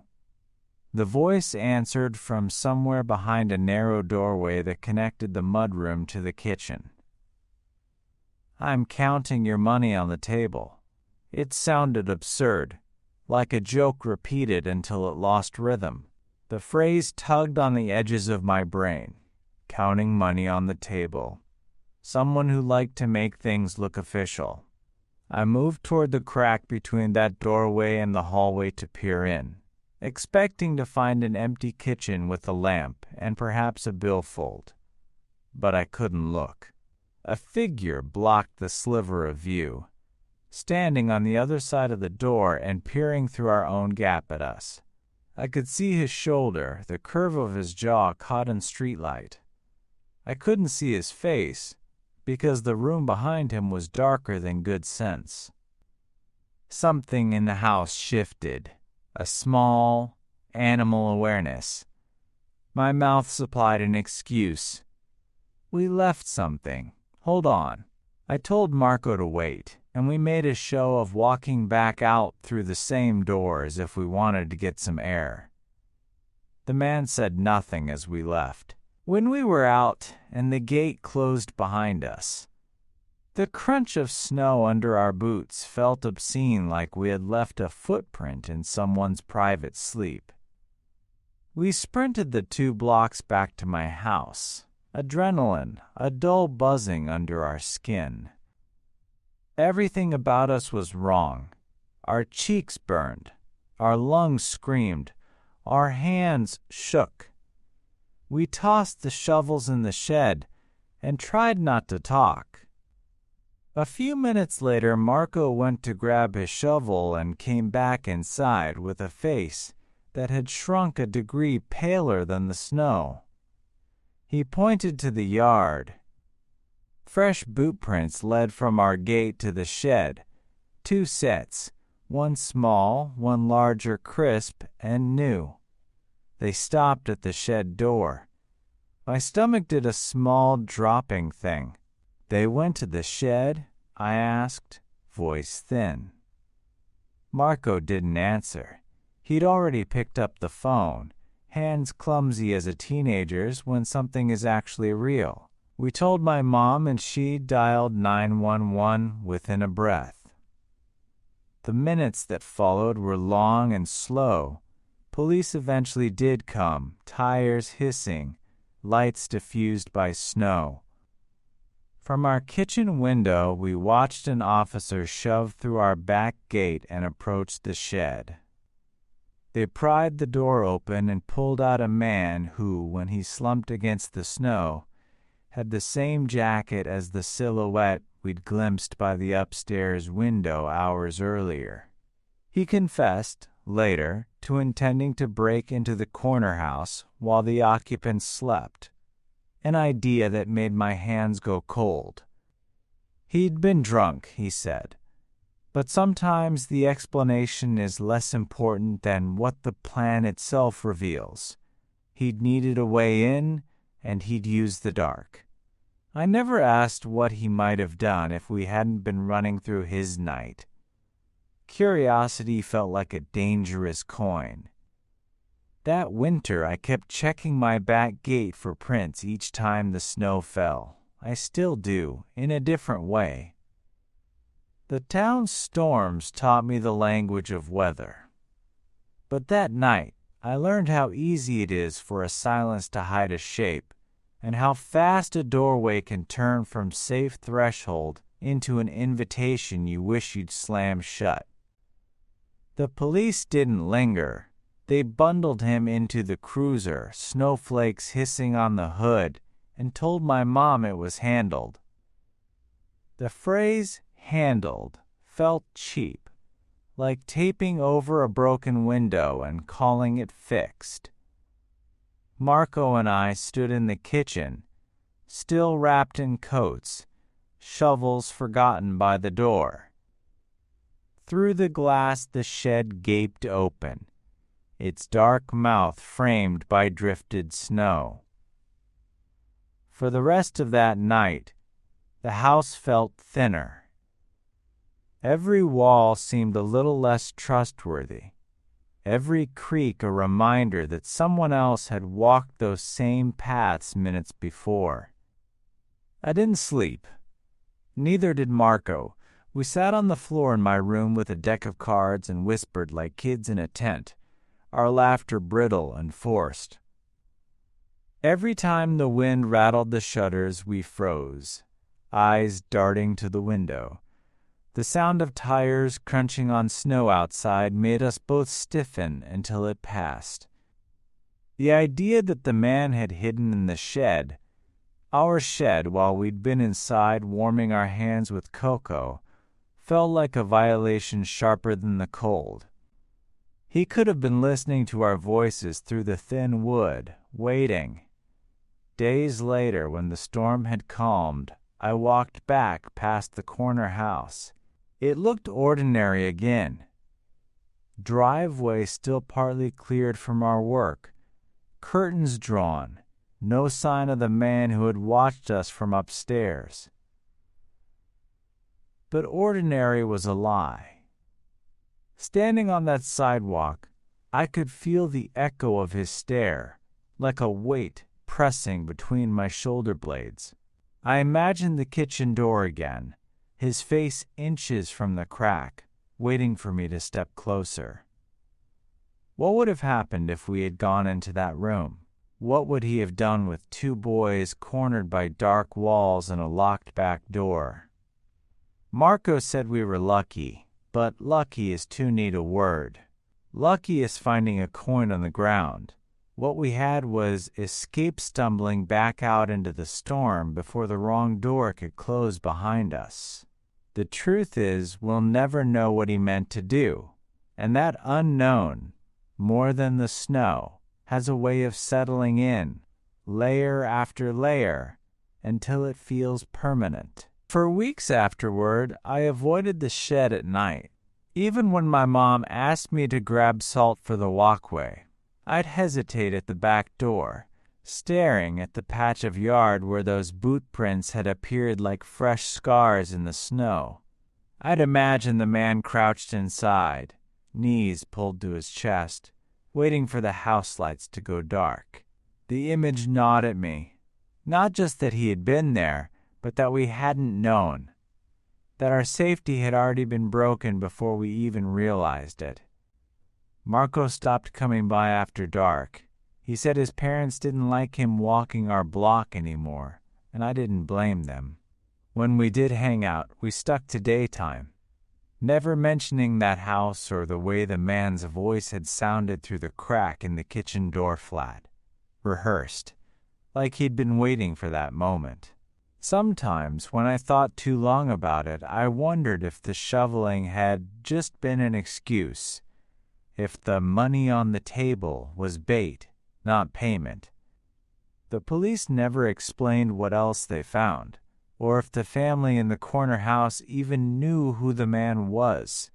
We heard he was drunk, that he wanted to break in after people were asleep, but drunkenness doesn't account for the precision of his behavior.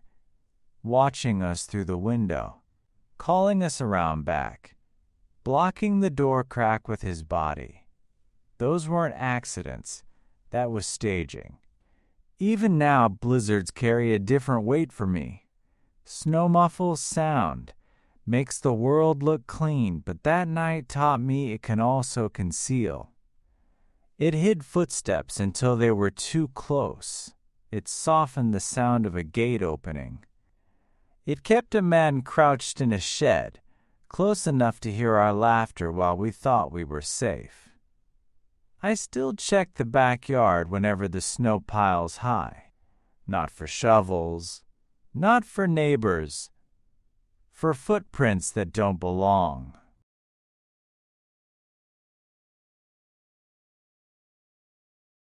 It was the kind of early December night that grades into memory like frost into glass. Everything softened and muffled under a first heavy snowfall. The world reduced to the small, domestic noises that make a room feel inhabited. I was propped up in bed, blanket pulled to my chin, a throw pillow braced against my knees, a low-budget holiday movie spooling campy warmth across the TV at the foot of the bed. My phone hummed in my lap with the group chat I ran with two friends, George and Pat. Sleepy jokes, storm snapshots, the lazy etiquette of friends who keep each other company when the roads get slick. Outside, the neighborhood dissolved into a watercolor of white. Inside, light and sound stitched a thin comfort around me. Then the glass thunked. The first hit was almost perfunctory, a hardened snowball slapping the pane. It made the radiator rattle, and my heart stumble in a way a grown person is supposed to laugh off. I peered through the gap in the curtain and saw nothing but the smear of street lamp and falling flakes. I told myself it was a prank. George. Pat. One of those stupid midnight bets.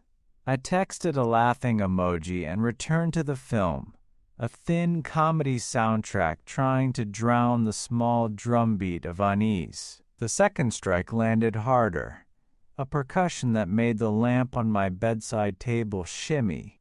I swung my legs up, planted my feet on the mattress, and lifted the sash with fingers that suddenly wanted to be steady. A laugh came back from the white, but it was wrong, low and amused, not the high, tripping snicker of boys daring each other. It sat in my chest, like someone clucking a tongue in slow approval. I shut the window and clicked the lock, a reflex that felt useful and ridiculous at once, and pinged the chat. Okay, very funny. Who is it? For a long beat, there was only the movie's canned cheer and the whisper of flakes. Then a third, angrier bang hammered the glass. This time, I yanked the window up so fast my feet almost slipped and froze. A man in a black beanie, dark coat zipped to the throat, gloves on, standing in the falling snow, snowflakes clinging to the ridge of his beanie.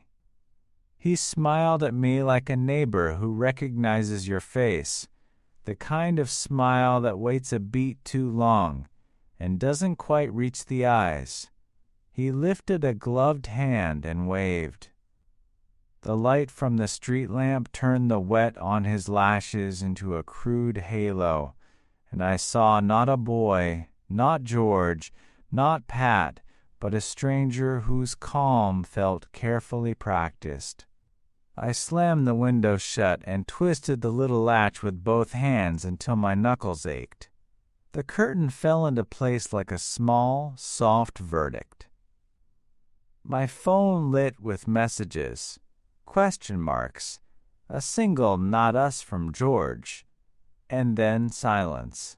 A knock came at the glass, a slow 1-2, the sound of someone reminding themselves they can get in if they want to.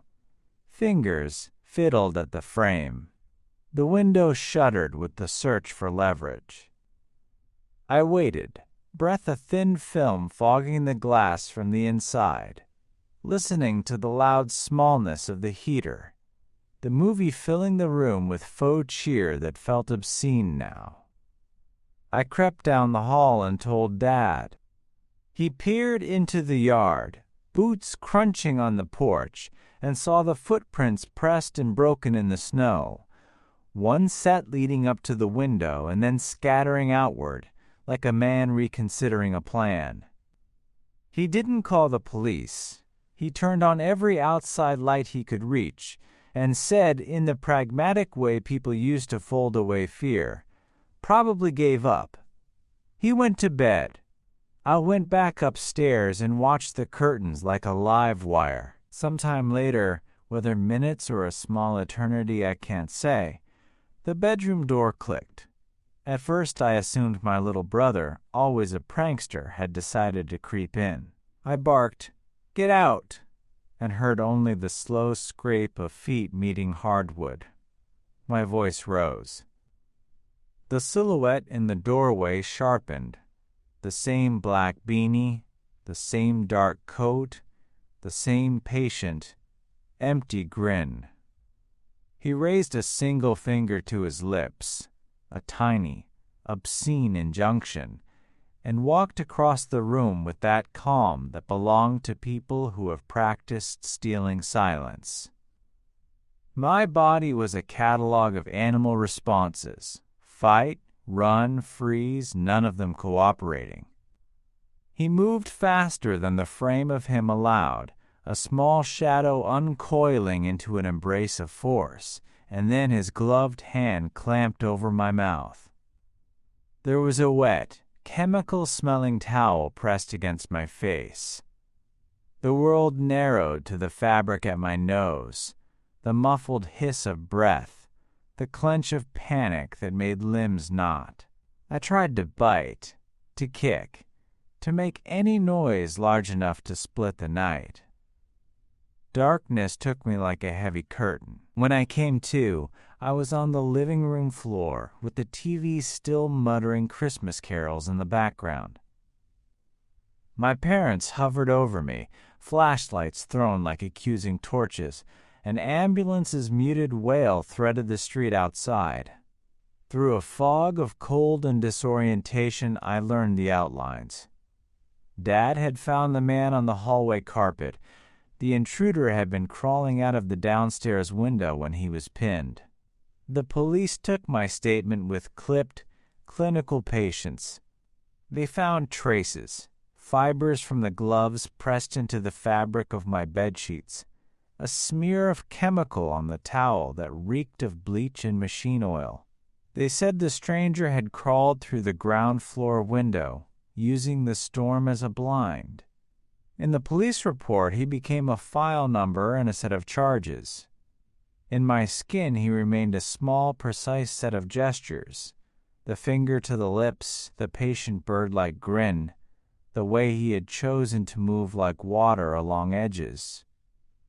In the weeks that followed, the house learned new rhythms.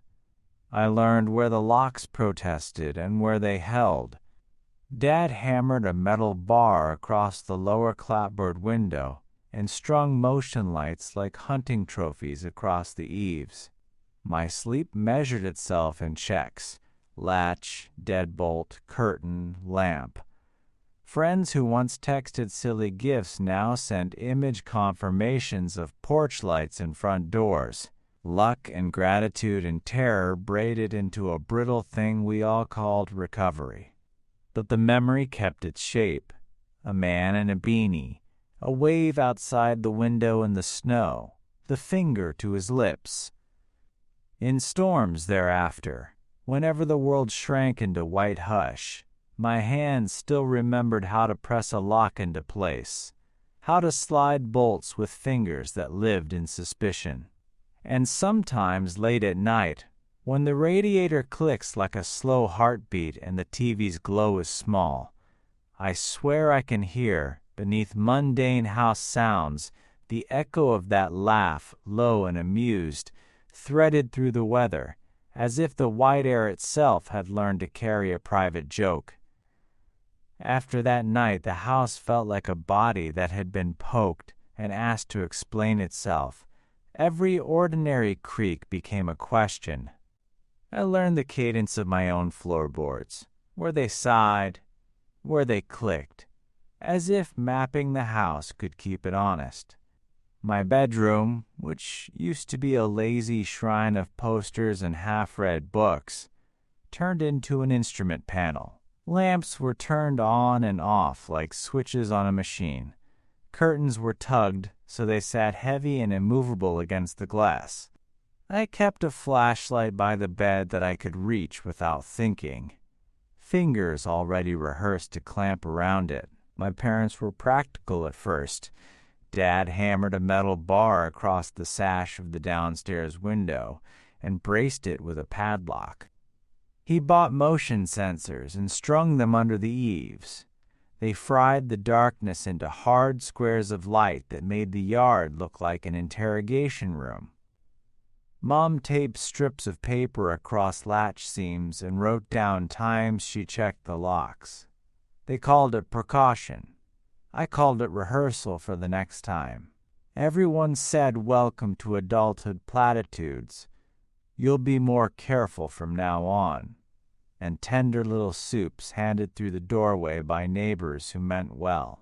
Their kindness felt like gauze. Police did what police do, took statements, dusted for prints that the storm had mostly erased, cataloged what they could.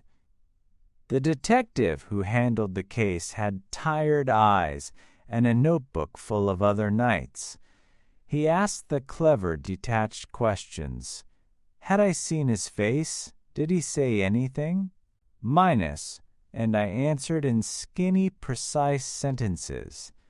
The towel smelled like bleach and machine oil. He noted the fibers on the sheets.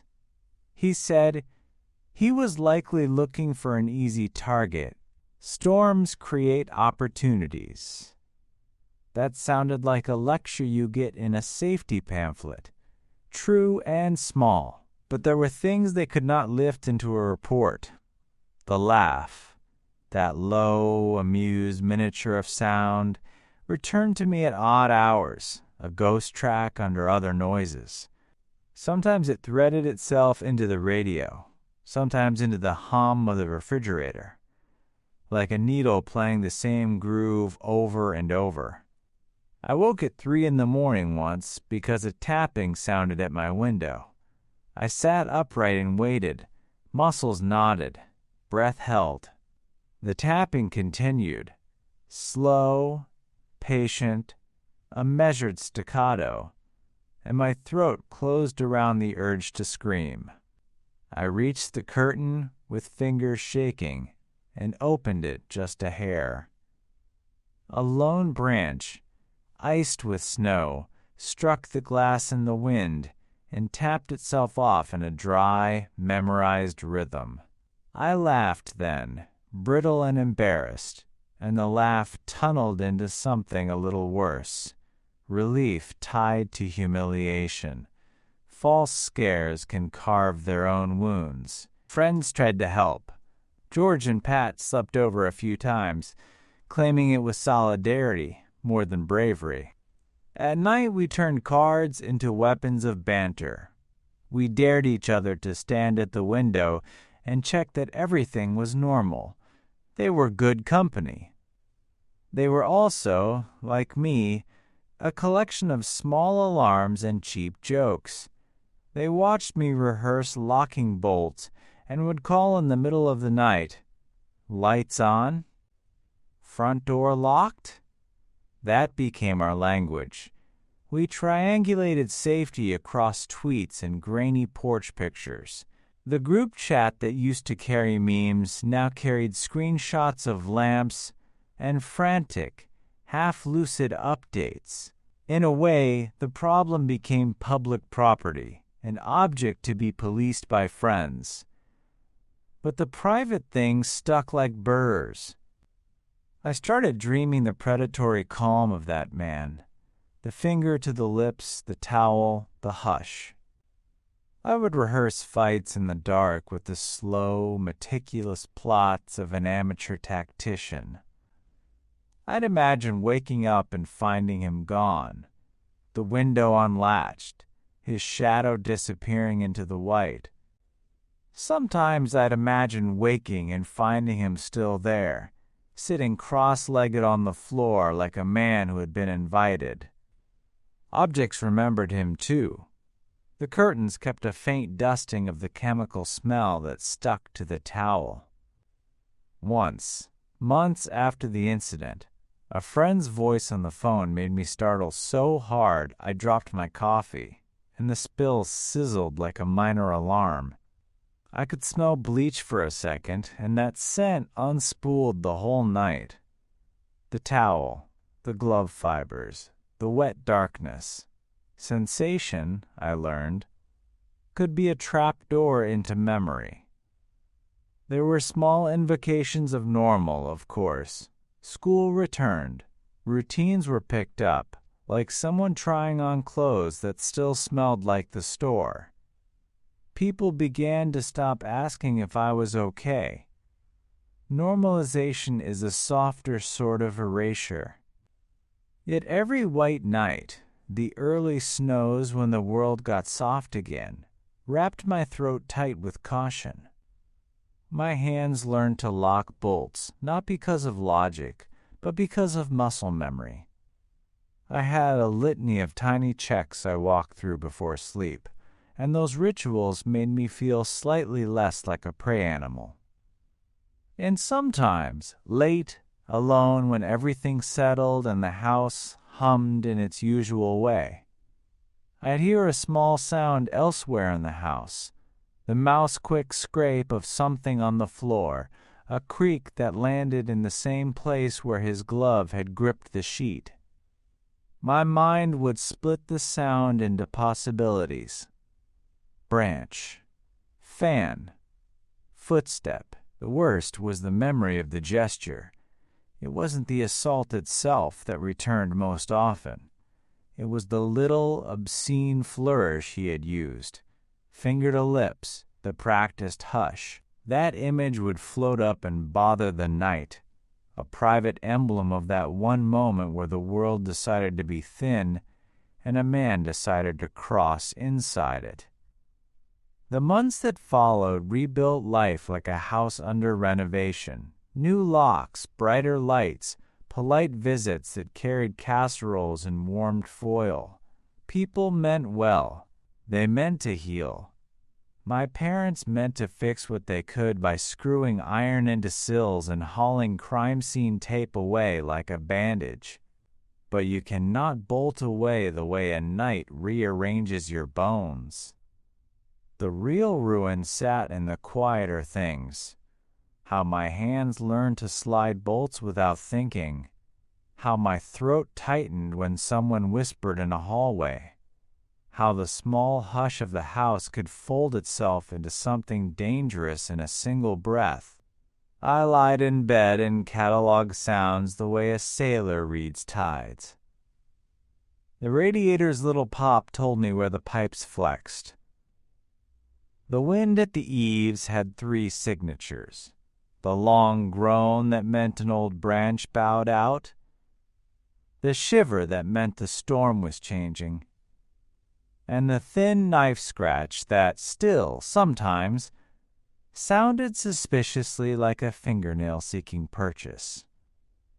The laugh I'd heard, the low, amused sound came back now and then like an off-key record, threaded through other noises until I had to force myself to breathe normally.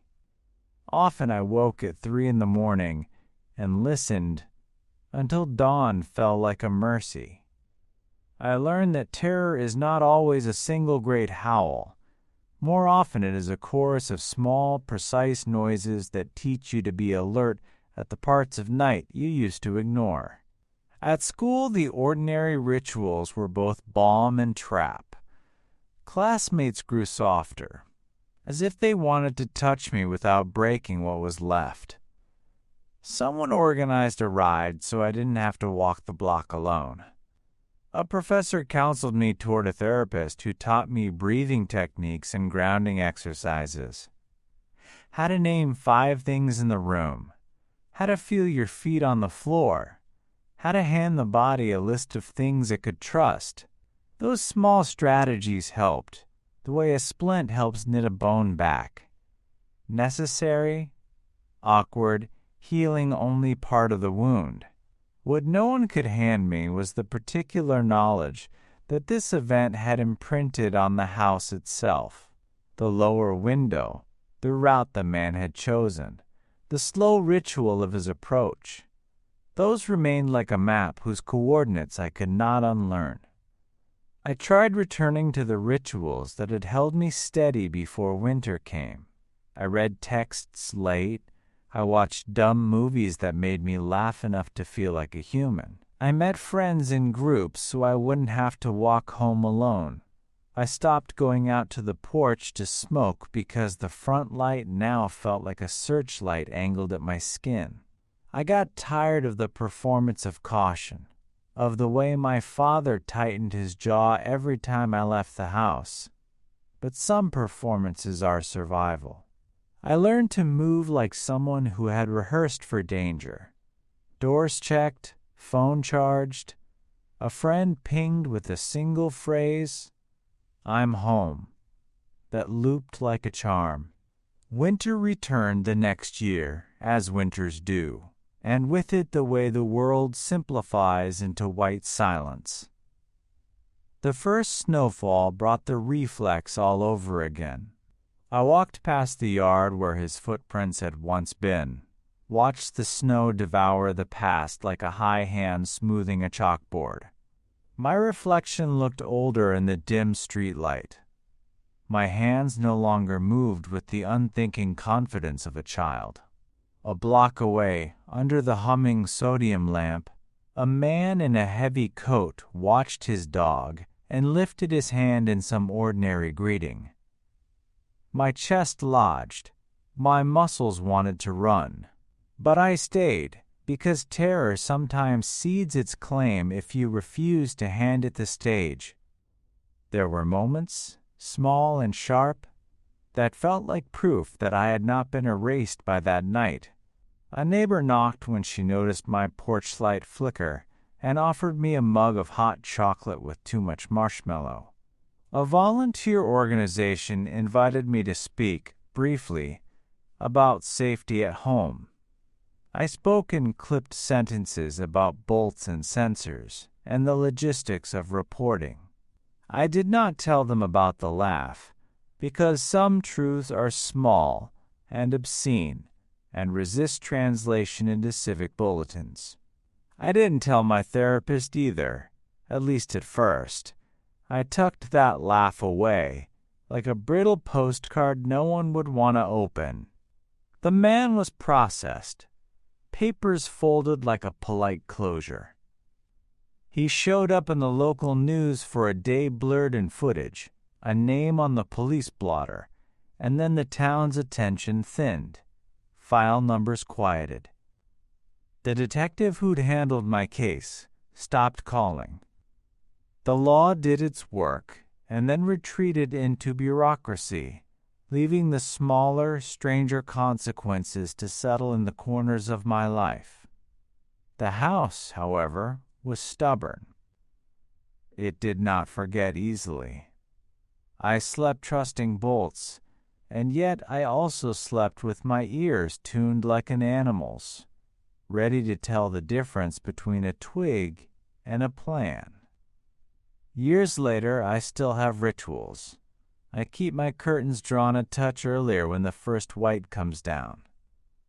I leave the porch light on sometimes, a bright, practical halo that says, "I see you." I no longer take for granted that a shadow is anonymous. A shadow can learn a laugh. It can emulate a friend. Sometimes, late at night when snow breaks the world into white pages, I trace that old route with my mind, the prints that came from my window, the soft coming and the soft going, the single finger placed to lips, and I imagine it as a sentence that is both warning and lesson.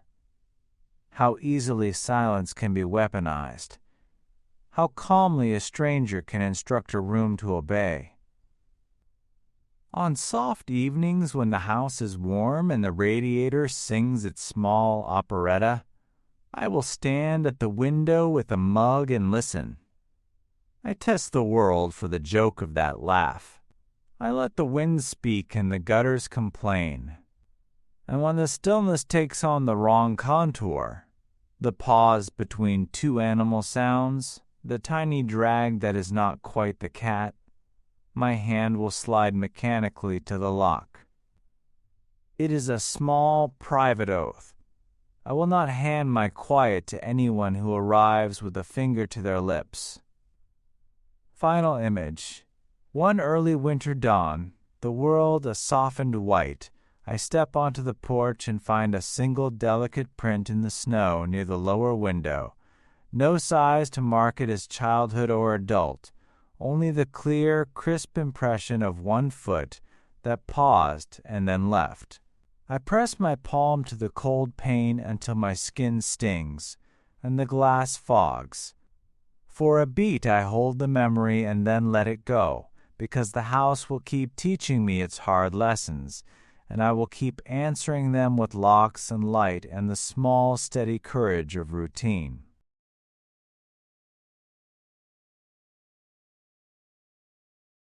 I had meant for it to be a simple weekend, a couple of days of solitude, a battered truck, and a rifle propped against the wall of my small cabin high on Marlow Ridge. Hunters out here follow unspoken courtesies. If someone knocks and asks shelter in a storm, you let your neighbors know. You don't keep secrets in the mountains. That rule felt distant the moment the sky folded itself into iron and snow began to thicken, like sifted ash, and what started as a bright, cold morning became a white-out appetite by afternoon. The hares were nowhere. The woods offered only the hard, indifferent face of the weather. By dusk I was lost, and the compass on my phone blinked a tiny, unreliable circle before going dark. My hands were numb even inside my gloves. I had to find a roof.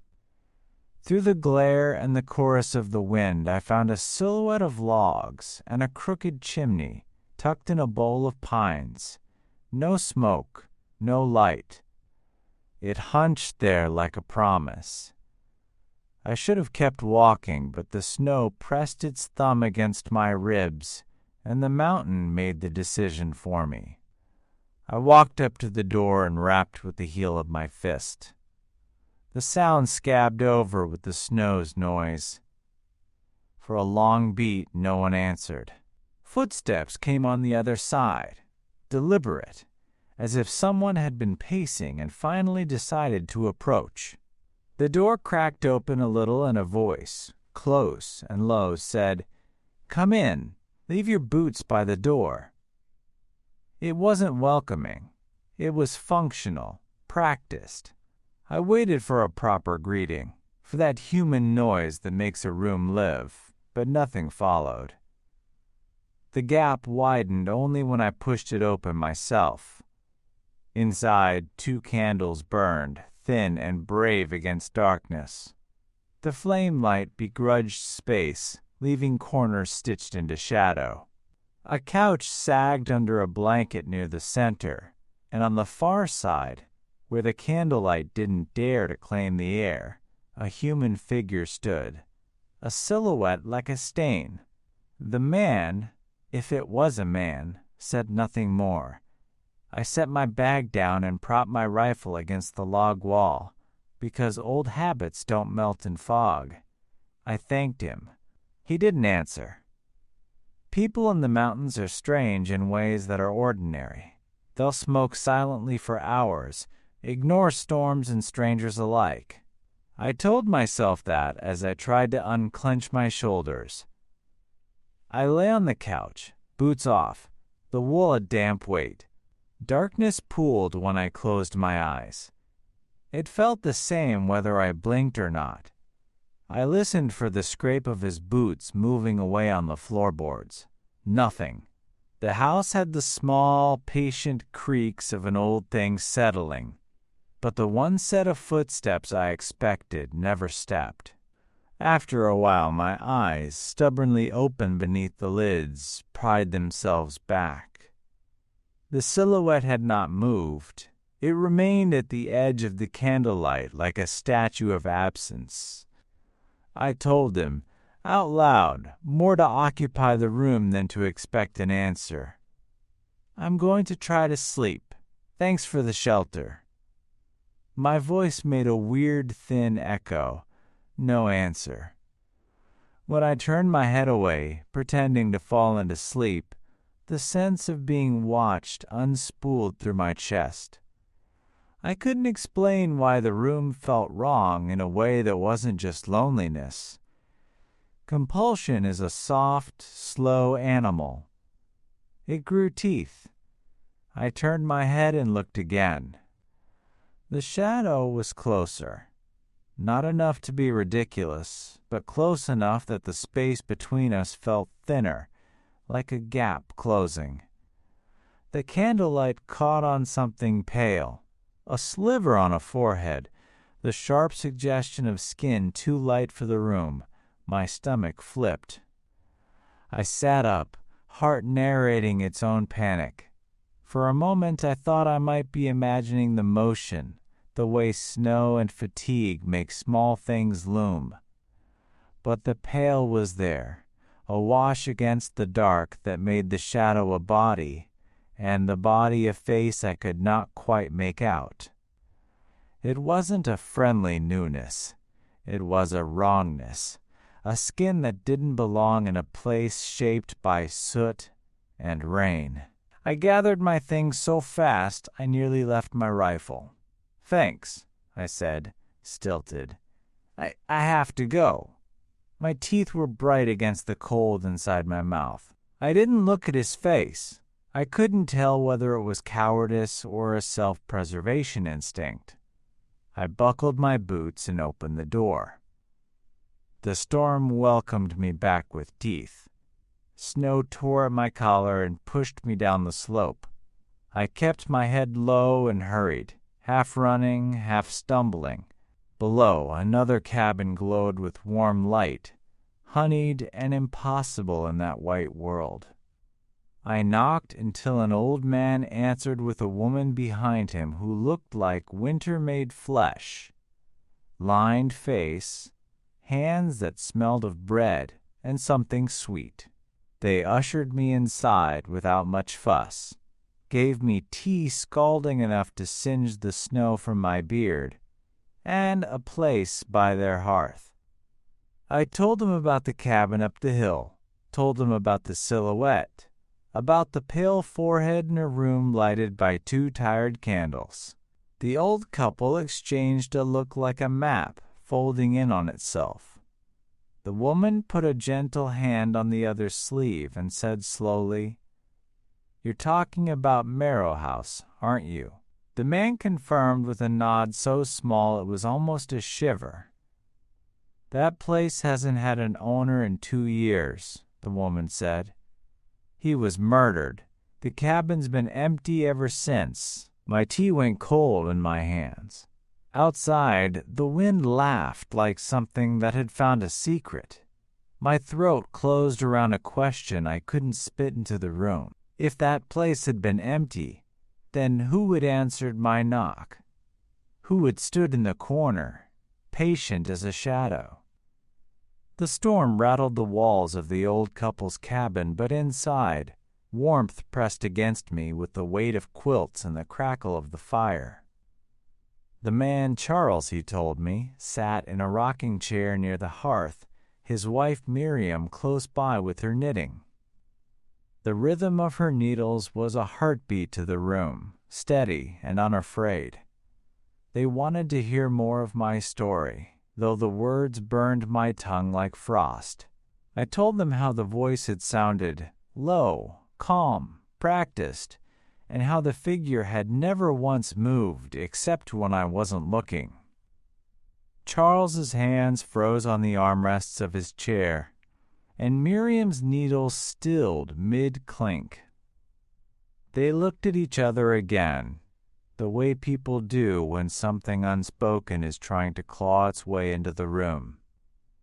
Charles finally said, "Folks up here talk about Marrow House sometimes. You're not the first to see. Shapes in that cabin, most never go inside."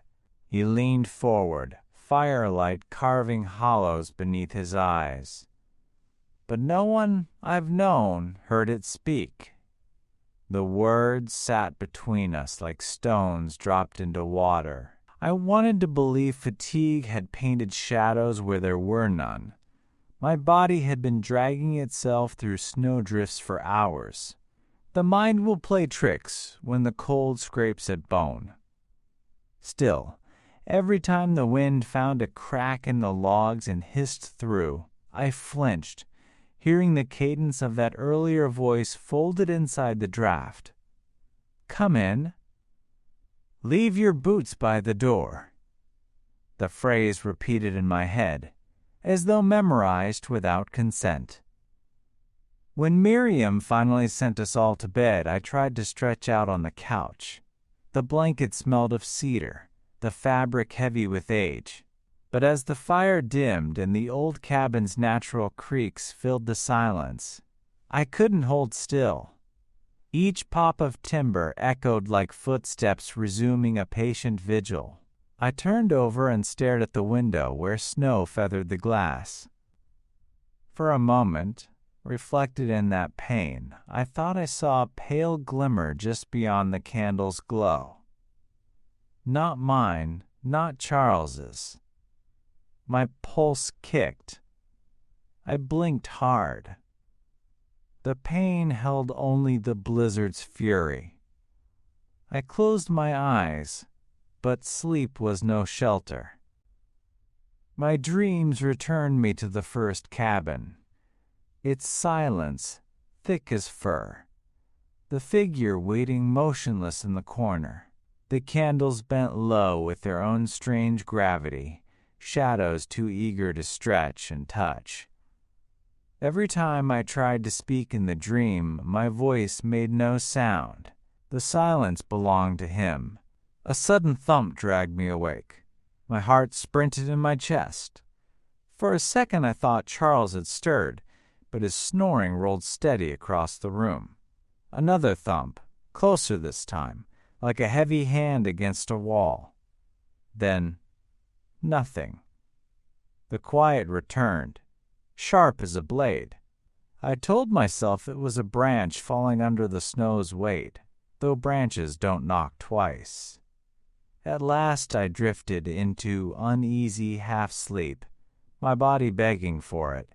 Just before the darkness pulled me under, I swore I felt the pressure of eyes on me again, colder than the storm outside, like something had followed me down the hill and was only waiting for me to look.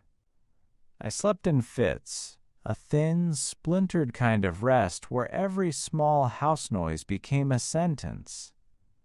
The knock or thump that had woken me felt like a punctuation mark between dreams. I kept seeing the corner of that other cabin when I closed my eyes, the way the candlelight refused to cross the threshold of shadow, how the dark held itself like a secret waiting to be told. At dawn, the storm had mellowed into a gray bruise. Snow lay like ash on the path. I stood on the porch of the old couple's house, feeling like I had been given something dangerous and wrapped in cloth. Knowledge that would burn if I dared to use it. Charles and Miriam fussed at me in the kitchen, pressing boiled eggs and bread into my hands as though food could solder a broken day. They escorted me up the path toward Marrow House with 2 lanterns cutting small halos into the snow. "We ought not to go," Miriam said under her breath. But she came anyway.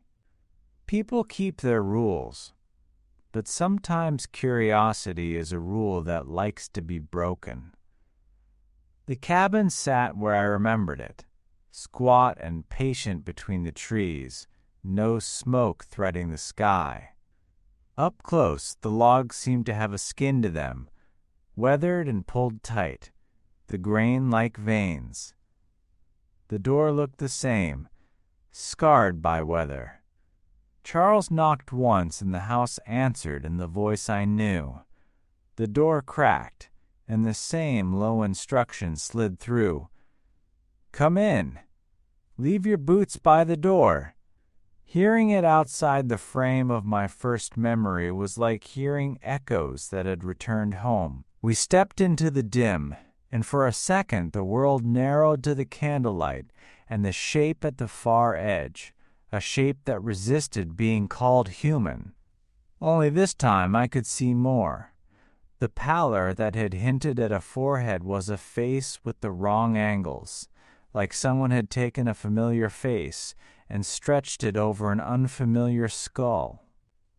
Its skin clung to bone like paper. It smelled of old snow and something metallic that made my throat tighten. "Who are you?" Charles asked, though his voice was as small as the candle flames. The figure's head tilted, not quite in curiosity, not quite in the mechanical imitation of a nod. No words came. Instead there was a soft sound, almost a whisper, but the sound was wrong, composed of multiple low breaths that didn't sync with the body's motion. It felt like the house itself was inhaling. The candles guttered, and for a breath's length every corner seemed to creep a fraction closer, as if the room had decided to lean in. I tried to step forward, and the wood beneath my boot gave a thin complaint. My rifle was heavy in my hands, suddenly useless and therefore necessary. Miriam made a small, sharp noise and clutched my sleeve. "Don't," she hissed, and the sound was ancient with fear. "Don't meet it with anger. It does not like being seen like that." "Seen?" I thought wildly. I had already seen it. The idea that seeing changed something pressed cold fingers along my spine. The silhouette moved, not with feet, but with the slow, incremental advance of shadow itself. The space between us shrank like a hallway closing. The pale skin began to take some sort of shape, a mouth unpracticed in human expression, eyes that held the reflection of the candles but not the light. When it opened its mouth, the sound was at once a memory and a lie, a voice that echoed the first words I had heard, but threaded into them was a pattern that felt like mimicry, like an actor practicing kindness. "Come in, leave your boots by the door." The syllables landed with a soft, venomous grace. Then it did something I hadn't expected. It laughed. The laugh was a small, scraping thing that made the hairs on my arms stand up.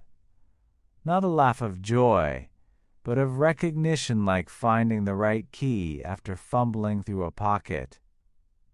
I felt my skin prickle. My thoughts stuttered.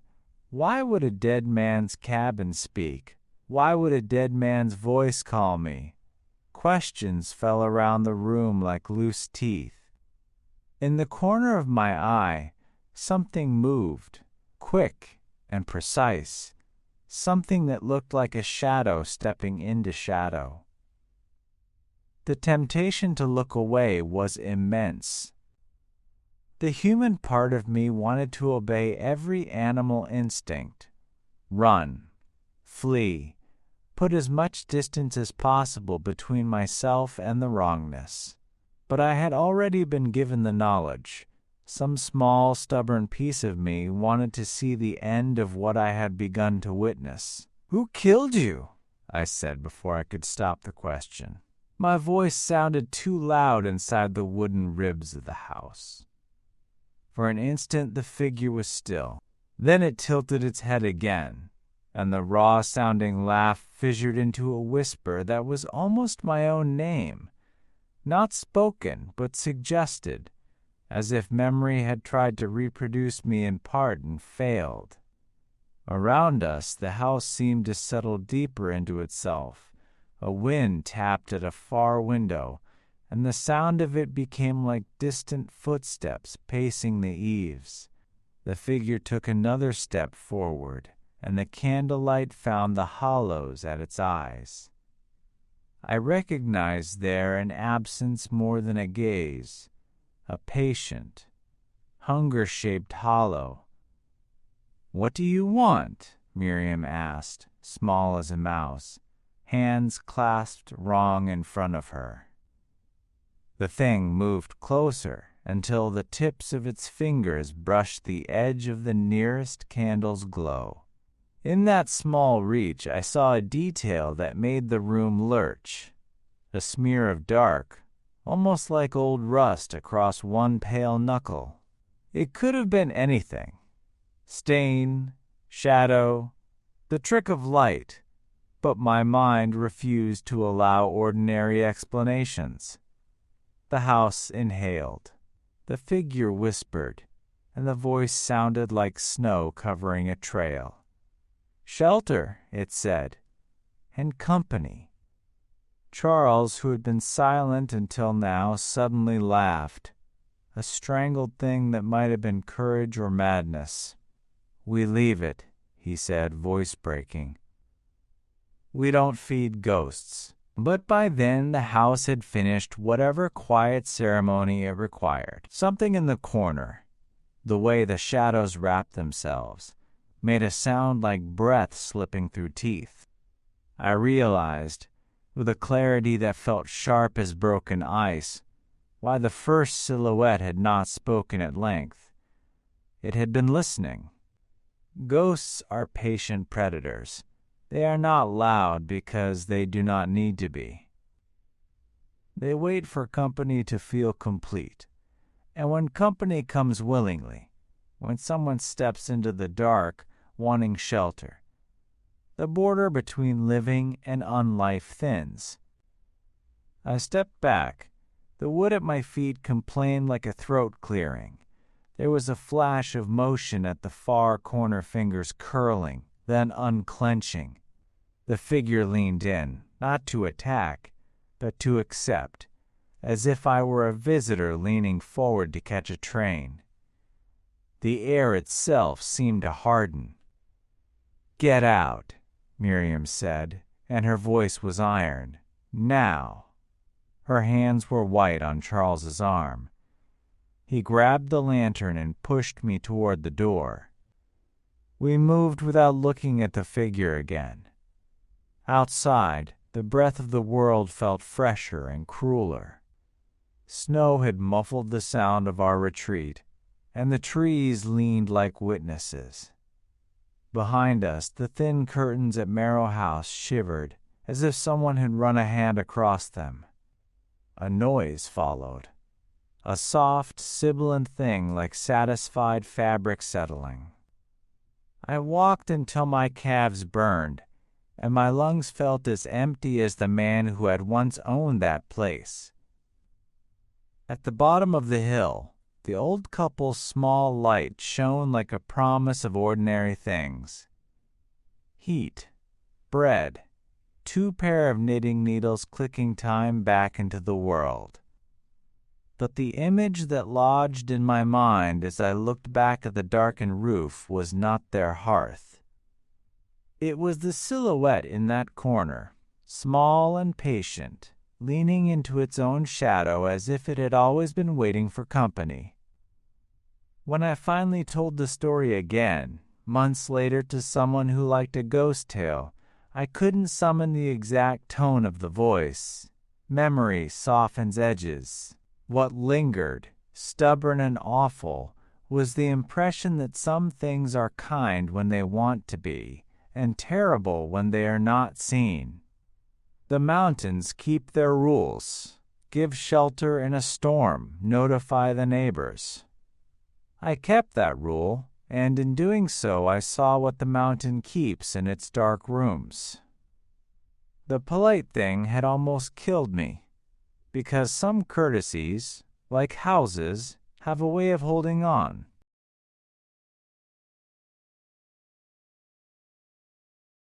I was in my senior year of high school, 17 and restless, and like most of my friends, my head was filled with nothing but thoughts of girls. In my physics class, there was one in particular who had completely captured my attention. Her name was Tiffany. Some guys called her Crazy Tiff, not because she was unattractive, far from it. She was stunning, the kind of girl who made people stop mid-sentence. But according to her exes, there was something unhinged about her, something off. At the time, I didn't care. To me, she was perfect. And that Friday night was supposed to be my big chance. My best friend CJ had somehow managed to convince one of Tiffany's close friends, Gianna, to hang out with us at the beach. The weather was unusually warm for the season, and the idea of being out there under the stars felt exciting, almost cinematic. But what really mattered was that Tiffany had agreed to come. For me, it was more than just a casual night. It was an opportunity I had been waiting for. CJ pulled up to my house around 10. I climbed into the passenger seat, trying to act casual while my heart pounded with nerves. We drove to pick up Tiffany and Gianna.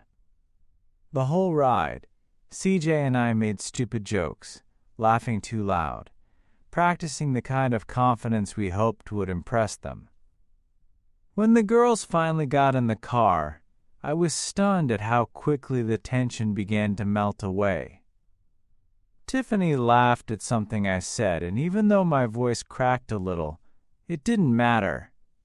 For the first time, I felt like this could actually work. The drive to the beach didn't take long, but I remember the way the streets grew quieter and darker the closer we got. By the time we reached the dunes, the area was completely deserted. No families, no couples taking late-night walks, just the sound of the ocean and the steady hum of CJ's Jeep cooling down after the drive. We followed the plan. CJ wandered off with Gianna into the shadows, leaving Tiffany and me alone. My nerves kicked back in, but Tiffany seemed relaxed, We walked down toward the shoreline, letting the cold water wash over our feet before settling into the sand. For a while, it was almost perfect. We talked, laughed, and I could feel the distance between us shrinking.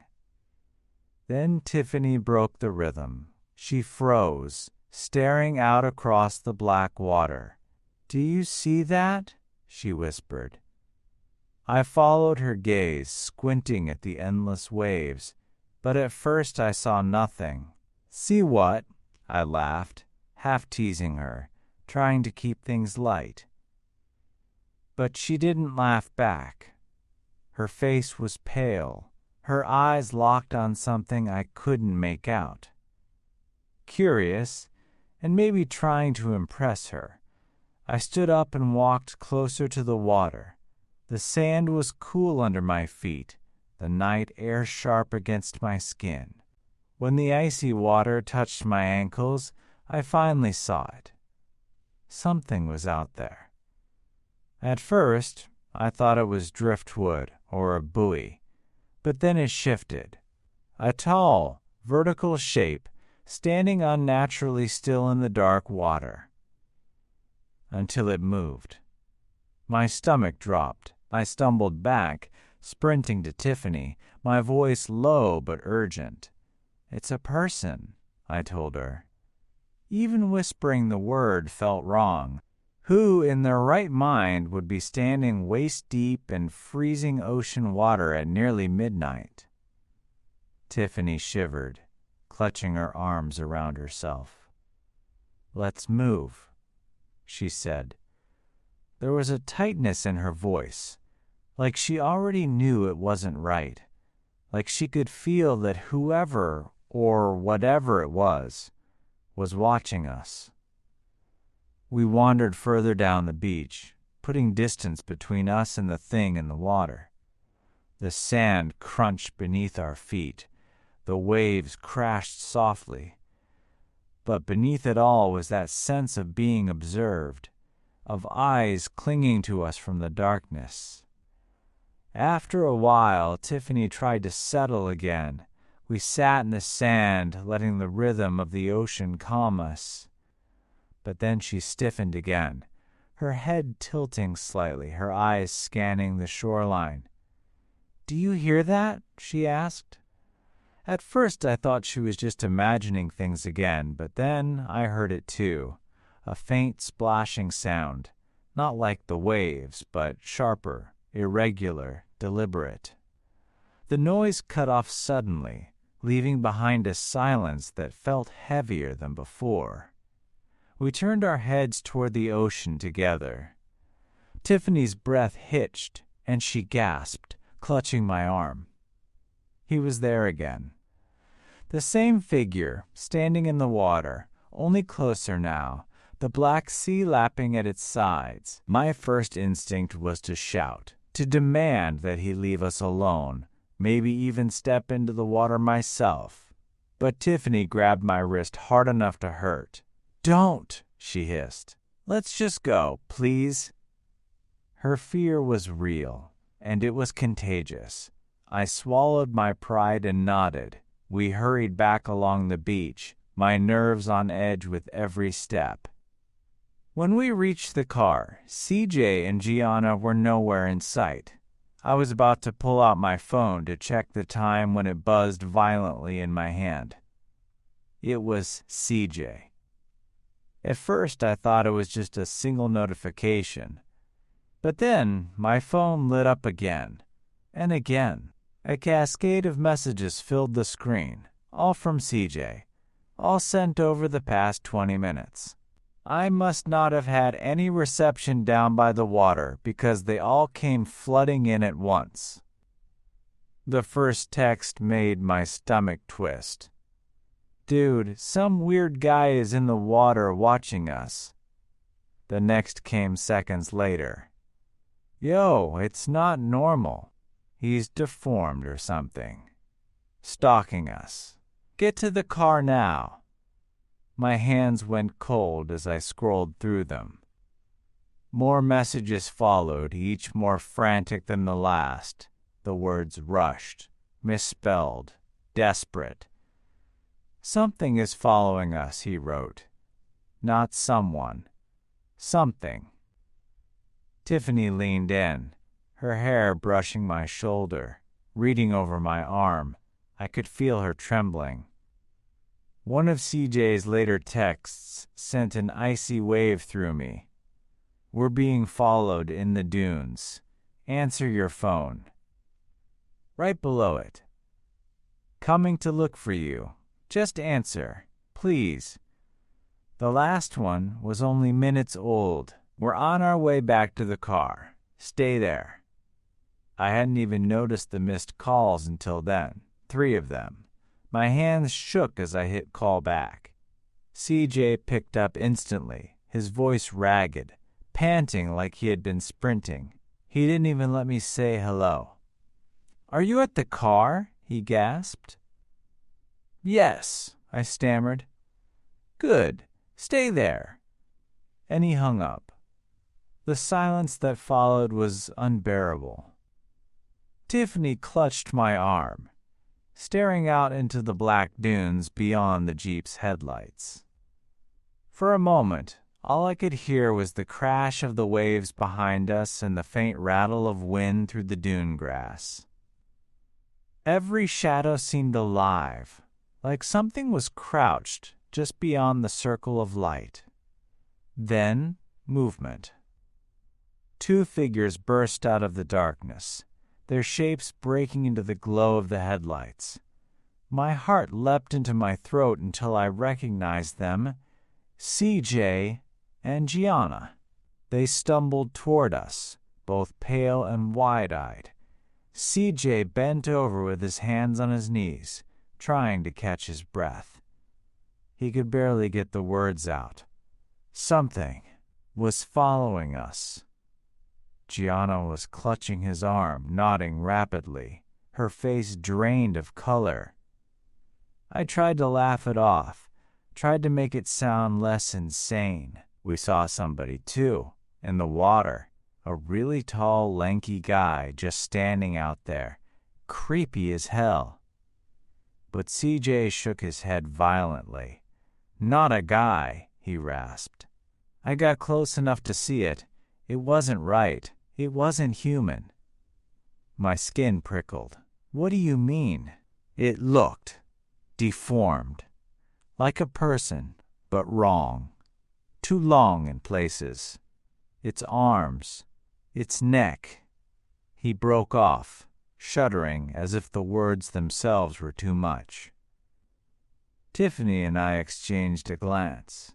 Her attempt at a nervous laugh fell flat in the heavy air. Gianna's voice broke the silence.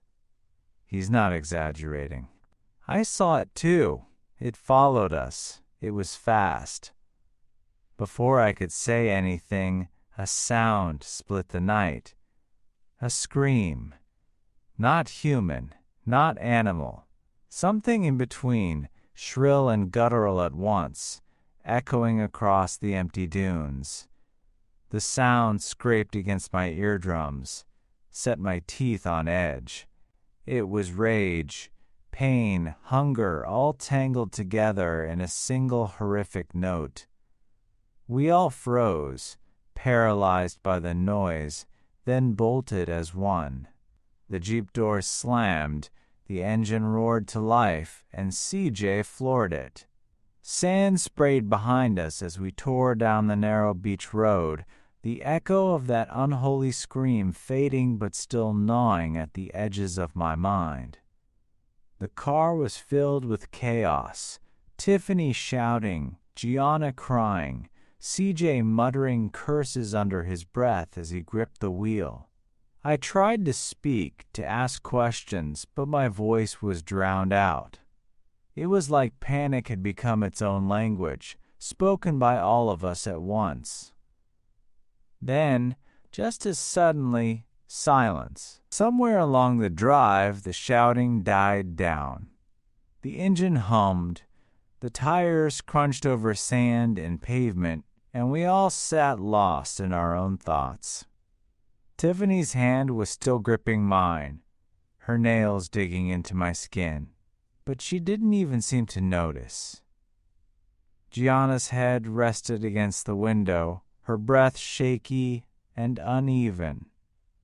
CJ kept his eyes locked on the road. I could see his knuckles white against the steering wheel.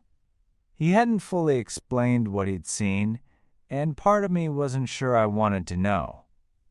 But one thing he said kept echoing in my head. It wasn't someone. It was something.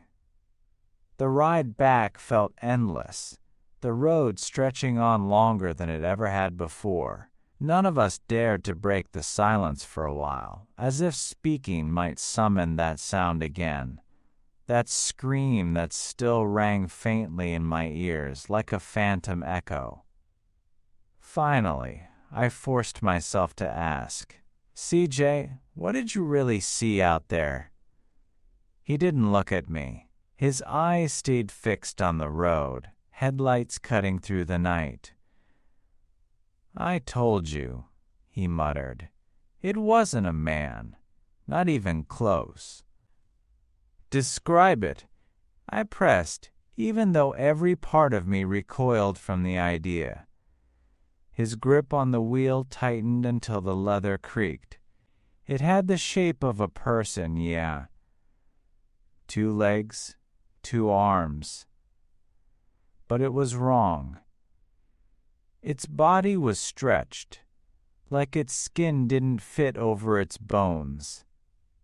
The way it moved. It wasn't walking right. Its head jerked like it didn't know how to use its neck. And its face, he stopped there, shaking his head violently. No, I'm not talking about its face. Gianna whimpered beside him, covering her mouth with her hands. It looked like it wanted to wear us, she whispered. The words made the air in the Jeep feel heavy, suffocating. Tiffany's hand gripped mine even harder. For the first time all night, I didn't feel embarrassed by how hard my own heart was hammering. I tried to fight back against the dread clawing at me, tried to rationalize. What if it was just some guy, some drunk or someone messing around in a wetsuit? CJ shot me a look that froze the words in my throat. His face wasn't angry. It was hollow. You didn't hear it scream, he said flatly. No one spoke after that. The rest of the drive passed in eerie quiet.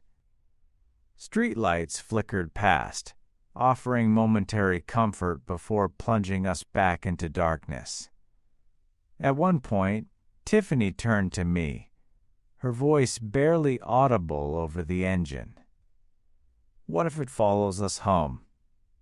I didn't answer, because I had been wondering the exact same thing. When CJ finally pulled up to my house, no one moved. We just sat there, the engine idling, each of us staring out into the shadows. Eventually, we mumbled our goodbyes, voices shaking.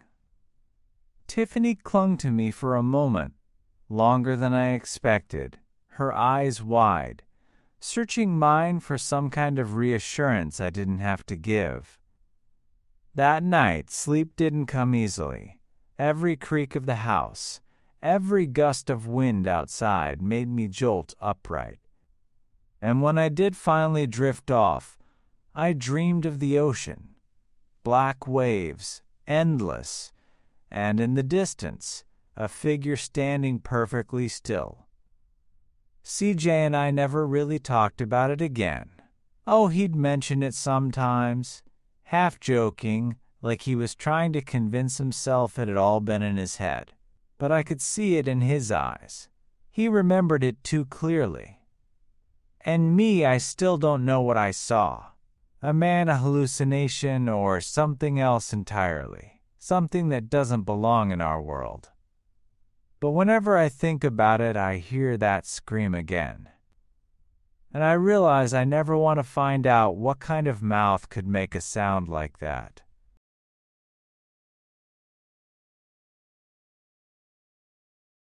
Our old town in Florida was surrounded by beaches, each one stretching endlessly into the horizon.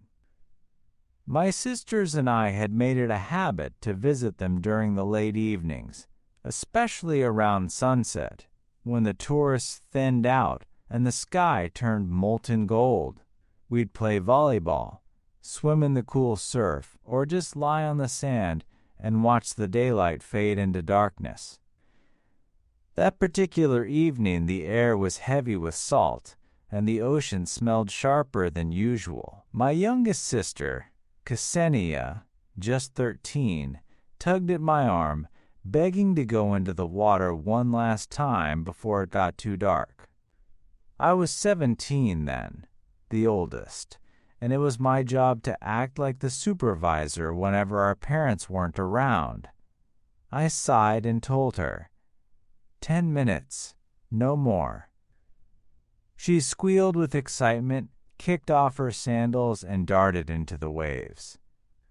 I watched her for a minute, her small frame bobbing in and out of the water, the fading sunlight catching in her hair. For a while it felt safe, ordinary. My other sister, who was 16, picked up the sad excuse for a volleyball lying near the net. The ball was half deflated, its surface cracked, but we didn't care. She wanted to play, and I figured it was harmless enough. For a few minutes, the sound of the ball slapping against our hands drowned out the crash of the waves. But when I looked back toward the shoreline, my stomach tightened. Ksenia wasn't there. At first I thought she ducked under the water or maybe drifted farther down the beach. I scanned every possible direction, left, right, deeper into the waves, but she was nowhere to be seen. The sky had grown darker in those few minutes, the last rays of light bleeding into purple shadows, and the ocean seemed to swallow everything. Panic slammed into me. I dropped the ball and ran, sand spraying behind me as I hit the surf. The water was freezing now, biting at my skin as I splashed in up to my chest, eyes straining against the waves. I shouted her name, over and over, my voice shredded by the wind, but the sea gave nothing back. And then I saw it. Not Ksenia. A boat. It was sitting just offshore, larger than anything I'd ever seen that close to our beach. A sleek, luxurious yacht, its white hull glowing faintly under the twilight. It hadn't been there before, or maybe I hadn't noticed it until now. Either way, the sight of it filled me with both relief and dread. Relief, because maybe Ksenia had swum out toward it. Dread, because something about its stillness, its quiet presence, felt wrong. I forced myself to swim. The distance wasn't far, but every stroke made me feel like I was dragging my body through tar. When I finally reached the boat, I found a small ladder dangling into the water. With trembling hands, I climbed aboard. The deck was empty, eerily spotless, as if no one had walked on it for hours. The wind howled around me, and for a moment I thought I'd made a mistake, until I heard it.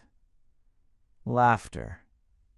It came from below deck, not joyful, not friendly, but low, muffled, and wrong. I froze, listening. A hatch stood open nearby, faint yellow light spilling out into the night. I called out, my voice cracking. "Hello, please, I'm looking for my sister."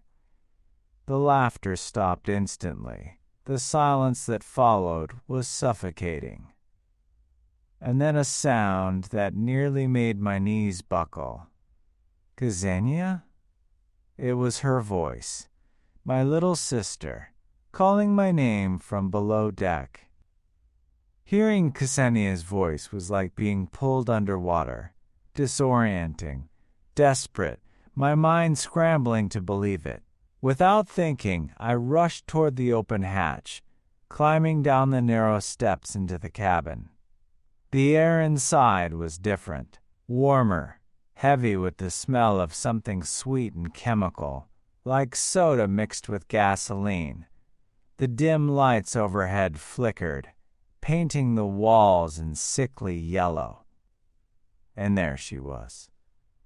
Ksenia sat on a bed tucked against the wall, her small hands wrapped around a can of Coke. Her eyes lit up when she saw me. For a brief second, relief washed over me, until I noticed what else was in the cabin. 2 men. They were seated at a small table further down the narrow space, facing each other, their bodies unnaturally still. They didn't speak. They didn't even blink at first. They just stared at me, their eyes following as I crossed the room. I grabbed Ksenia, pulling her against me. Her voice was muffled against my shirt. "It's okay," she whispered. "They gave me a drink."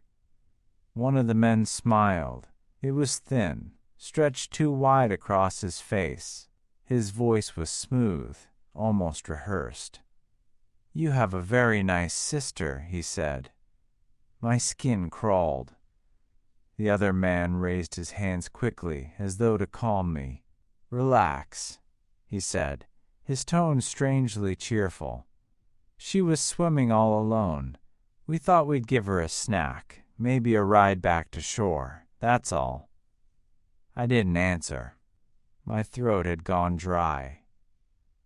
My instincts screamed at me to get out, to take Ksenia and run before their smile shifted into something else. "Do you need a ride?" the second man asked again, his grin tightening, as if my silence was offensive. I shook my head, clutching Ksenia tighter. "No!" My voice was hoarse. "We're fine." Neither of them moved. They just watched. Their eyes were too sharp, too steady, like predators debating whether to pounce. "Let's go," I whispered to Ksenia. I pulled her toward the ladder, half expecting one of them to grab my arm, but they didn't. They simply sat there, their heads turning in unison as we climbed out of the cabin. By the time we reached the deck, the night had deepened into full darkness. The beach lights were faint in the distance. I told Ksenia we were swimming back. Now. She hesitated, shivering, but I shoved her forward. Together we dove into the freezing water, every muscle in my body screaming as we swam hard for the shore. It felt like forever before the sand touched my feet again. We stumbled onto the beach, gasping, coughing up salt water. My older sister came running, her face twisted with panic. When I turned back, the boat was already pulling away, gliding silently into the horizon. Within minutes, its lights were swallowed by the night, as though it had never been there. We hurried home, dragging our wet clothes across the empty streets. I told my dad everything the moment we got through the door. The men, the cabin, the drink. His face went red with fury. "And you didn't get the boat's name?" he demanded. "Not the faces of the men? Nothing?" I hung my head, guilt gnawing at me. He was right. I had nothing. No evidence, no proof. Just the memory of those smiles and the way they had stared. He punished Ksenia, forbidding her from going to the beach after sunrise ever again. She cried, but she didn't argue. Deep down, I think she understood. Because sometimes, when we passed the shore at night, I'd see her eyes flick toward the horizon, searching. And I'd wonder if she was remembering the boat, the voices, the way her Coke can trembled in her hands. I never forgot either.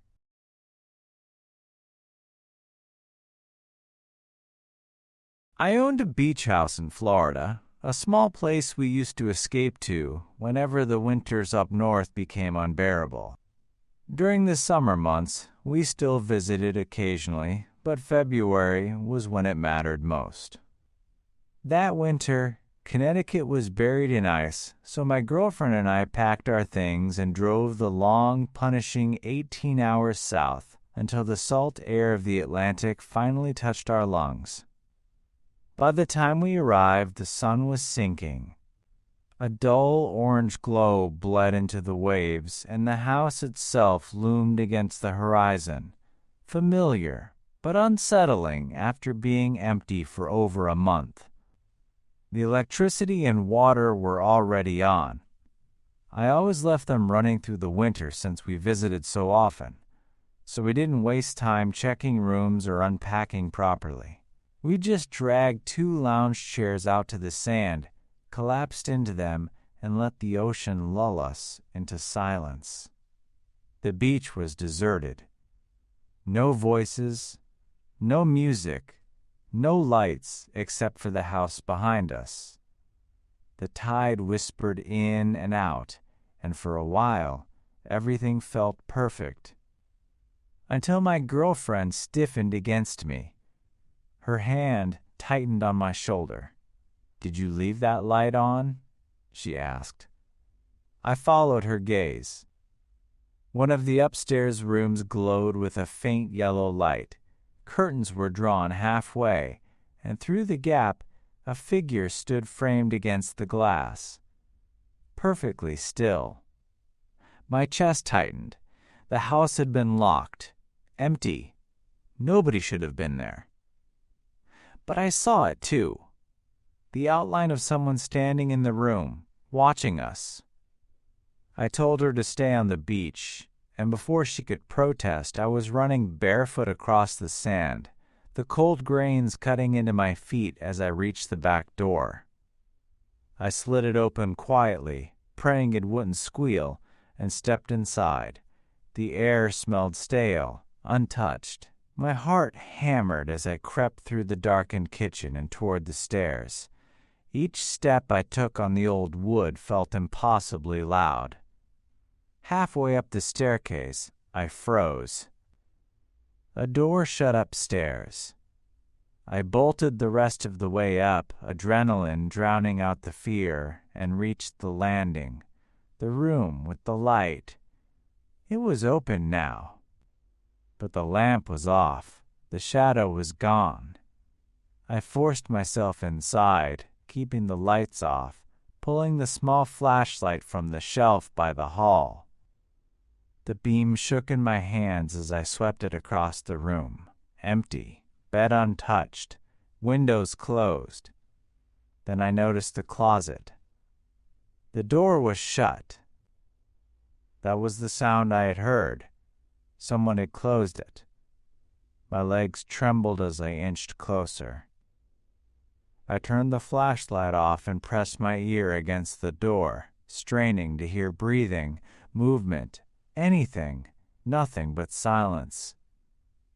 I gripped the knobs, counted to 3, and yanked it open. Darkness. I flicked the flashlight on, breath caught in my throat. Empty. Just coats, a few hangers, shadows dancing along the wall. I almost allowed myself relief until the floorboards creaked in the hallway behind me. I spun around, flashlight raised like a weapon, ready to confront whoever was there. But it was only my girlfriend, frozen in the hallway. My chest dropped from terror into anger. "I told you to stay outside," I hissed, trying to keep my voice low. But seeing her pale face, I couldn't bring myself to yell. She had ignored me because she was worried, and now we were both tangled in this nightmare together. Since she was already inside, I told her to help me check the upstairs rooms. Together we moved from bedroom to bedroom, closet to closet, bathroom to bathroom. Nothing. No intruder. No signs of forced entry. The tension eased slightly as we went downstairs, methodically searching the living room, the kitchen, the guest rooms. Each space was empty, quiet, too quiet. It made no sense. We had both seen the light. We had both seen the shadow in the window, yet the house was still. Exhaustion finally began to set in. After a day and a half on the road, adrenaline was all that had been keeping me upright. My girlfriend and I locked every door, bolted the windows, and searched for anything missing or broken. Nothing. Not a single item was out of place. By the time we dragged ourselves into the bedroom, I was half convinced we had overreacted. Maybe the light was just a trick, the shadow an illusion. Maybe. But when we finally lay down in the dark, staring at the ceiling, the illusion shattered. Click. The sound was soft, muffled, coming from beneath us. I sat up instantly, ears straining. "Did you hear that?" I whispered. "Yes," she breathed. Her voice cracked. The blood drained from my face. Slowly, almost against my will, I slid out of bed, lowered myself to the floor, and pressed my cheek against the cold hardwood. My eyes adjusted to the shadows, and then I saw him. A face. White, clammy skin, wide eyes glinting in the faint light. The intruder was lying flat beneath our bed, staring back at me. For one frozen second, our eyes locked, my breath caught in my throat, my body refusing to move. Then, without warning, he scuttled out, his limbs jerking like an insect's, and sprinted for the door. I scrambled to my feet, shouting, chasing him down the hall. But by the time I reached the front door, it was too late. It slammed shut behind him. Barefoot, I skidded onto the porch, scanning the darkness. He was gone. Swallowed by the night. I hadn't seen his face clearly, just that flash of pale skin, those wild eyes, 1 second of eye contact that burned itself into my memory. We searched the house again, room by room, desperate to find what he had taken, how he had gotten in. But nothing was missing. No locks were broken. No windows had been forced. It was as if he had never been there at all. But we both knew he had. We sat together in the living room afterward, both of us shaking, both of us waiting for another sound, another shadow, anything to prove he hadn't just vanished into the night. But nothing came. The silence in the house felt worse than the intruder himself. Every creak of the wood, every whistle of the wind outside the windows felt amplified, loaded with threat. My girlfriend clung to my arm, her nails biting into my skin, and I forced myself to keep checking the doors, the locks, over and over. Still, there was nothing. No sign of how he had entered, no sign of how he had left. We told ourselves maybe it was over, that the man had just wanted to scare us and then fled. But the thought refused to settle, because people don't crawl under strangers' beds just to hide. They wait, they listen, they plan. That night, neither of us could sleep.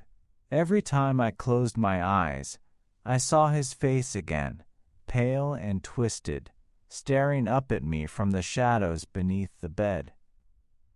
And worse, I kept remembering the way he moved, not like a man running for his life, but like something practiced, rehearsed, like he had done this before. Morning brought little comfort. Sunlight poured into the house, but instead of relief, it revealed just how vulnerable we really were.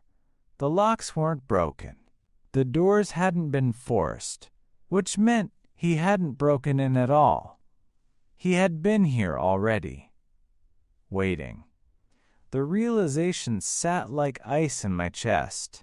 Maybe he had slipped inside weeks ago, hiding quietly while the house sat empty. Maybe he had been living in the dark corners, feeding off what little food we left behind. Watching. The rest of the trip was ruined. We couldn't enjoy the sand, the sun, the waves. Not when the house itself felt infected. Every time I walked down a hallway or opened a closet, I half expected him to be there again. We never called the cops. We told ourselves it was because nothing was stolen, because we had no clear description. But the truth was simpler. We were afraid. Afraid they wouldn't believe us. Afraid he would come back if we spoke his name aloud. When we finally left the beach house and drove north, I thought the weight would lift. But even now, whenever I step into a darkened bedroom, I catch myself glancing at the floor, imagining a pale face just inches away under the bed. And I wonder if, that night, he had left at all. Sometimes when I wake in the quiet hours of the morning, I swear I hear it again. That soft click from beneath the mattress.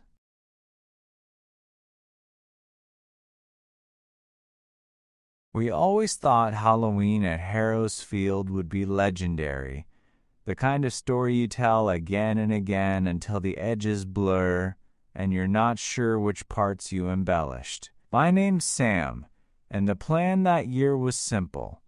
Get past the perimeter, get inside the old asylum, spray a little paint, take some pictures, and leave before anyone noticed. My two friends Marco and Leo were the kind of fools who liked the adrenaline more than they feared consequence.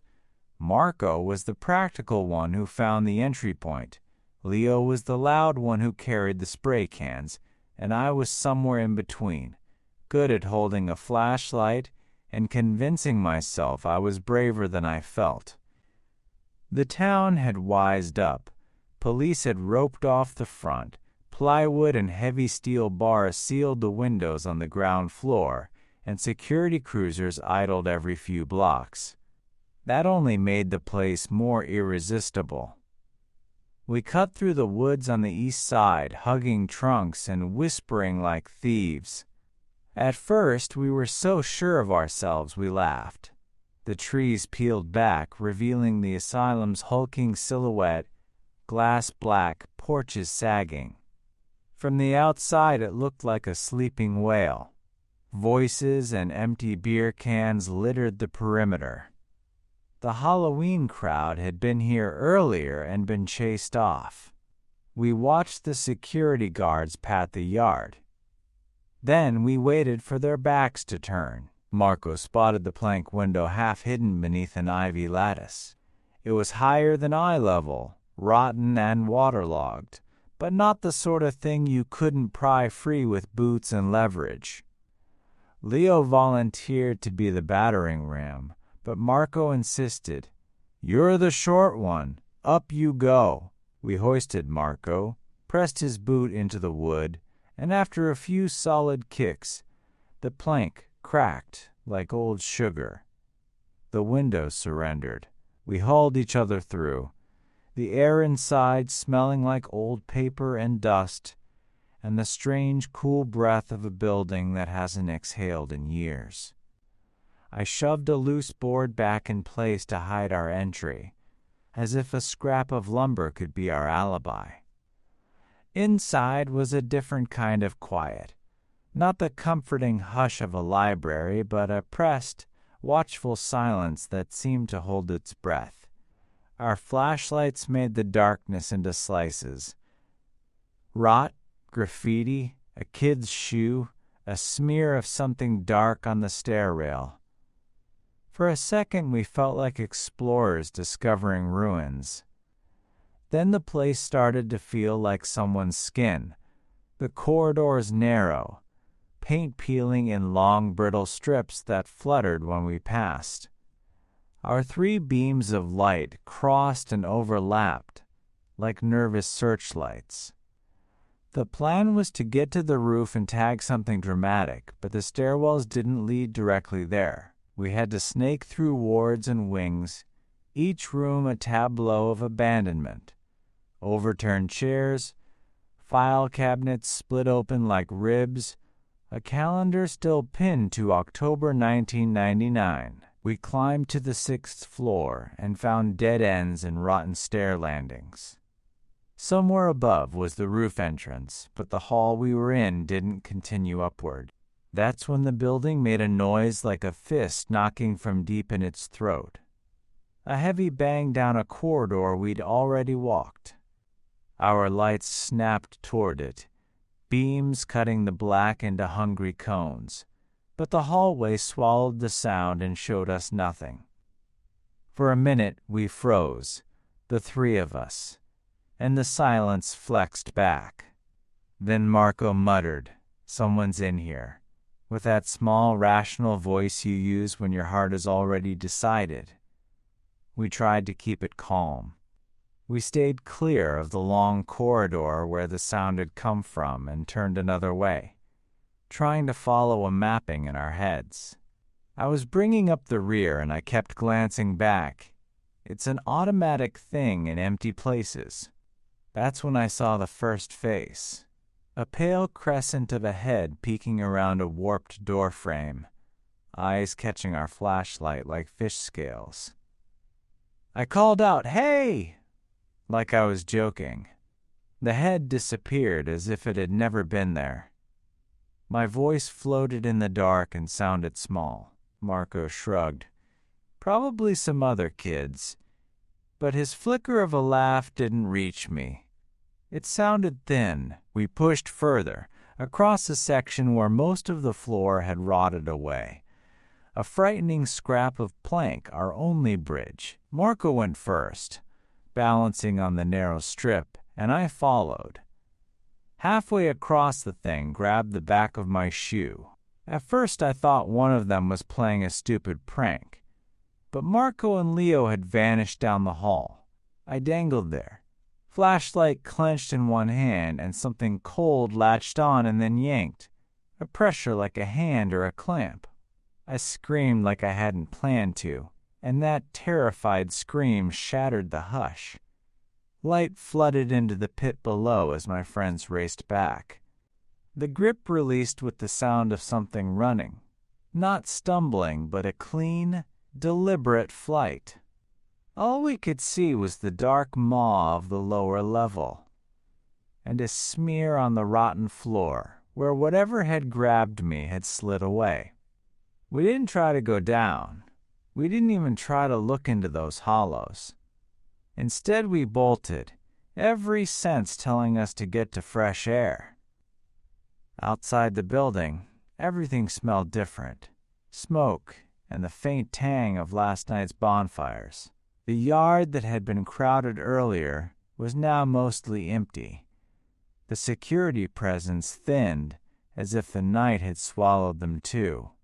We ran through the woods until the hospital was a black lump behind us, and the town lights felt like a promise. In the parking lot we laughed and tried to make it sound like a joke, but our hands kept twitching. The rest of that Halloween we sat in a Chevy under a street lamp and tried to breathe normally. We tried to rationalize it later. Maybe it was a squatter, maybe another group of kids messing with us, maybe security trying to scare intruders away. But deep down, we all knew no security guard would crawl around floors in a mask, grabbing kids' ankles from holes in the dark. And the way that face appeared, half hidden, waiting for us to look, that was no prank. For weeks afterward, I dreamed of the asylum, of being pulled down into that rotten bathroom through the hole in the floor, of that half-glimpsed mask at the end of the hall. Every creak in my house sounded like those footsteps. Every shadow looked like someone waiting around a corner. We never went back, not even during the daytime. And none of us have spoken much about it since, at least not without nervous laughter. But whenever Halloween comes around, I remember that moment, that terrible certainty that something else was in the asylum with us, something that wanted us to know it was there.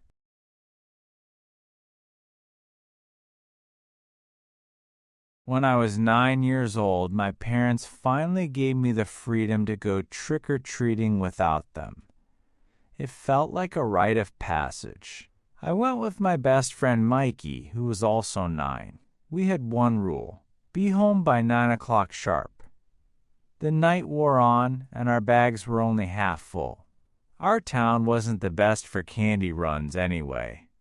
The houses were spaced out, big lots with long walks in between. Still, we pressed on, hoping the last few stops would make it worth it. That's when we came to the house on the corner, hidden by tall hedges that swallowed most of the yard in shadow. It looked like one of those places parents would avoid, but to us, it was just another stop. We rang the bell. The door opened, revealing a man in his 50s, thin, pale, with a wiry mustache and tired gray hair. His smile was wide but never reached his eyes. He asked what our costumes were, bending down and speaking to us in a sing-song voice, as if we were toddlers. Then, casually, he asked, "Are your parents with you?" We shook our heads. His expression shifted, just for a second. Something sharper, like satisfaction. Then he opened the door fully. Inside, his living room had been transformed into a strange obstacle course. Cardboard boxes and Halloween props were stacked into a winding tunnel that snaked through the room, lit only by dim orange lights. Fake cobwebs clung to the cardboard. Rubber bats dangled from strings. To us, it looked like something out of a Halloween carnival. "If you want candy," the man said, his voice flat, "you've got to crawl through the course."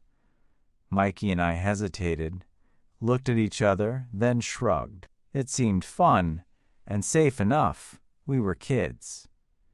I crawled in first, Mikey close behind.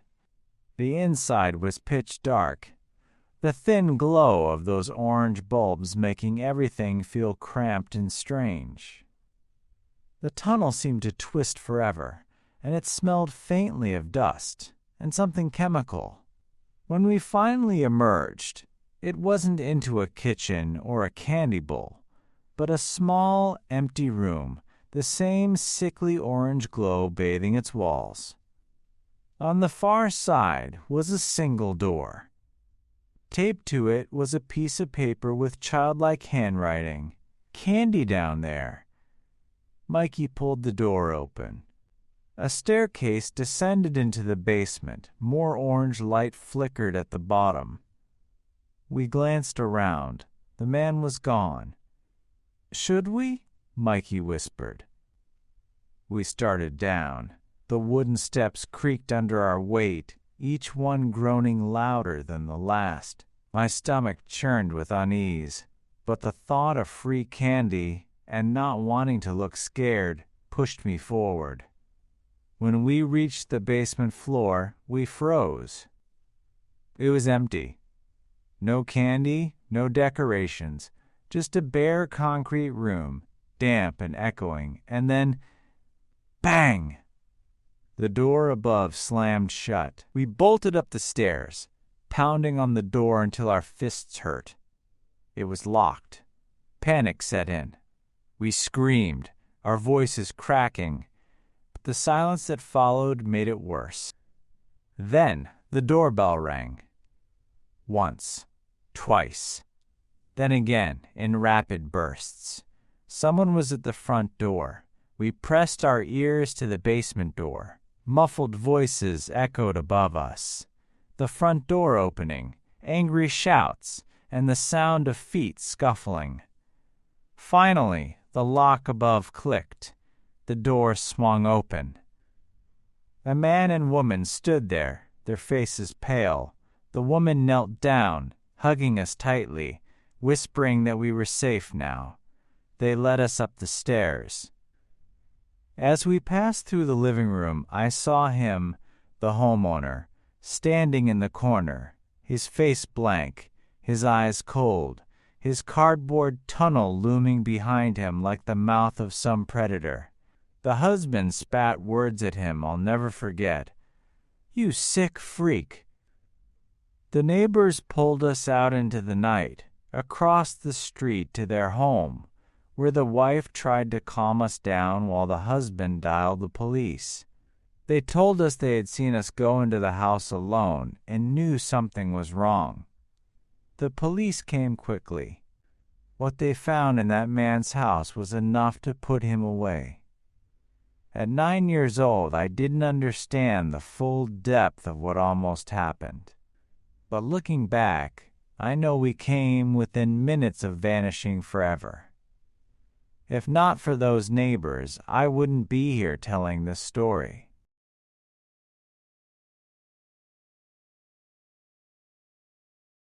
Halloween used to be my least favorite holiday, and that feeling only hardened after I finally had a place of my own.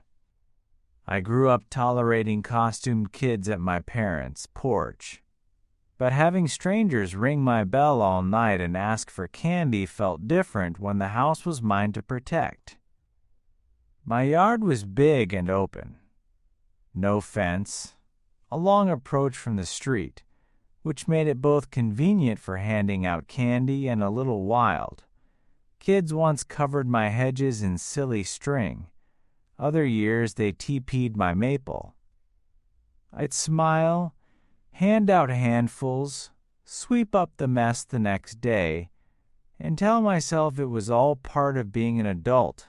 But that year, late into the night after most trick-or-treaters had gone, something happened that made Halloween more than a nuisance. It was quiet in the house. My dog, Micah, a thin, nervous terrier mixed with an alarm at every squeak, had been dozing at my feet while I watched an old movie in the den. The doorbell rang once, then again. Micah went from dozing to full throttle barking in a heartbeat, claws skittering on hardwood. I muted the TV and opened the front door, expecting a kid in a cape or a last-minute parent hauling a sugar-hungry toddler. Instead, I saw a figure in a full-body gorilla suit standing on my stoop. At first, it looked like a goofy adult trick, the sort of ridiculous, over-the-top costume people wore to push Halloween into absurdity. But the mask on this suit was the wrong kind of scary. The furrowed brows were molded too sharply, the painted teeth too symmetrical, and the eyes, already hollow in costume form, seemed to hang there with a slow, patient watching that wasn't playful. He didn't say trick or treat. He held up a small plastic sandwich bag with a handful of leftover candy in it. A pathetic offering if the idea was to get more treats.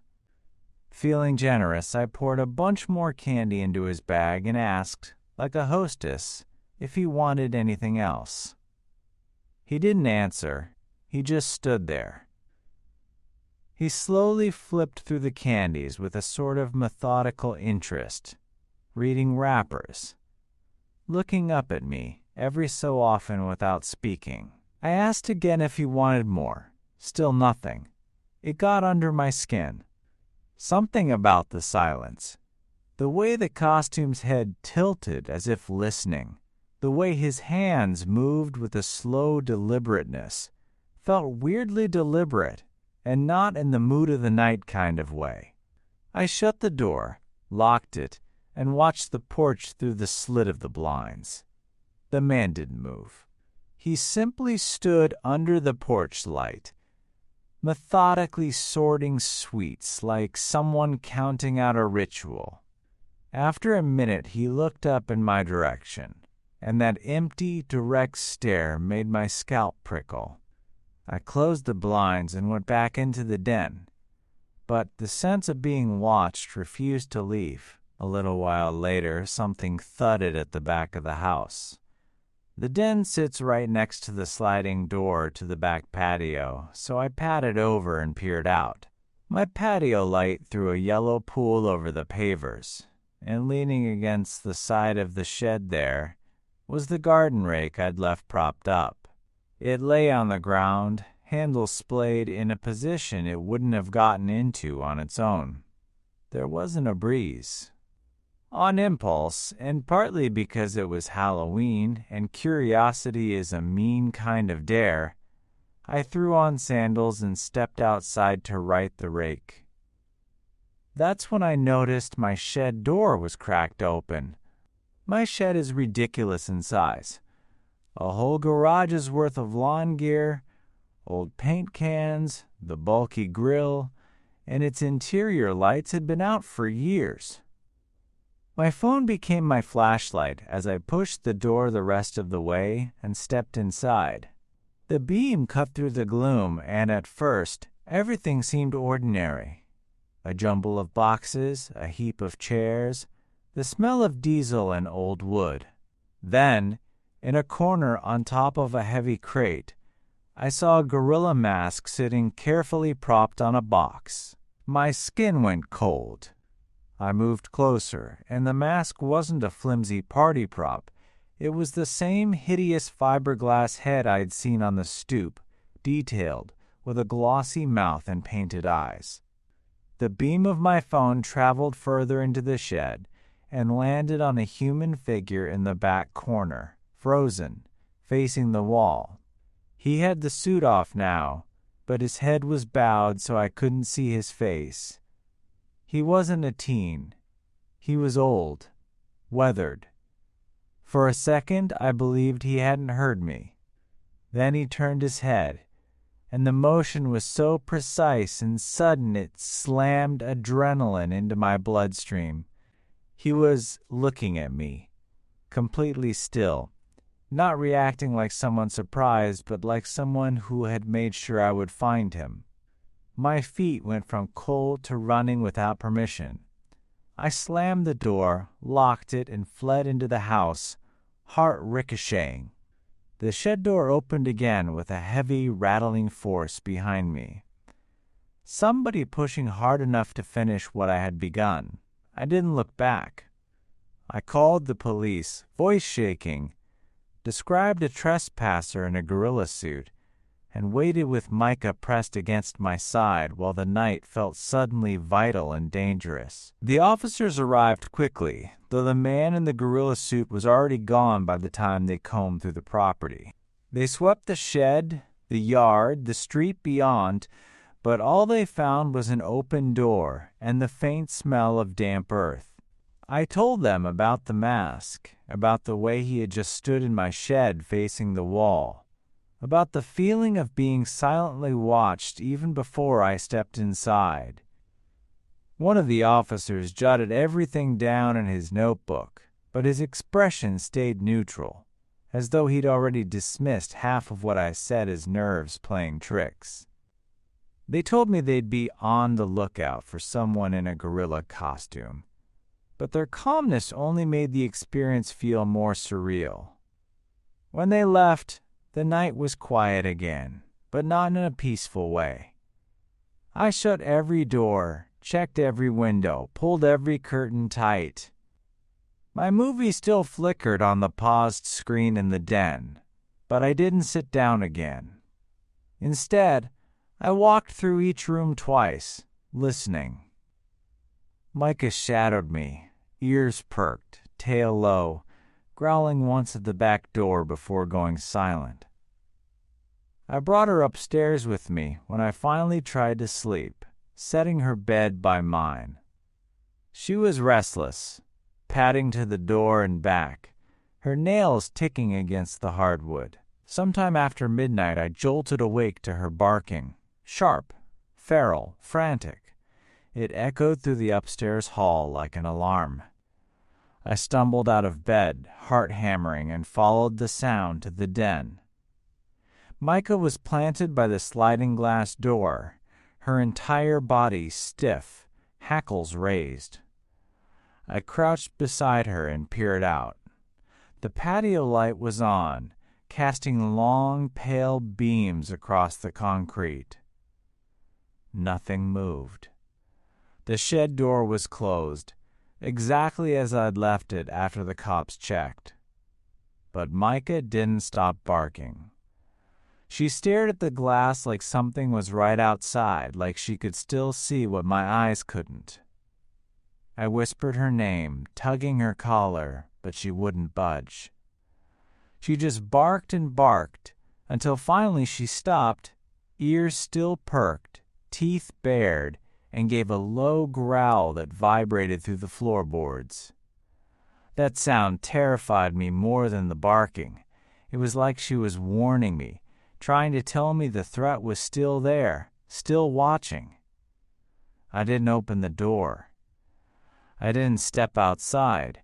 I pulled the curtain shut, dragged Micah upstairs, and locked my bedroom door, even though the lock was flimsy and wouldn't have stopped anyone determined.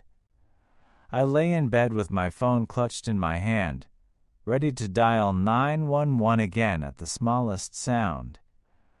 Micah eventually quieted, curling at my feet, though she still woke every so often to let out a deep, uneasy rumble. The night dragged on in tense, sleepless hours until, somehow, dawn came. Next morning, sunlight filled the house as if nothing had happened. The rake was still where I had dropped it. The shed door was still shut. Everything looked normal, insultingly normal, except for the unease that still lingered. Whoever he was, he had come onto my property in disguise, stood in my shed waiting, and then vanished into the night. For the rest of that week, I walked around the house like someone checking for loose floorboards in a sinking ship. The police case file sat heavy in the back of my mind. They'd taken my statement, dusted the shed threshold for prints, and called back the following day to say there were no matches in the system. It was the kind of bureaucratic non-answer that is strangely worse than a firm denial. It left the threat unmoored and anonymous. They promised patrols in the neighborhood that night and flashed lights for a few evenings. But after a while, the cruiser visits thinned, and the neighborhood went back to the easy, mundane rhythm of people mowing lawns and teenagers idling in driveways. The world reasserted itself politely around the place where the strange had happened, and that politeness felt almost cruel. I changed some things immediately. I installed motion sensors by the shed and a battery-powered camera that pinged my phone when it saw anything move. The camera had a goofy little speaker so I could shout from wherever I was, a novelty that felt like armor. I bought a brighter porch light and anchored the rake on a hook with a bungee so it wouldn't topple if someone brushed it. I invited my neighbor Joanne over for coffee and asked her to keep an eye out if she saw anyone suspicious skulking around. All practical things. All remedies that helped me sleep an inch or two deeper at night. But there were smaller, less sensible shifts I couldn't quite explain. I stopped leaving the garage unlocked. I began to keep my phone in my hand if I went into the yard after dark. Micah's presence stopped being just companionship. It became a sensor with fur. If she twitched an ear or froze at a noise, my heart went into immediate alert. There were mornings when I'd wake and replay the night, scanning every flash of memory for clues. The way the gorilla's head had tilted when it looked at me, the slow method of his hands as he sorted the candy, how the man in the shed had stood facing the wall like someone rehearsing what to say. Those little details stuck like burrs, A week later, my camera pinged my phone in the small hours. Motion detected. I felt my stomach drop as if gravity had decided to act personally. I opened the app with hands that trembled. Footage from outside the shed. Half a minute of silent, grainy video. At first, it showed only the wash of the motion light. Then a shape moved into frame. Bulky, hunched, and unmistakably wearing dark clothing that pooled around its legs. It paused at the shed, reached up, and for a heartbeat, a tiny, loaded moment, the figure placed a hand on the latch, as if to try the door. The hand didn't belong to a teenager grabbing a prank. It was thick, knuckled, older perhaps. Then, the figure stepped out of frame and vanished into the shrub line. I blew air out with a sound that could have been a laugh or a sob. I called the police again and sent them the clip. This time they came back with a different tone, more engaged, less scripted. They said they'd combed the area and asked neighbors for any other footage from Ring cameras. Someone a few streets over had caught a car idling at the corner around the time of the first night. A dark sedan with its windows tinted. The lead faded there, but at least there was something else now. A pattern instead of pure emptiness.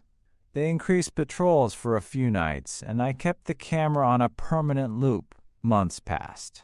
Halloween came around again, and I sat in the den with the lights down, Micah at my feet, handing out candy to the usual stream of kids with a practiced smile that didn't reach my eyes. People sometimes complimented the holiday lights and asked if the neighborhood felt busier this year. I said yes and meant it. I guarded my porch like a person who had learned the price of complacency. The idea of a gorilla silhouette on my stoop is ridiculous when you say it out loud. I know that.